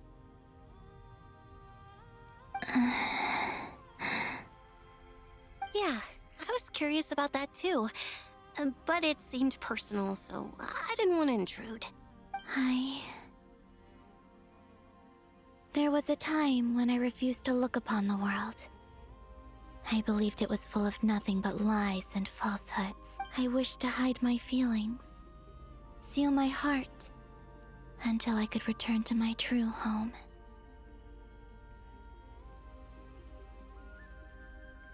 I see. Perhaps that decision saved you from ever having to see the false sky again. But at the same time, you likely missed out on many true and precious things, like the smiles on your friends' faces. Promise me this, Columbina. When you return to the future, open your eyes, take a look at the world around you, and see your friends. I'm sure that you know this already, given that you long to return, but that is your true home. Give me your hand, Columbina. Arya, Sonnet, you too. Okay. All right.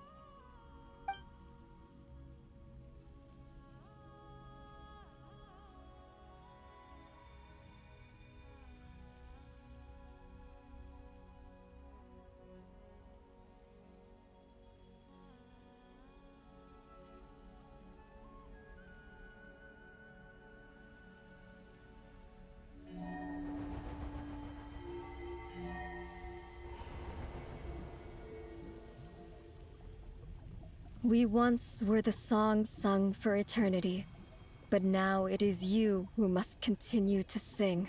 We once were the tides in the great river of time, but now we subside, and you arise. We were the messengers of madness and inspiration. But now, the lies have faded, and your truth must endure. We are souls awaiting the sun. You must return to be with those who smile when they see your face.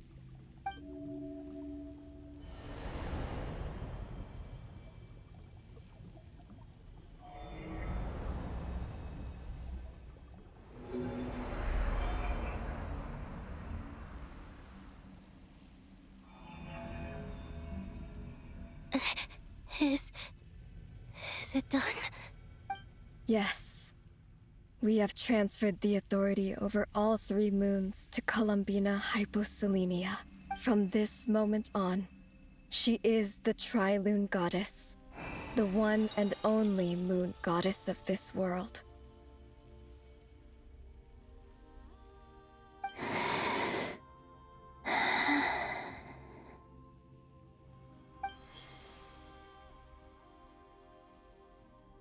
Thank you. Thank you, my sisters. Now go, and do what you believe is right, Columbina Hyposelenia. Be aware that we cannot grant you the power of the three moons beyond these prison walls. The conflict that arose over their remains following our disappearance will still take place. I understand. Sisters, oh, my body. It feels... Now that we have given up our power and authority, our bodies are merely mortal shells. This prison is dissolving them as we speak. It's okay, Sonnet. The end must come for every god, just as it does for every human. That's all this is. The final destination of our lives. Canon and I will be by your side the whole way. We have one final request, Columbina.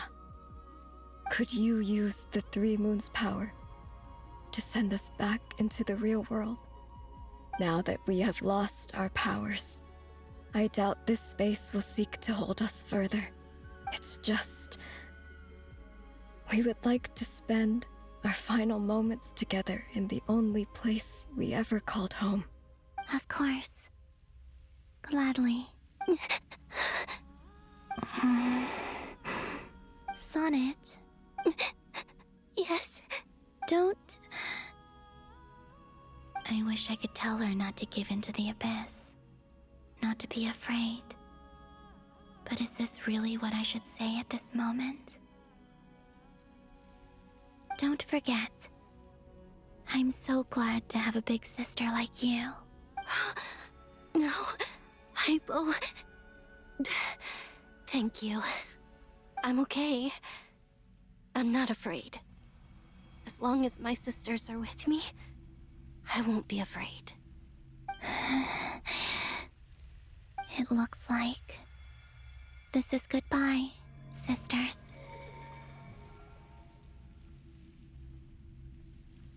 Goodbye, Columbina. Take care of this world in our stead. I will.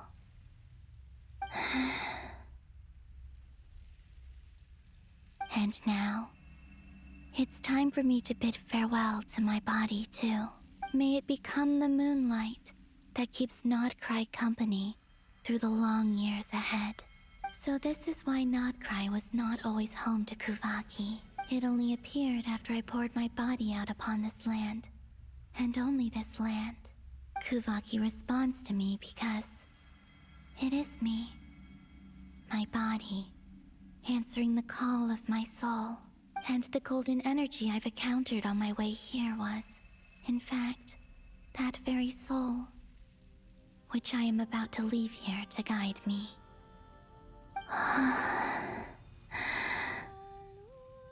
O power Trilune, eternal moonlight. I, Columbina Hyposelenia, lay aside my body. Let it be cast into the dark night to illuminate the future.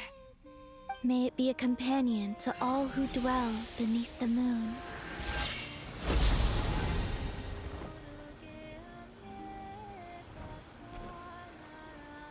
Until the time comes for me to return home.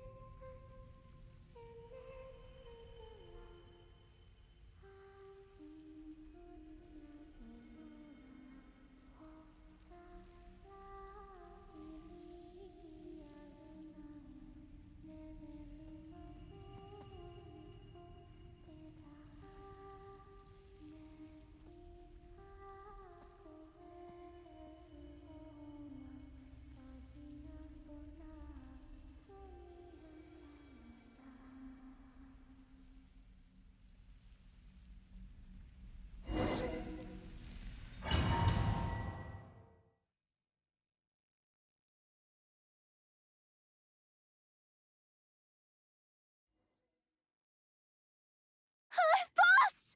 That was crazy! Were we even allowed to see that? Is anyone? Can you still see? How many fingers am I holding up? I see 2 fingers, and a look of sheer terror on your face. Truly astounding, Miss Nefer. Your eyes have glimpsed the very ends of the world, and yet they remain as sharp as ever. Or is the credit for this miracle due to Miss Lauma? It seems that even time itself is no match for your medical skills. Surely you jest, Mr. Flins. I suspect we have Columbina to thank.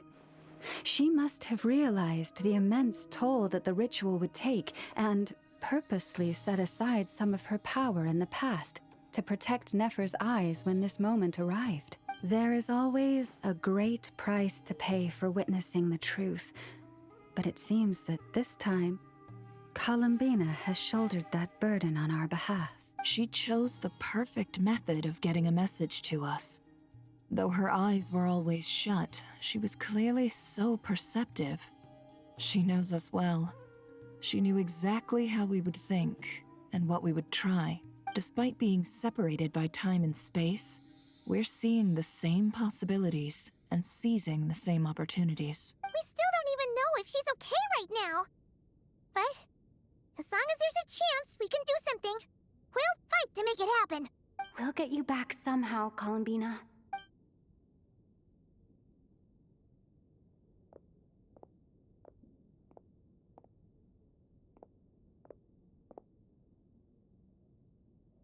Well, based on the information we now have, let's figure out our next moves. Thanks to these gentlemen, we have a much clearer picture of the situation with Dottore. The civilian population has been moved to safety, so we no longer need to hold back. Miss Androne, how are the calculations going? So far, so good.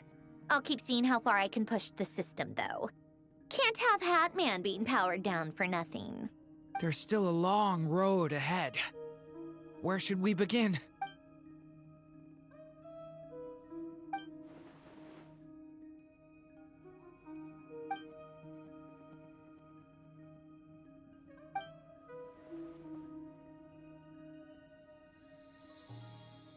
Our plan is clear. Time is short, so let's get moving.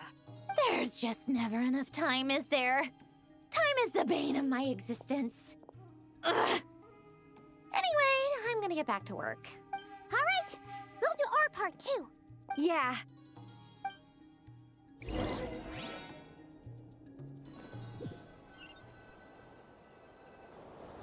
Albedo's theory says that elemental energy can dilute the light realm's power, but I'm no expert in building elemental defenses. Sounds like something out of the advanced elemental theory section of the library. Whew. You seem quite troubled. Well, yeah. I mean, who doesn't get a little flustered when they're completely out of their depth? You were the very picture of confidence back when you approached the Hexen Circle. Yeah, I could have been faking it through that whole meeting for all you know. Who's to say I'm not just a ball of nerves in a charming and gregarious package? Oh gosh, really? I'm so sorry, I had no idea. Well, you're all the braver for it. Still, I was much more in my comfort zone than I am here.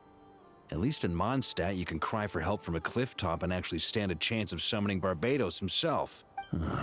Things have never looked bleaker than they do now. If we don't pull this off, Tevat's doomed, isn't it? Oh, you think so? Actually, yes. Yes, it probably is. It's a shame. Don't put too much pressure on yourself. Tevat has faced annihilation many times in the past, but it also gave us you, didn't it? Hey, don't give me that. It's not like I'm anyone special. I disagree.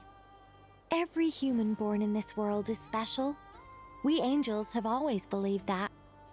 In that case, this humble human being has a big favor to ask of you. I thought you might say that. I'm sure Alice, in her great wisdom, sent you here precisely to help us in this difficult time, yes? Well, that has less to do with her wisdom and more to do with my power. Of course, of course. Well, the thing is, these elemental defenses we're about to build, I don't think it's a question of if they'll fail, but when. Durin's findings from his patrols make it clear that Dottore is constantly expanding his territory.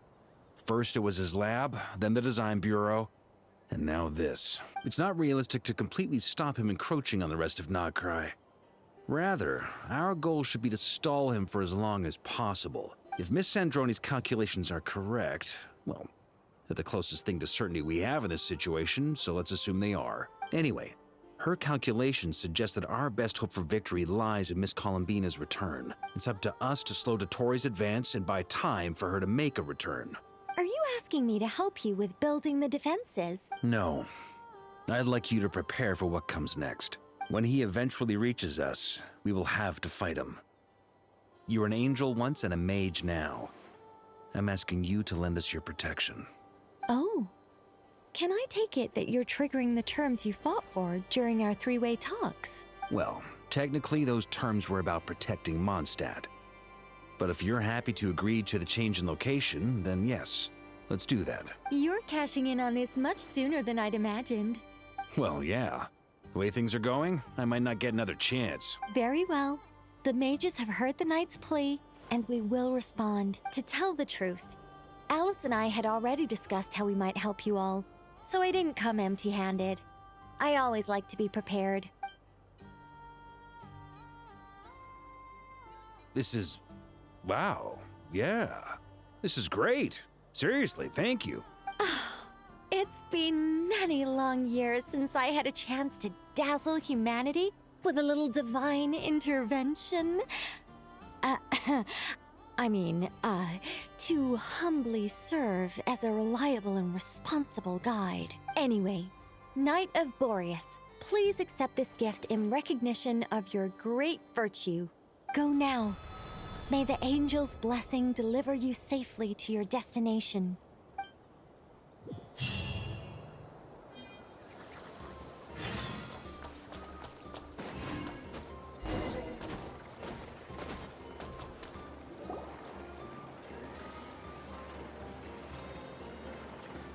You're here. Sandroni! How are things going? Glad you asked. You two are about to become the first people to lay eyes upon my masterpiece. Or should that be the first person and the first, specter? Hey! Whatever. Come, feast your eyes on this. Wow! We've never seen something like this before. This meter displays the progress of my formula. Currently, it's still making the most important connections. Once it's finished running, I'll deliver it right to your side. And then, we can finally bring Columbina back. What do you mean, deliver it? Can't you just tell us over the Dodo communication device? It'll just be some numbers, right? Ugh, you're such a greenhorn. This isn't the kind of formula you solve in math class. It's a highly complex algorithm capable of constructing a framework of rules. Whatever. We'll be here all day if I start trying to explain it. All you need to know is the formula must be completed before we can bring Columbina back. I'll share the data with you. Nicole's agreed to let me use her information channel, so we just need to use the Dodo communication device like so. And there. Now you can check in on my progress. Look at that! You're amazing, Sandroni. About time you recognized my genius. Took you long enough. Anyway, that's all for me. You should check on the others if you have time. Make sure we don't have any weak links in the chain. That might sound harsh to you, but close supervision is a common practice in a Fatui. Not looking to catch anyone out. I just care about everything going smoothly. That's all. I'm kinda stuck here while the formula's running, so I need you to be my second pair of eyes in the meantime.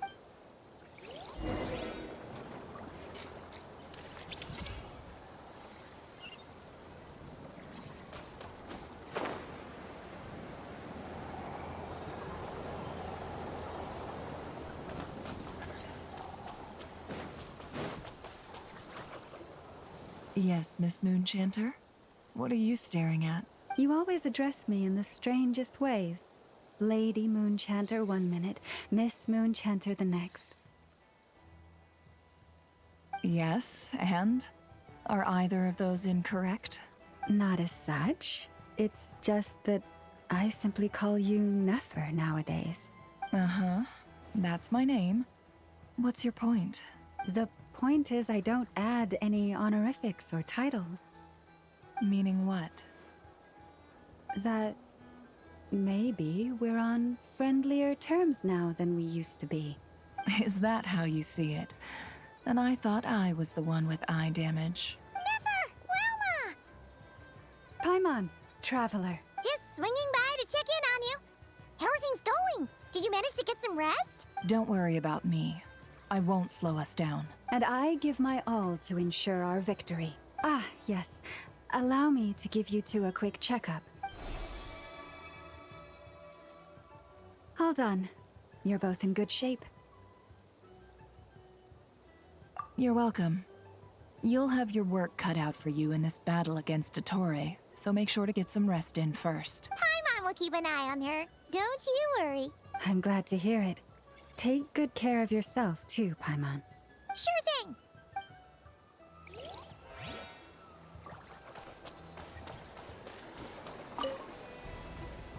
Traveler, Paimon, a pleasure to see you both. Twins! How's everything coming along? Fairly well, if I do say so myself.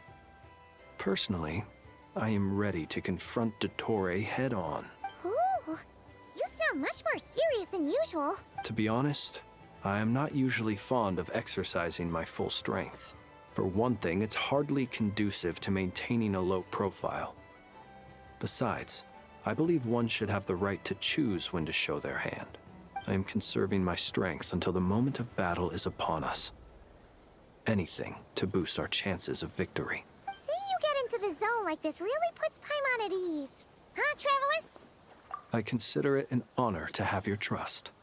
Rest well. I look forward to seeing you both in your element during the battle.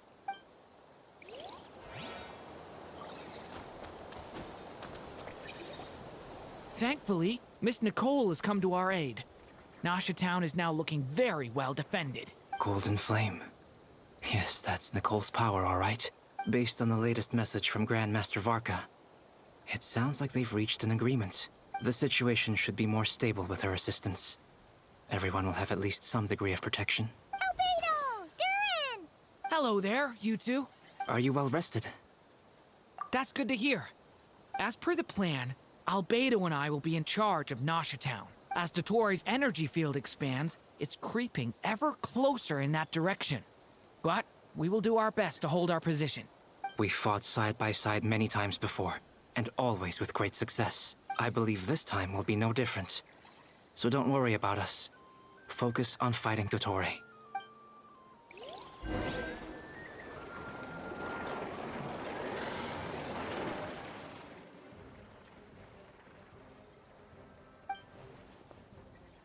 Here they come. That's quite a horde. As we expected. Get ready, everyone. Take your positions and prepare to engage. Let's begin. I'm at the ready.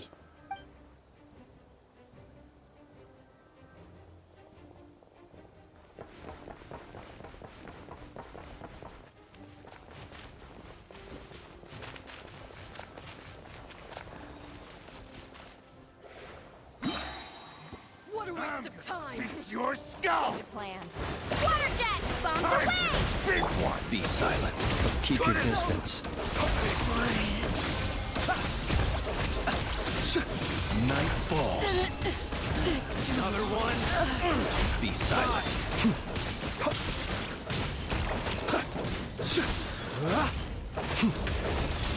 To dust.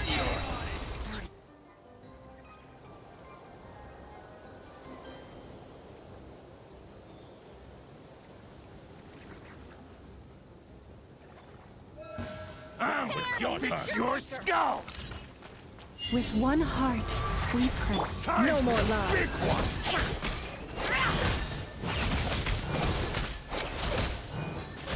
The mystery unravels.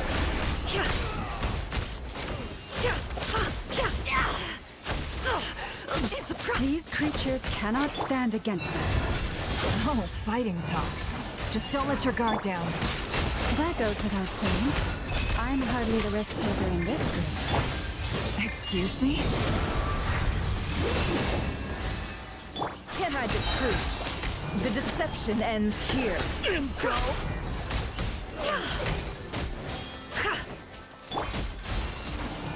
You poor lost lamb. No more lies. With one heart, we pray. The mystery unravels.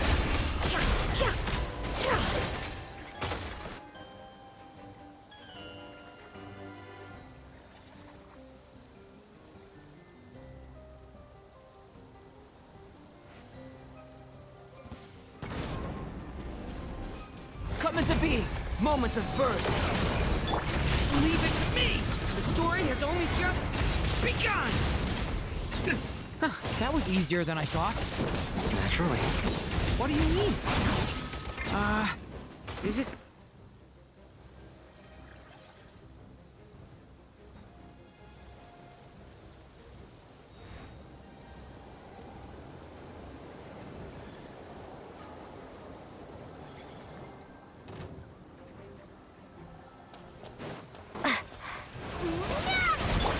For the everlasting forest, leave this place. Close your eyes. Be silent.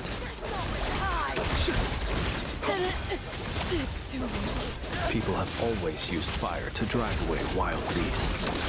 Wouldn't a lantern work just as well? You read my mind, my dear friend. I was just about to say that. All right then, dear friend. Bring the light. Nightfall.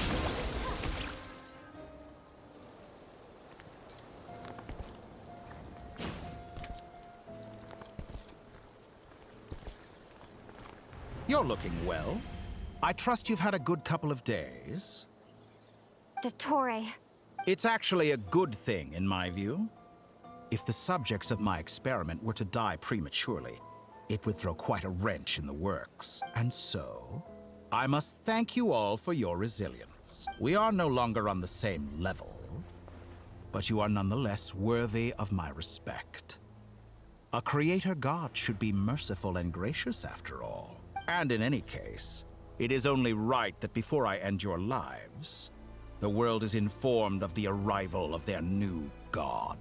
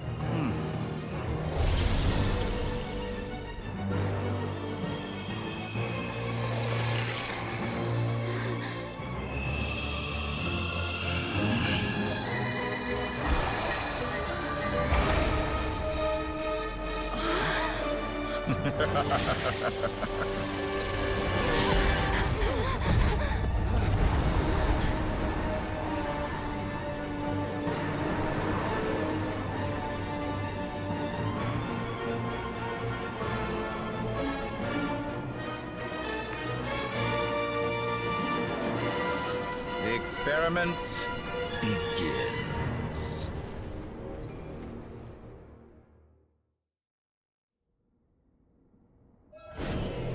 With the marrow of the three moons in my hand, behold the false horns fall!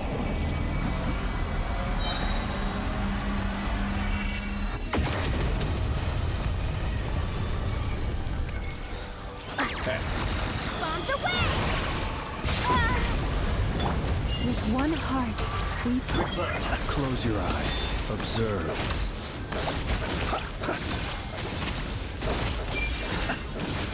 Beware the creatures of the night. That's more like it. Some results of value entropy bends to me.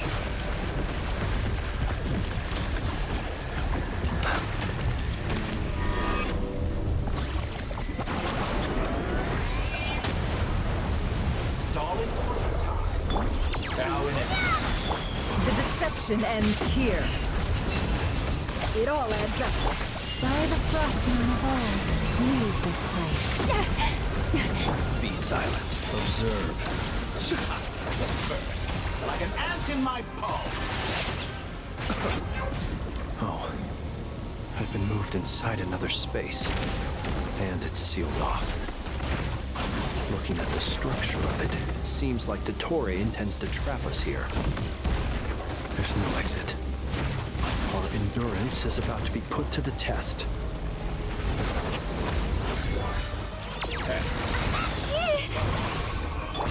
Can't hide the truth. Pathetic. Outdone. Good. Keep it up. With one heart, we pray. Openings on purpose. Confident, aren't It all we? adds Reverse. up. Seek within. Bombs away! Can't hide the truth. You poor lost land, by the frostman of old.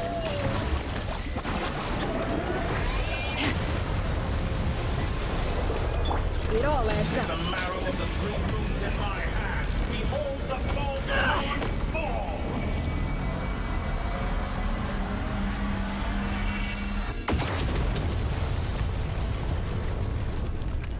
Tell me, where will you try scurrying off to next? Looks like Dottore has opted for a divide and conquer strategy. But we will not allow him to triumph. Now, I shall pray for our victory.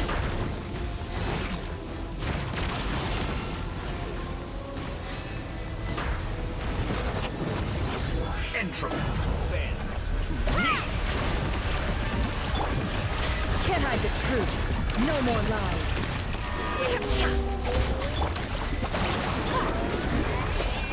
Such a simple attack. And It all adds up.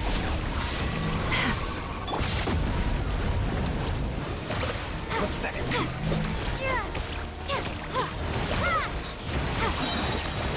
Be shadowed. No more lies. Found. Absurd.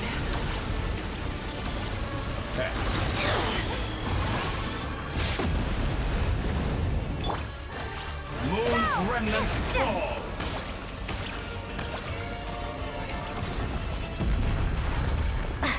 Did you honestly?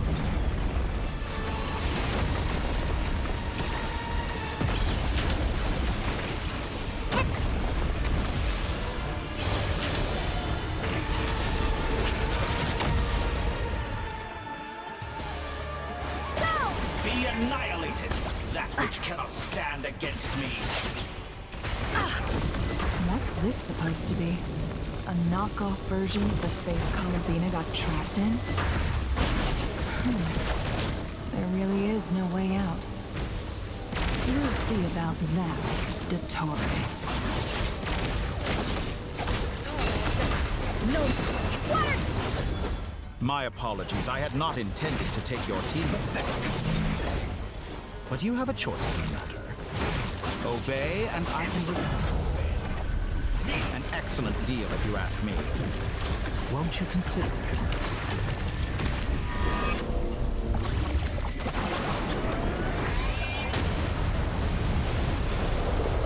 Reverse.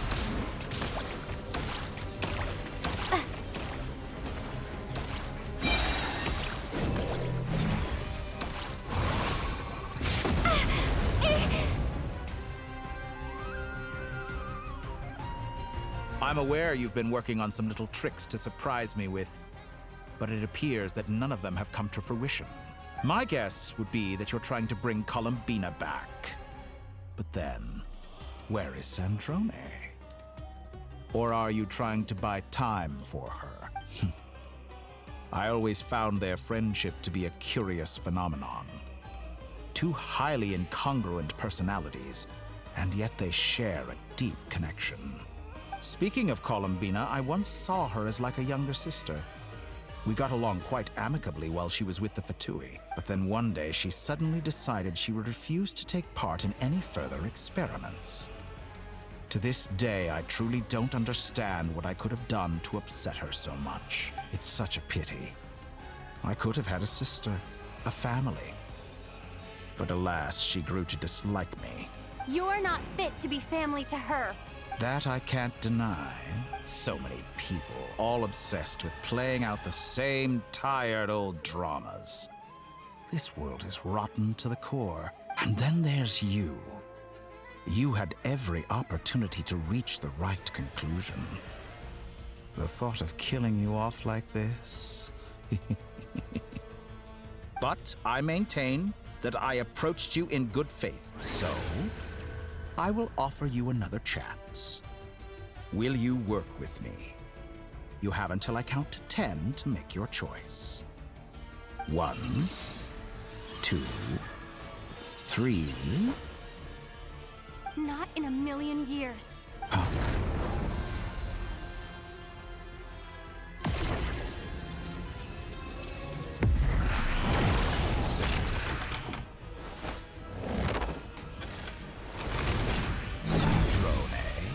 What a pleasant surprise. I didn't think you'd join us all the way up here. You're as sick and twisted as ever.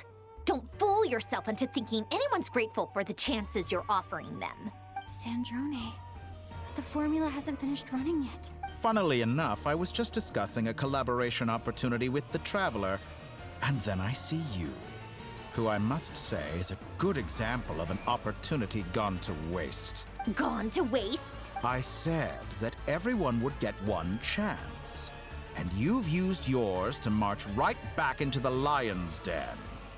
So yes, it's an utterly wasted opportunity. And what makes you think I believe a word that comes out of your mouth? I was planning on disposing of your little formula after wrapping up more urgent business here. Since you've taken the trouble of serving it to me on a silver platter, I can simply bring it forward in the schedule.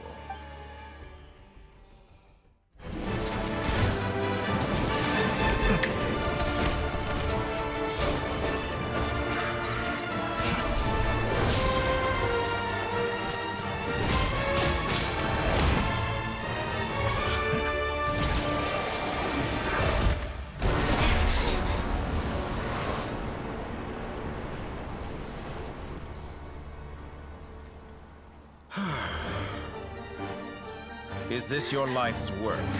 This piece of trash?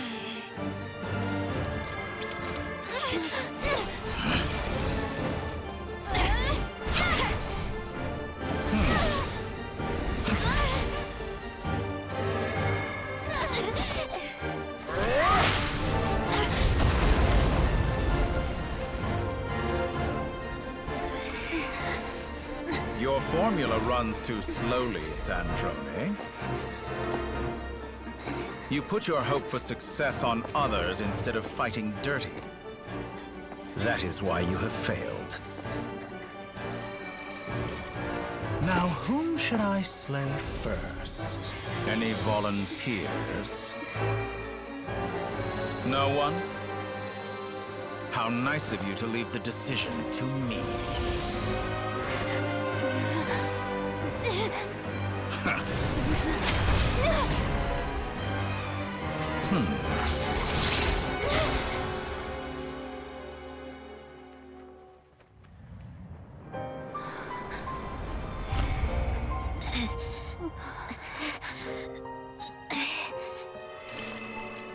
Oh, how unexpected. Sandrone, any last words for me, comrade?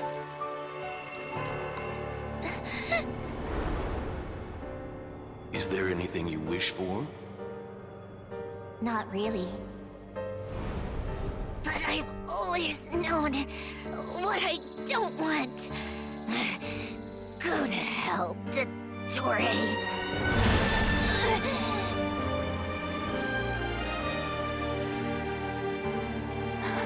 No!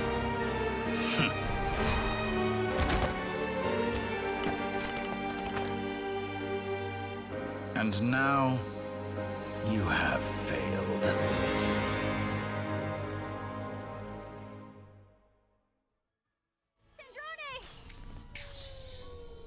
Now you see how fragile mechanical contraptions are. Just a gentle tap, and they fall to pieces. However keen of an inventor Sandrone may have been, her death spells the end of the formula that was running inside her body. Of course, I have to commend her for making it this far. As her colleague, I have to admire her stubborn tenacity. Now, it is time for you to take your place by my side. My count was interrupted, but the second chance I extended to you still stands.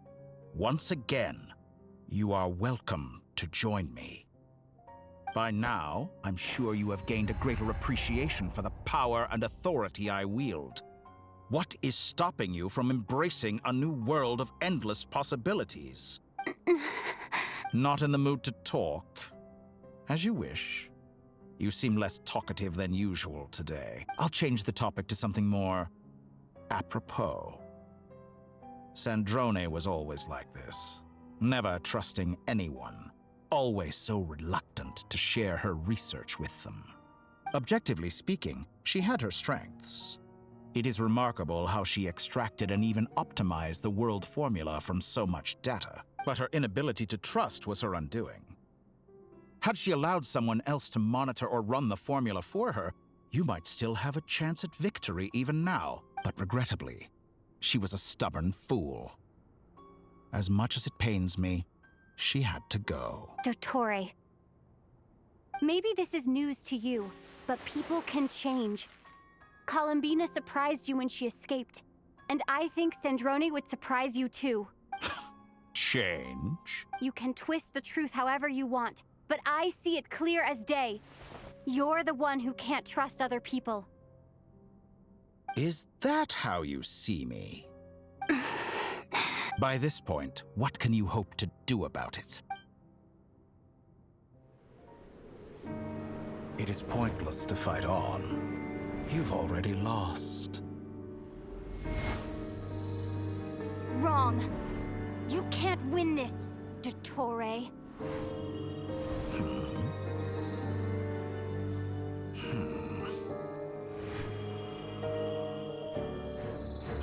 What?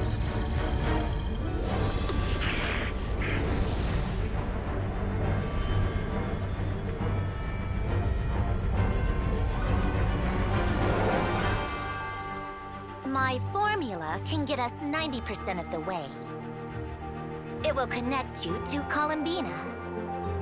Then, I will bring the formula's output to the Traveler's side. For the last 10%, do whatever it takes. Just bring the moon down.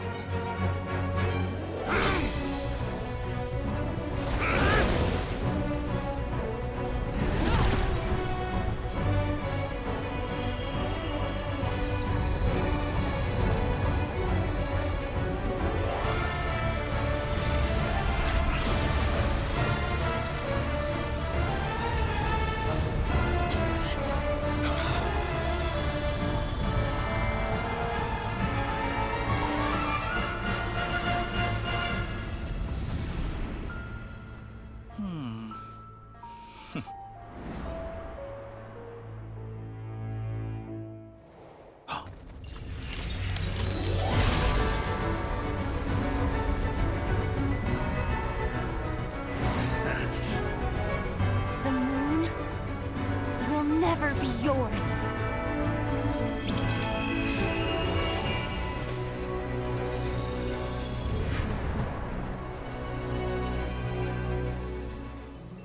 I turn my body into moonlight and pour it over Nodcry.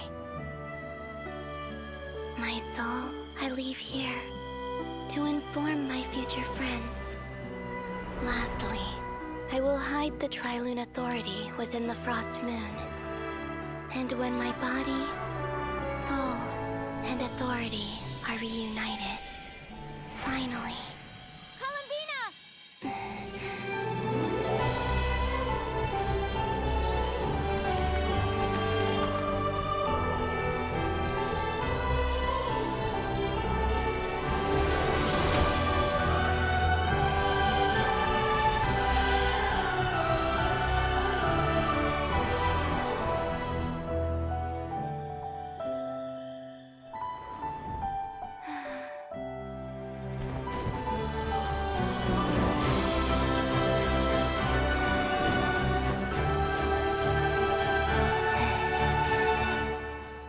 been too long. I'm back.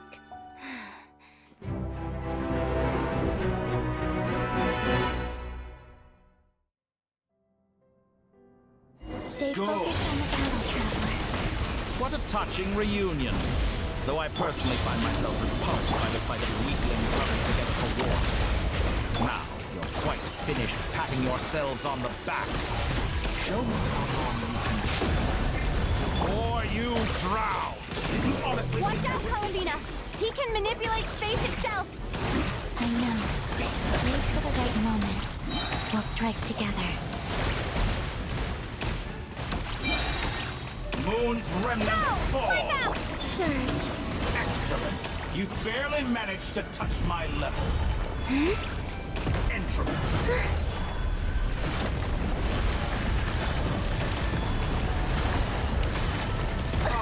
And here I thought you dodged that. Bombs away!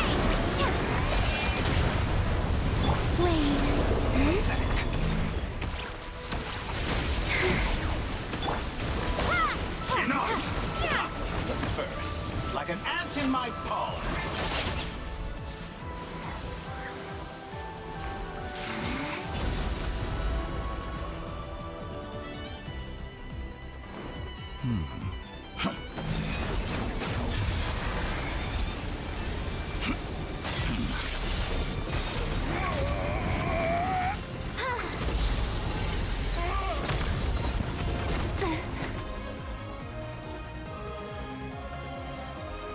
I grant you the new moon's blessing.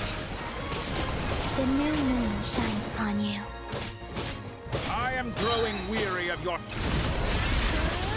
It's over, Dottore!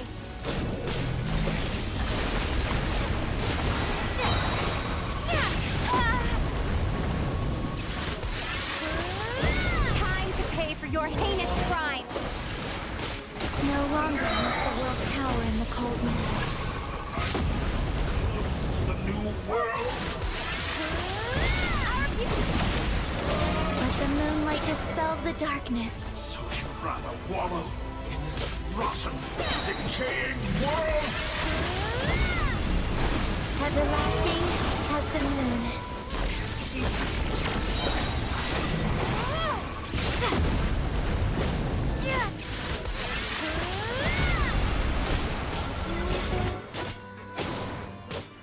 Only I could shape the new world.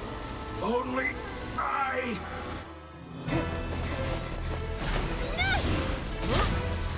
Willfully blind.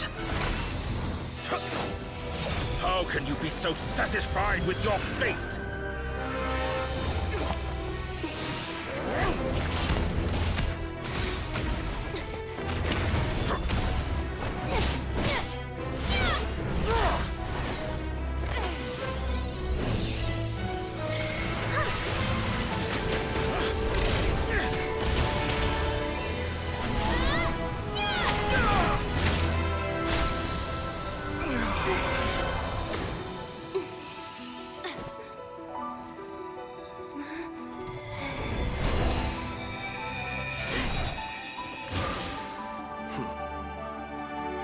This battle was never about fate.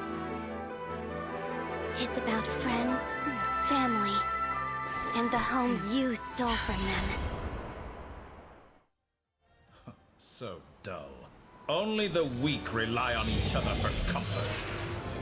You shall see. Once I transcend fate, you will be nothing but fodder for my grand experiment! That will never happen.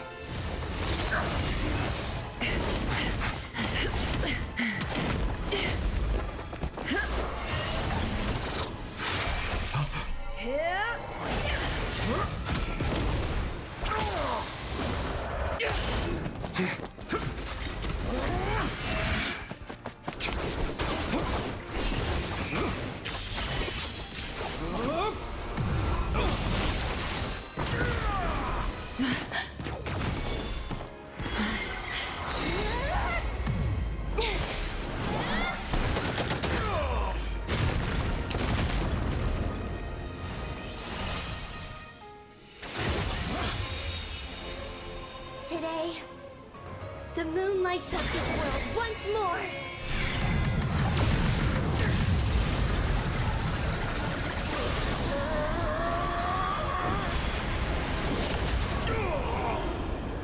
This loathsome world.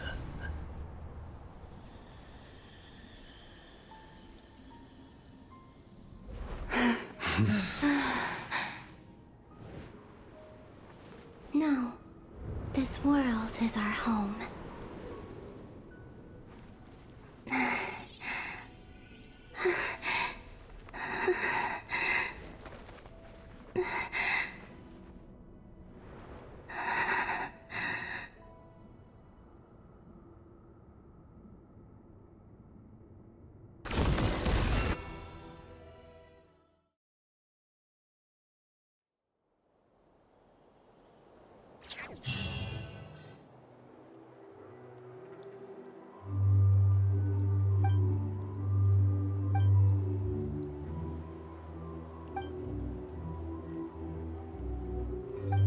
No, you're doing it wrong.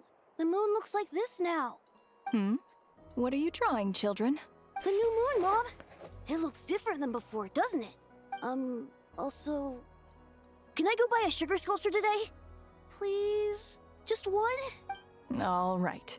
I suppose today is a special day after all. Almost like a festival. Extra, extra!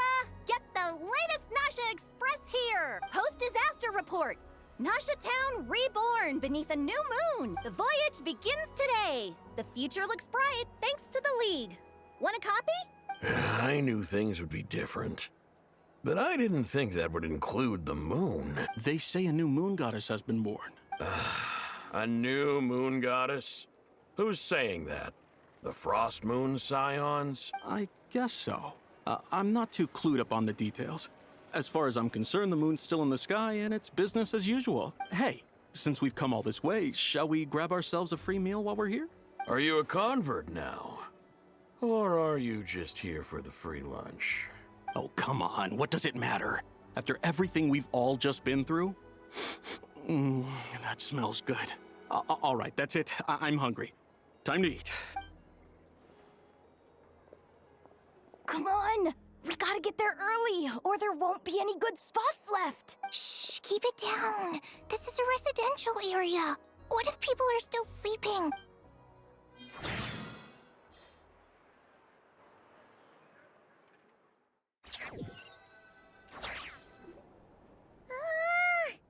Why is it so noisy outside?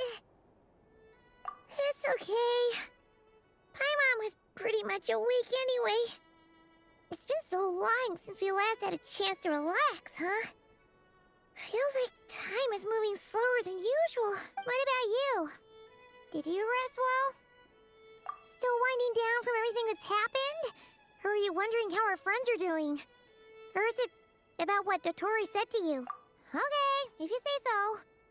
But don't push yourself, alright? Let Paimon know if you need to talk. What we just went through was... a lot. It's totally normal if you need some time to get back in your groove. Luanatar disappeared after Columbina came back. Apparently, she was part of Columbina's soul or something. Still, Paimon kind of misses Luanatar somehow. But anyway, you did great. So did Paimon. We all worked our butts off to contain this disaster, and in the end, we made it. So, chin up, Traveler. You should be proud of yourself. Hey, don't poke fun. You should be glad that Paimon's growing as a person. Paimon didn't think you'd mention it.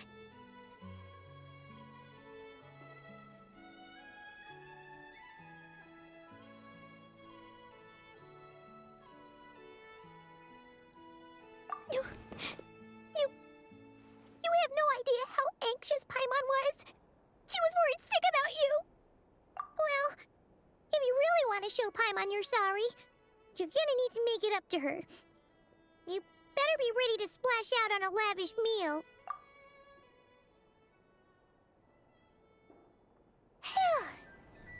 Okay. Paimon's full now. Huh? Oh, well... Hey there, Traveler and Paimon! good morning. Morning, Yehuda. Here for some breakfast? Oh, I've already eaten. Just need some water. I was mostly worried you might forget what day it was today. So, I came over to remind you. Careful there, Paimon. Too much food will make you drowsy. Don't let anyone catch you hiding at the back and nodding off during the League meeting. You should probably be saying that to Aino. She's the baby of the group, if anyone. True. You know, I'm surprised that all these competing groups are actually coming together to try to solve things together. Definitely a first for Nodcry. Well, nothing like a region-wide calamity to bring people together. After that, surely even the most self-interested people have to realize that going it alone isn't worth the risk, right? Try telling Boss Neff that. She's not exactly convinced that people are gonna get with the program. Really? But if she's so pessimistic about it, why'd she agree to be the Curatorium's representative in the League? Probably 'cause even though Unity sounds like a pretty far-fetched idea, the benefits it would bring make it worth a shot. I think things will work out, though. I swear, Nodcry feels like one big family now with everything that's happened. More than it used to, anyway. Paimon's with you on that one. And it seems like plenty of other people agree, too. Just listen to the bustling streets. All right. Everyone's been rebuilding these last 2 weeks, and the evacuees have been coming back in droves. Life's slowly returning back to normal. Which means my workload's probably gonna shoot back up. Were you about to head out? There's still some time before the ceremony begins, you know. Yeah, we were gonna take a stroll around the square and say hi to some friends first. Sounds good. See you later then.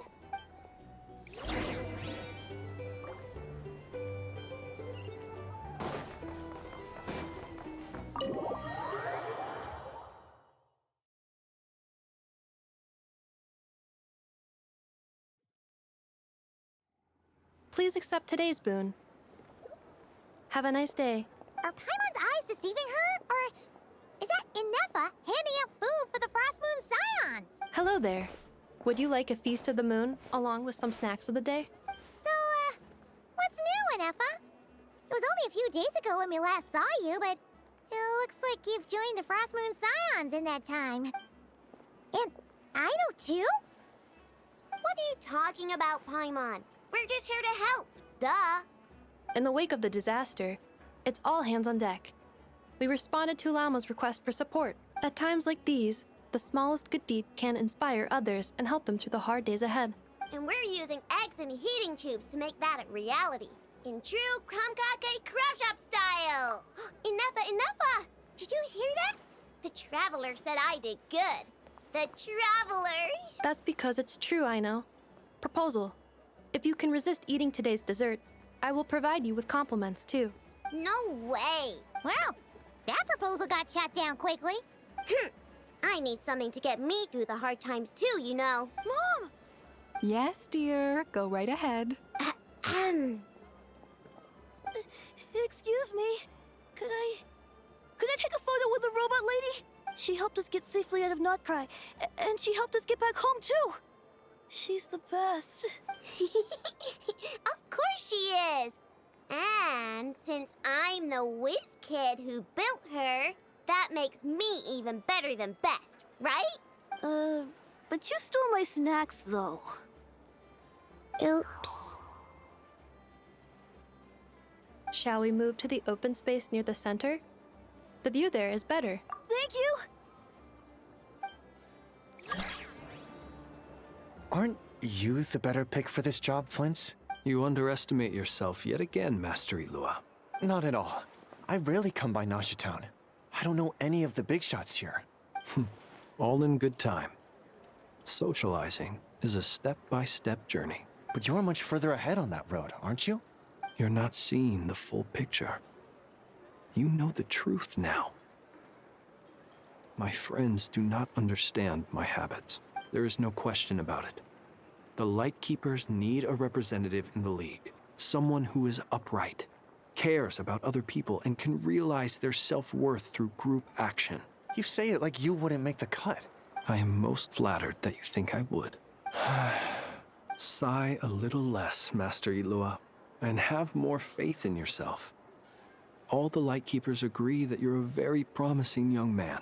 That is precisely why Starshina Nikita felt safe delegating such important work to you. I'm sure we all also agree that we would sooner die of dehydration than manage to wrangle anything out of you in a discussion. My apologies. I am not in the habit of bringing water with me when I go out. Whatever. I'll take the job. By the way, who else is part of this? Oh, it's quite the who's who of Nodcry. There's the Moon Chanter of the Frostmoon Scions, the boss of the Curatorium of Secrets, a representative of the Voynich Guild, and even someone from the adorable Kromkake craft shop. I'm sure you will find speaking with them to be a genuine pleasure. If you say so. I've never done this work before, so I'm honestly a little scared of making mistakes. But I'll do it. Not only is it our duty as Lightkeepers, but because I want to make Nodcry a more welcoming place. An admirable attitude to take. The beacons are lit, Itlua. We're but one step away from breaking through the blizzard. We have the chance to band together and build our shared homeland into an Elysium. This is unprecedented for Nodcry. An opportunity not to be missed. Yeah. You're right. I'll do my best. Quite a few familiar faces have arrived. Let's go, shall we?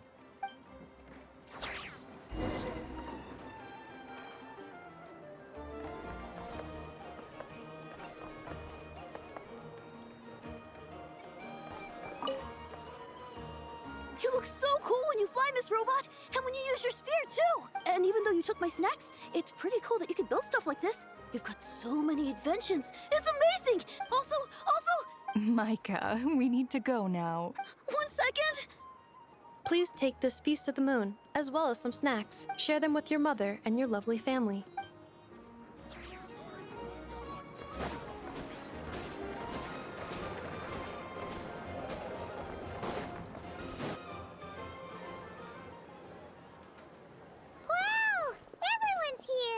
You seem well rested. I know no one's asked, but I'm sure you all want to know, so let me just say, we're doing great. Thanks. Well, great, but not perfect. I'm starting to lose my mind from boredom. Can't drink a drop of alcohol while I'm waiting for my wounds to heal. I'm sure you had a sneaky swig or two. Wait, how'd you find out? I'm sure you must be missing Mondstadt after all these years away, Grandmaster. Yeah, you could say that again. Every time I get news from Mondstadt, it makes me want to go back and see the place for myself. Honestly, once things are wrapped up here, I think it'll be time to head back home. Hey, looks like someone's taking the stage. Can everyone see okay? Anyone need a boost? I'll just listen from the back. It's fine.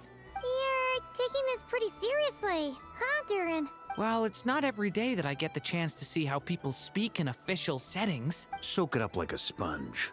I'll make sure you get a chance to practice for yourself later down the line. Actually, I know just the thing. You can debrief the Knights of Favonius for me. Mr. Varka, are you forgetting that I'm not a Knight of Favonius? I can knight you. Any particular title you'd like? Is he joking? I really can't tell. You'll have to figure this one out for yourself. It'll be a good learning experience. It is my honor to host the opening ceremony for the League, and to have this opportunity to speak to you all in my capacity as Voynich Guild representative. Could this person also have been pushed onto the big stage by the real big shots? Guess I'm not the only one then. We come here today, having weathered the trials and hardships of yesterday, and having learned from them the importance of unity and cooperation. All right, here we go. Uh-oh, looks like Aino's off in Dreamland already. Wait, Boss is looking kinda drowsy too. What's up with her? Come on, get this speech over with already. Nodcry is our home, the land we rely on for survival. And as we chart a course for the future, may we persevere through the storms ahead as we sail towards a new era of prosperity, freedom, and hope.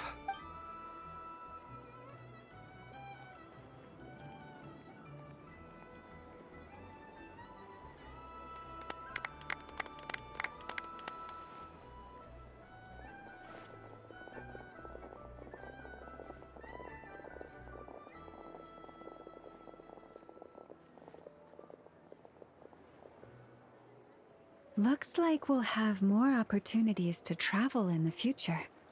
I'm sure you'll cope, Lady Moonchanter, given how fleet of foot you are. Unfortunately, I suspect I'll be too busy at the Curatorium to act as your host.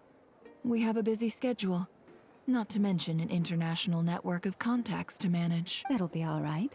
I'll just check your schedule with Yehoda well in advance. And if she's not available, I can simply ask Ashru. So giving my employees extra workload isn't enough for you? You're really going to drag my cat into this too? I thought you'd approve. Aren't you forever increasing your employees' workloads? That's a bold statement. Are all the Frostmoon Scions feeling more audacious now that your moon goddess has returned? Columbina's return has brought joy to all who care about her. That includes both you and me.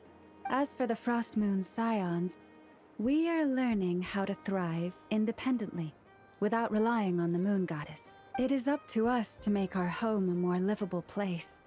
Joining the League is one of the steps we are trying towards that end. I like the word try. It's nice and non-committal. You can opt out at any time and still say you tried. You don't see a bright future for the Frostmoon Scions? Or did you mean the League? I'm just not as optimistic as you. The Frostmoon Scions should count themselves lucky that they have a leader as stubborn and enterprising as you. But Nodcry's a big place, with all kinds of people. Most of them don't enjoy answering to a leader, or even listening to reason. Well, that's where you and your methods come in. Unless the Curatorium of Secrets is only here for appearances. For now, yes. And that won't change until this venture becomes worth my while. What would make it worth your while? Getting out more than I put in. Right now, I'd barely break even, but I'll grant that it's a good start for Nodcry. Then maybe it's worth a try. All right, you can stop now. Or do I have to join the Frostmoon Scions before you'll get off my back? You'd be very welcome to join us. Hey, you two! Congrats on all your hard work! What are you chatting about? Nefer was trying to dissuade me from adding to her employees' workload. Also, she's considering joining the Frostmoon Scions. Sorry, what? Your conversations are always the most interesting. Would you two care to join me for some tea before heading to your next destination?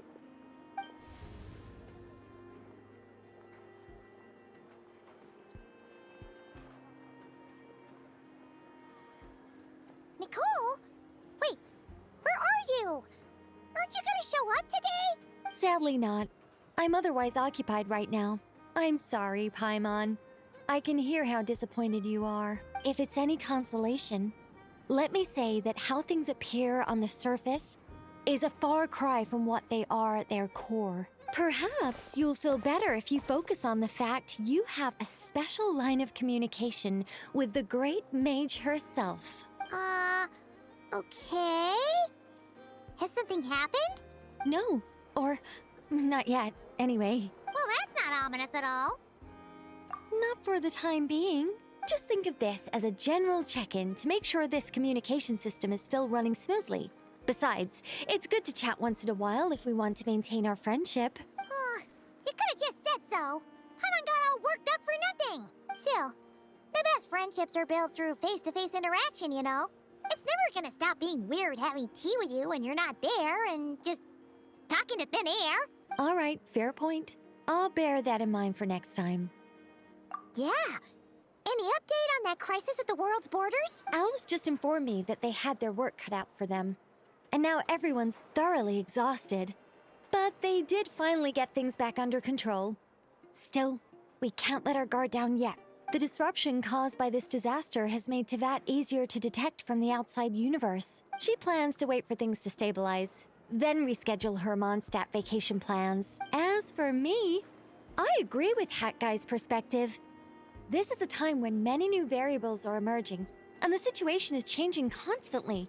Plus, most of this change is for the worse. We have to remain vigilant and ensure that the embers of chaos are not rekindled. I did notice that the energy in Nodcry changed somewhat after the War of Funerary Flame, but since it was still aligned with the Light Realm, I never gave it a second thought. It looks like I'll have to examine the connections between phenomena I observe more closely in the future. Just doing my duty. It's more or less second nature by now. Of course. To give you the full picture, I'd have to start with the substance from which angels were formed. Never mind. Paimon's right. Showing off my knowledge would be much more satisfying in person. By the way, you did receive the gifts from the Hexen Circle, yes? I'm not trying to claim credit or anything, but my pride demands that I at least mention it. They're quite similar to the protective talisman that Alice gave Dory, but with some very special enhancements. Oh! So that's what kept our friends safe when Dotori trapped them. Indeed. We went to great lengths to make sure they were invisible to his eyes. I'm so happy they came in handy. Still, not fishing for gratitude, by the way. I just want you to be aware that sometimes your friends may be protecting you in ways you cannot perceive. Anyway, I'll contact you if anything else crops up. If not, you know what they say, no news is good news. Oh, my angelic instincts are tingling. They say you should head to the docks next. Your friends are about to board their ship home. Somehow seem even freer than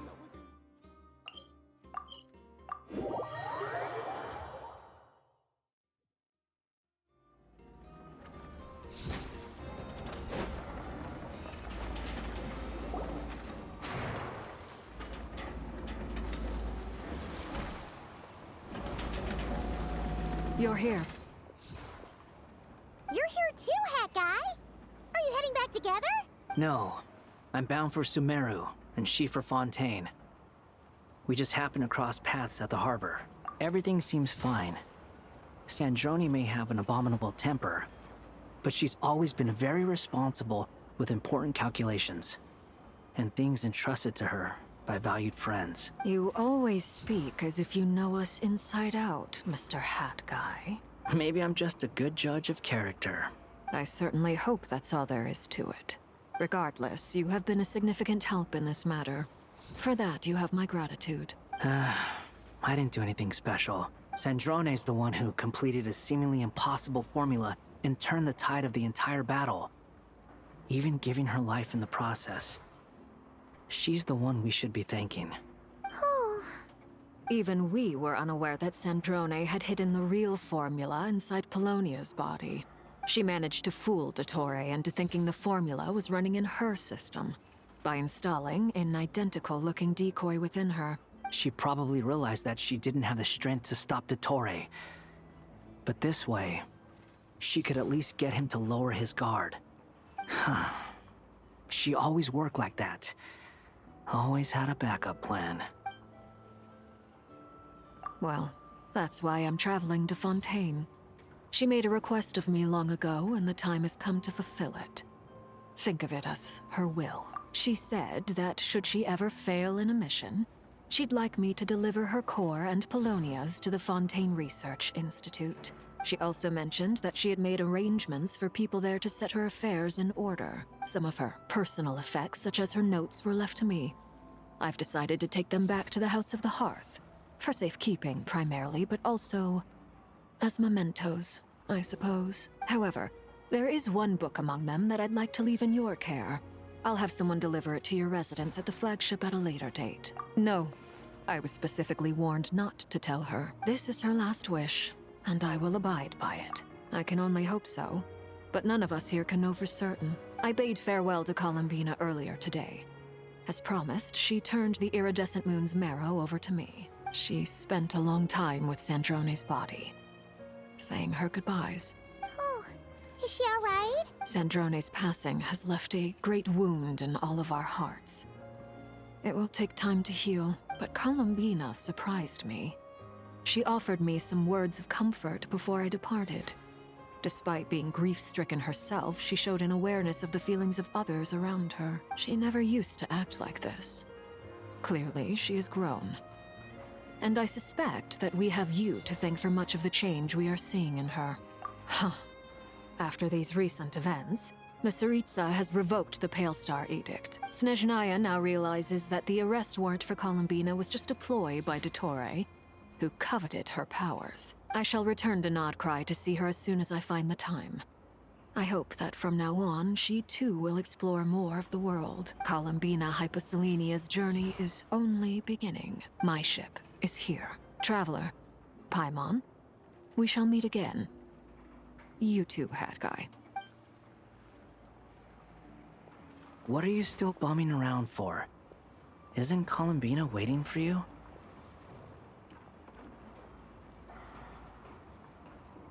I thought today was the day you'd agreed with her to go find out the truth about your sibling.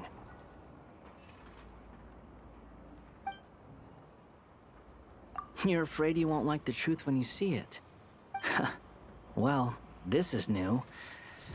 I was starting to think that nothing could scare you. Don't say that! Wouldn't you be if you were in this situation? Fair point. But I'd say I have more experience facing up to unpleasant truths than the Traveler. They say blood's thicker than water. I know how much you need your family back. More than you need any of your friends. And I'm sure that all your real friends understand that too. No matter what the truth turns out to be, they will stick by you and support you, whatever decision you make. Finding the truth is important. But more important still is what you choose to do once you've found it. At least, that's the life lesson I've learned from my experience. Grappling with the truth. What? Now that Dottore's dead and gone? A little, I guess. But it hasn't solved everything. Maybe I regret not getting to end his life with my own hands. Or maybe it's something else. But for whatever reason, I still feel like I have a chip on my shoulder. Either way, I'm going back to Sumeru. Lesser Lord Kusanali is gonna need help dealing with all the chaos Dottore left in his wake. Not just from this incident, but everything he did in the past, too. You should continue with your journey, as you've always done. Who knows? Maybe we'll meet again someplace else.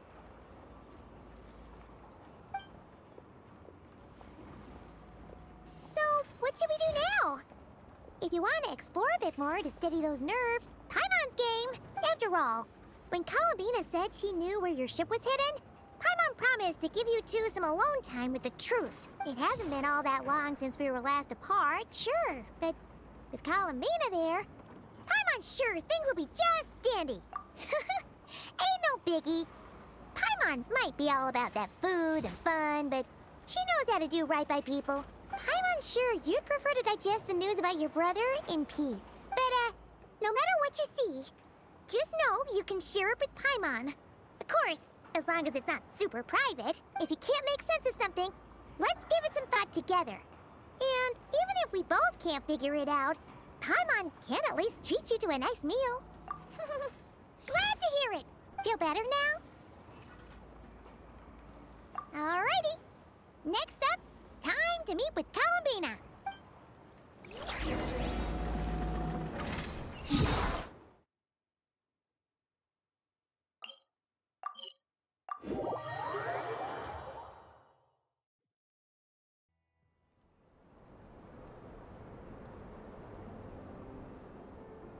Columbina, we're here! Can't quite believe we're meeting out here. We've gotten used to walking over to Silver Moon Hall whenever we go see you.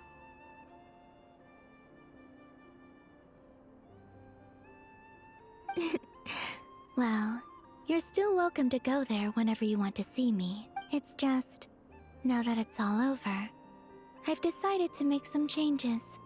Try and fit in with the Frost Moon Scions, like Lama suggested. The older generation are still timid around me. They don't dare get too close, and they bow their heads when I walk by. But things are much better with the children. I see more curiosity in their eyes. Hopefully, by the time the next Moon Prayer night comes around, I can enjoy the festival with them as myself, without having to pretend that I'm only dressed up as the Moon Goddess. You'll do fine, Columbina. Paimon's sure they'll realize you're super nice once they get to know you better. You really think so? When we first met, you thought I was a little up in the clouds. Well, we were just starting out then, come on. So Lama told you, huh? I'm only teasing.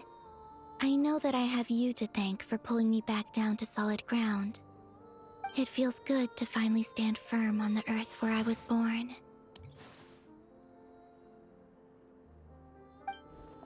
Oh, that's great.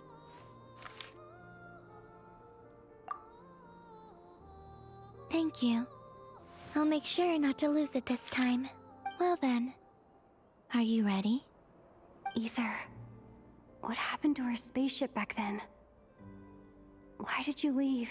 It's time to learn the truth at last. I'm ready as I'll ever be. Good. Then let me open the way for you.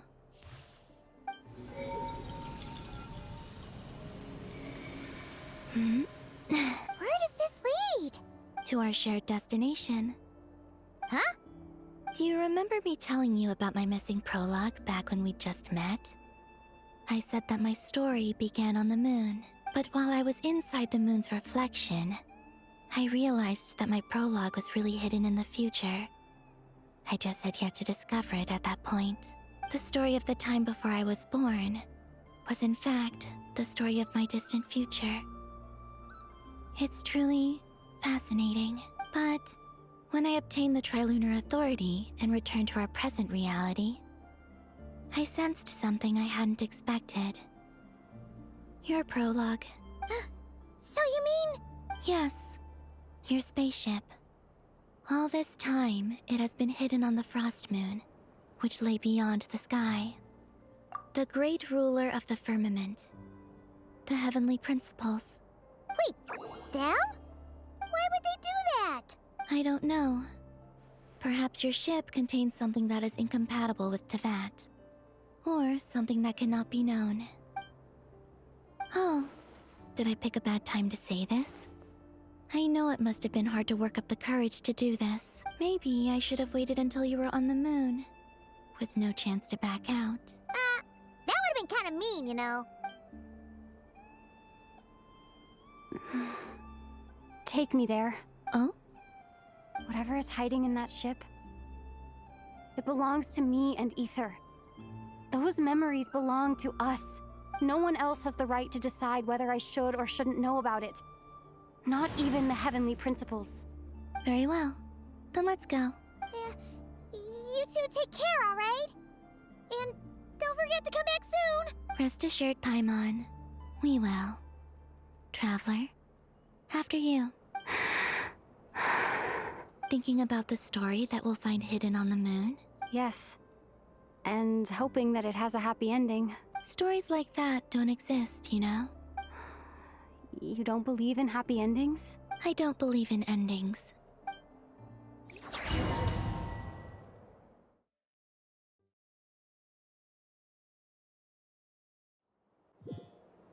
Where am I? This is the pathway I built between Tevat and the Frost Moon. The moon is very far away from us, so it could be a long journey.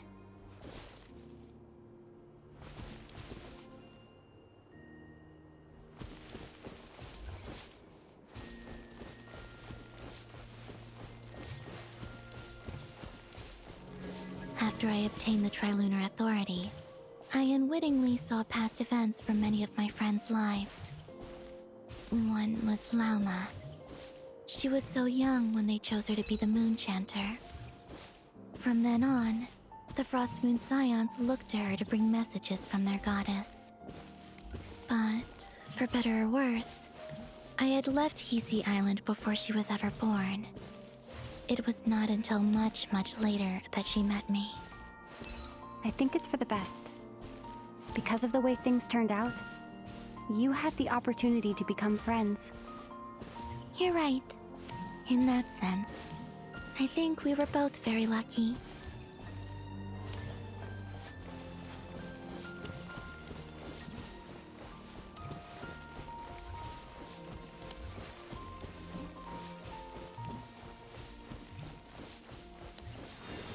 Oh, and about that mage, Nicole. I only recently learned that she has lived in VIII since the time of the Three Moon Sisters. The Moon Goddesses always had a good relationship with the angels. I suppose our friendship continues that tradition.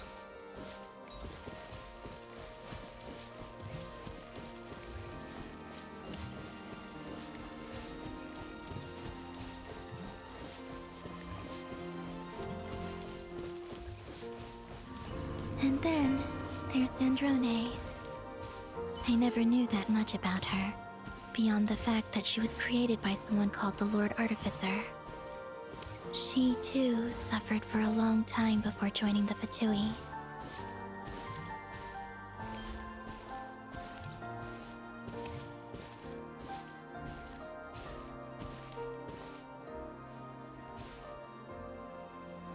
How I wish I could talk to her again. Even if only to hear her say nasty things to me.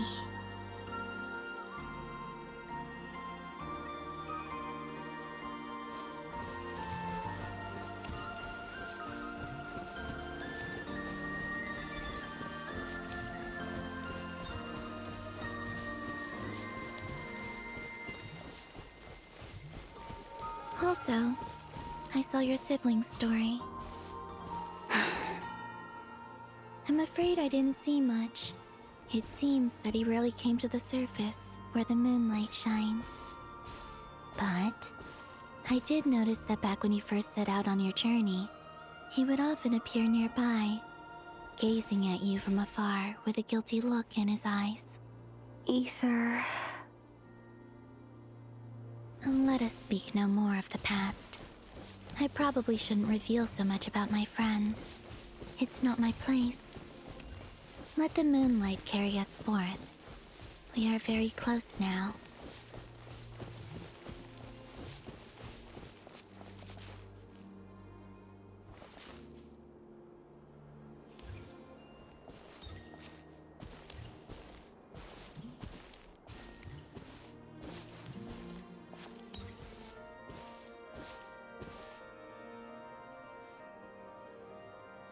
After this, I'd like to bring some Kuhenki to the moon as well. If they're willing, of course. What about your other friends? Will you bring them to visit too? Certainly. But I'll need to tidy the place up first. This home hasn't received any guests in a long, long time.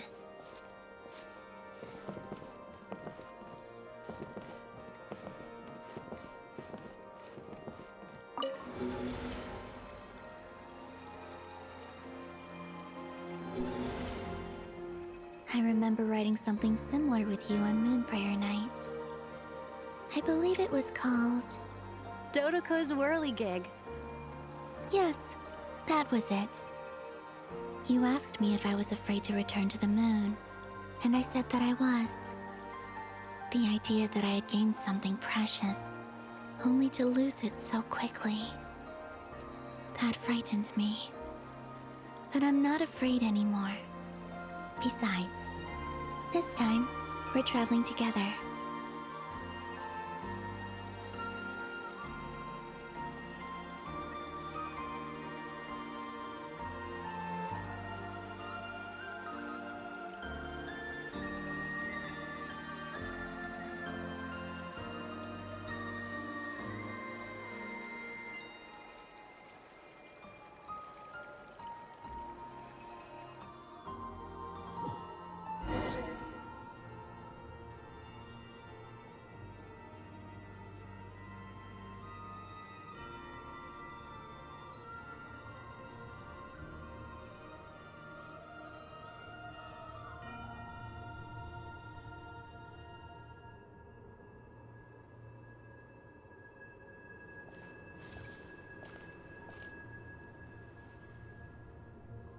We're here.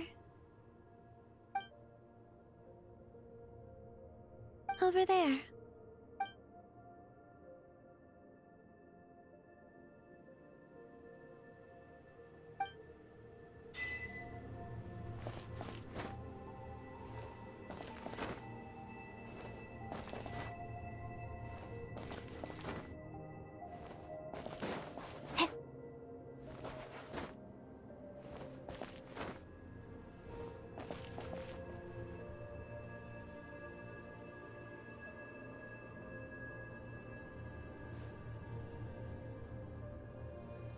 Our spaceship.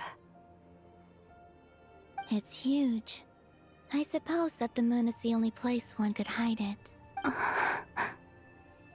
It'll be alright. Huh? The way you feel in this moment, I went through it too, on Moon Prayer Night. The door was right in front of me, but I struggled to find the courage to step through. Solitude for me once meant living a life in which even I was absent. Before I met you, that was the only life I knew. But that night, solitude meant throwing away the life I had gained after meeting all of you. Columbina. Go. Retrieve the part of your life that was once lost. Trust me, you will lose nothing by doing so. Look, Tevat is right there. All of our friends are down there, waiting for us. You're right. Thanks, Columbina.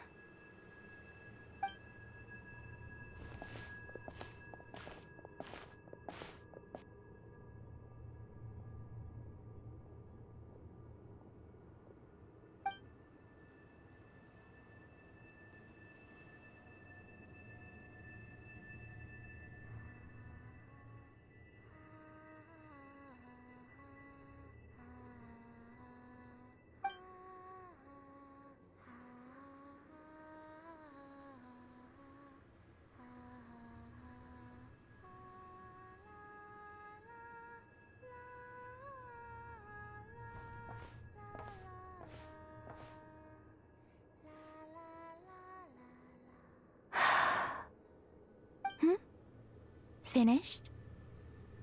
Yeah. Why did you take your eye mask off? Well, since my return, I've decided to take more opportunities to see the world with my own eyes. Besides, I've always wondered how Tevat looks from the moon. And what do you think? It's beautiful. I could spend a whole day here just gazing at it. What about you? What do you think of the truth you found? I haven't looked at another person's expression in a long time, but I think yours is saying it was neither good nor bad. Keep this up, and it won't be long before you give Nefer a run for her money. Oh, I don't think that's going to happen. I'm much more used to sensing what's going on around me with Kuvaki. I think I'll save my eyes for seeing special moments I really want to remember. I read the spaceship's flight logs. I always assumed that this was my first time in Tevat. I thought that Ether and I must have been hibernating in space for centuries on end, but the logs show that our spaceship flew over the skies of Tevat once before. A long, long time ago. Flew over? So you didn't land? No. The ship barely came to a stop before flying on again. After that, it continued traveling through space for a long time. Some of the data is corrupted, but I suspect that it kept flying for thousands of years. It was only after that that the ship made a forced landing in Nodcry. When Ether found me, he came from outside the ship. Could this mean that he left the ship long before I did? Maybe even during our first pass over Tevat? Are you alright? Yes. I can feel that the truth is coming together. One small piece at a time. I remember Ether telling me that when he first arrived in Conria, he could not recall the past. So this might be something that even he doesn't know. Here, I made some space for you. Your mind must be racing. And this seems like the perfect place to relax and clear your head. Oh, wait, there's one more thing. What is it? Wait here a moment.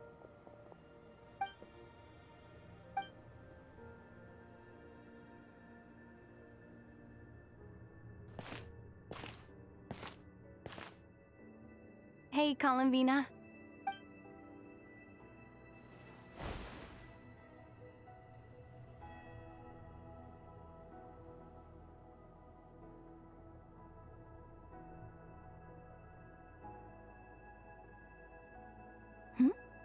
Is that a new outfit? An old one, technically. It's been in a cabinet inside the ship this whole time. It's a matching pair with Ether's. He always liked this set more. Huh.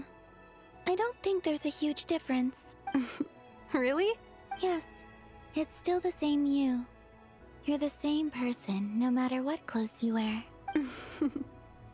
Only Columbina would make an observation like that. Traveler, do you consider Tevat your home?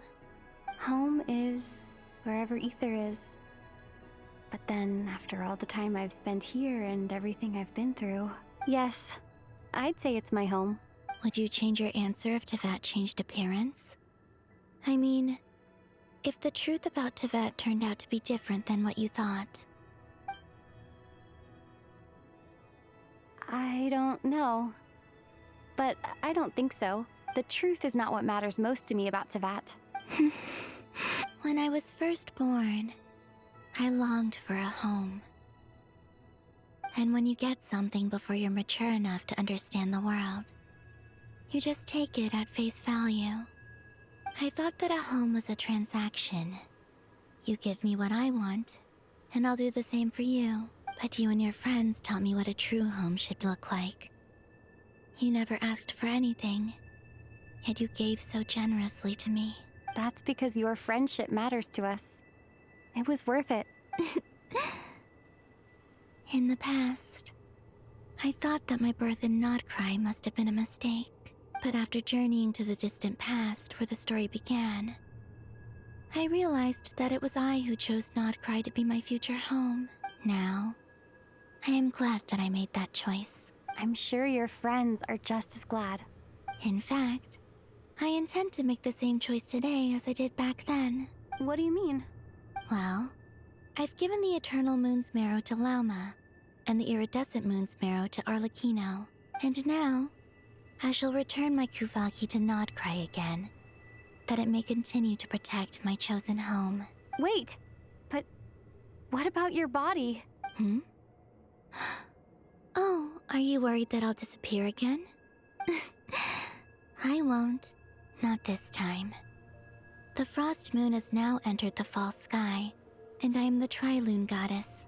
I am only returning to Nodcry the part of me that it needs. I am giving what I can, because my home is worth it. Oh, and I have something for you, too. For me? Yes. Come closer.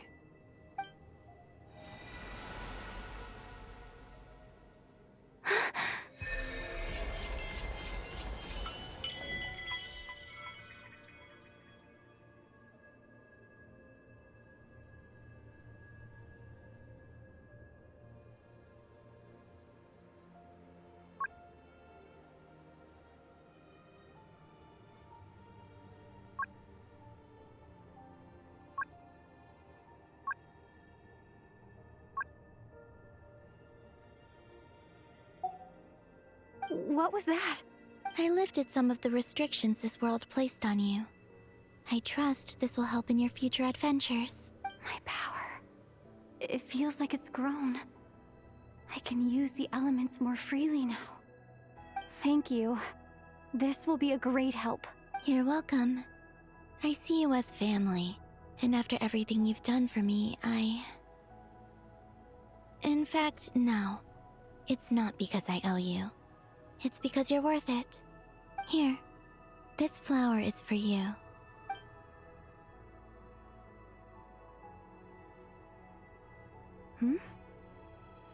Isn't this a moon prayer blossom? Yes. Don't worry. You will never see these flowers lose their color again.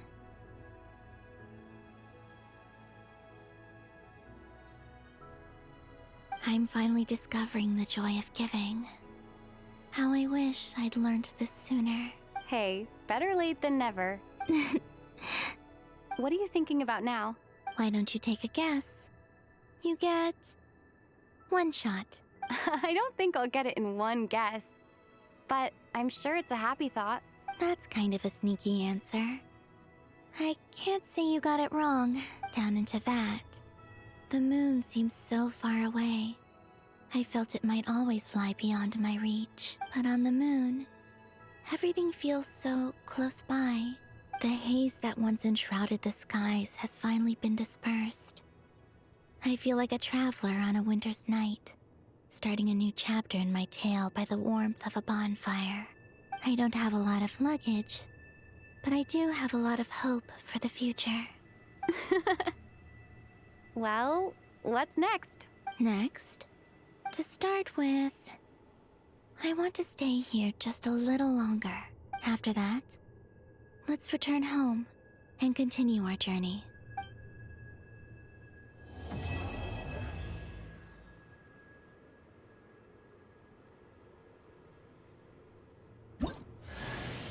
These clothes bring back so many memories.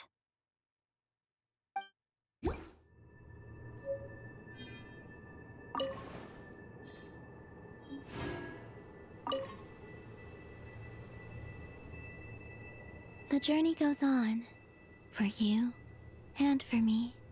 Like I said, this is not the end. I don't believe there has to be an ending. Oh, is that your next destination?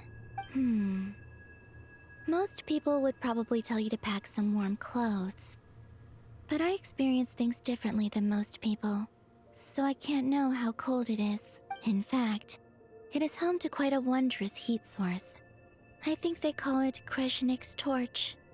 Every city in Snezhnaya is built around one of those. I sensed the energy it gave off as I was passing by on a railway train. It felt grand and distant. I also recommend the Korolievsky troupe in Snezhnograd. They give performances quite regularly, and entry was free for harbingers. I liked them a lot. Ice cold and sharp. Crystal clear in some ways, yet profoundly unfathomable in others. Like the thick layer of ice on top of a frozen lake. That's just the impression that Tsaritsa gives me. I was never able to glimpse what truly lies beneath that icy exterior. In fact, I don't think the people of Snezhnaya even know what kind of power their god wields. Maybe that's because the Tsaritsa herself has never acknowledged, nor accepted that power. There's Regrator, the Rooster, and the Jester. Between them, they control a lot of what happens in Snezhnaya. But I can never wrap my head around how exactly power is split between them. I just know they are each responsible for many specific domains. I noticed that the Rooster and Regrator often appear to get along on the surface, while working against each other in secret. And theirs is not a friendly rivalry. But I wasn't particularly interested, so I tended to keep my distance. Now that I think about it, the term Mistelton often seemed to come up in connection with Project Stuja. Once things settle down in Nodcry, I'd like to explore the world beyond Snezhnaya. You've told me so many stories about the other places you've been to, and all the friends you've made there. I'm curious to visit those nations and see them for myself. It would also help me learn more about the journey that has made you into the person you are today. Okay. As you continue on your journey, don't forget to gaze up at the moon once in a while. It is, after all, no longer an illusion. It shall cast down its true moonlight, connecting us in truth.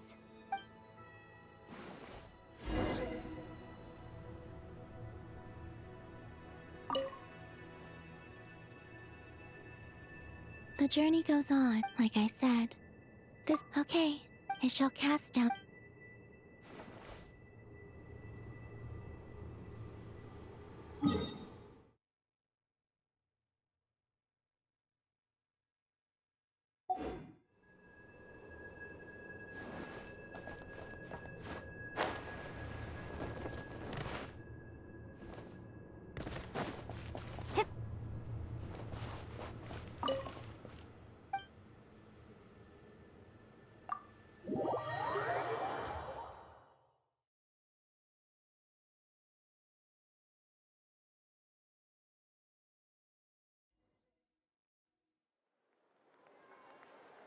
to Jean, Acting Grand Master of the Knights of Favonius.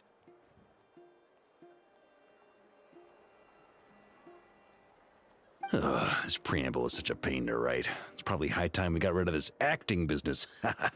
I trust that Dern has updated you all on recent events. Hope we didn't worry you too much. The good news is, we managed to come together and put a stop to the Doctor's evil schemes.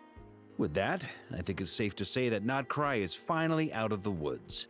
As for the Fatui, not counting the Damselette, aka the Moon Goddess, who has left their organization, we found ourselves allied in this instance with both the Knave and Marionette. May she rest in peace. As ever, we find ourselves better off for making friends rather than enemies. But until we can ascertain the Tsaritsa's true intentions, the future remains uncertain. In a short while, wait, how am I meant to surprise everyone if I tell them in a letter that I'm heading home? Well, that would be a huge waste. Okay, got it. I will begin sending the expeditionary team back home in waves. I'm sure they'll be able to answer any questions you still have. I hope they won't gloss over the details of my many heroic deeds. But if they do, I'm sure it'll be because they're just too exhausted from the long journey. I think of Mondstadt daily. Please give everyone my best regards. P.S. The honorary knight went above and beyond this time. Are there any other honors we can give her? I'll leave it with you. P.P.S. Please be extra nice to Klee for the foreseeable future. I cashed in on the last favor that the Hexen Circle owed us, so we need to earn some more goodwill. If there's any serious problems, feel free to stick me in solitary confinement when I get back. I'll do the time for her. Whew. And that, as they say, is all she wrote. End of an era. And with the moon shining down brighter than ever, I think everyone is going to sleep well tonight.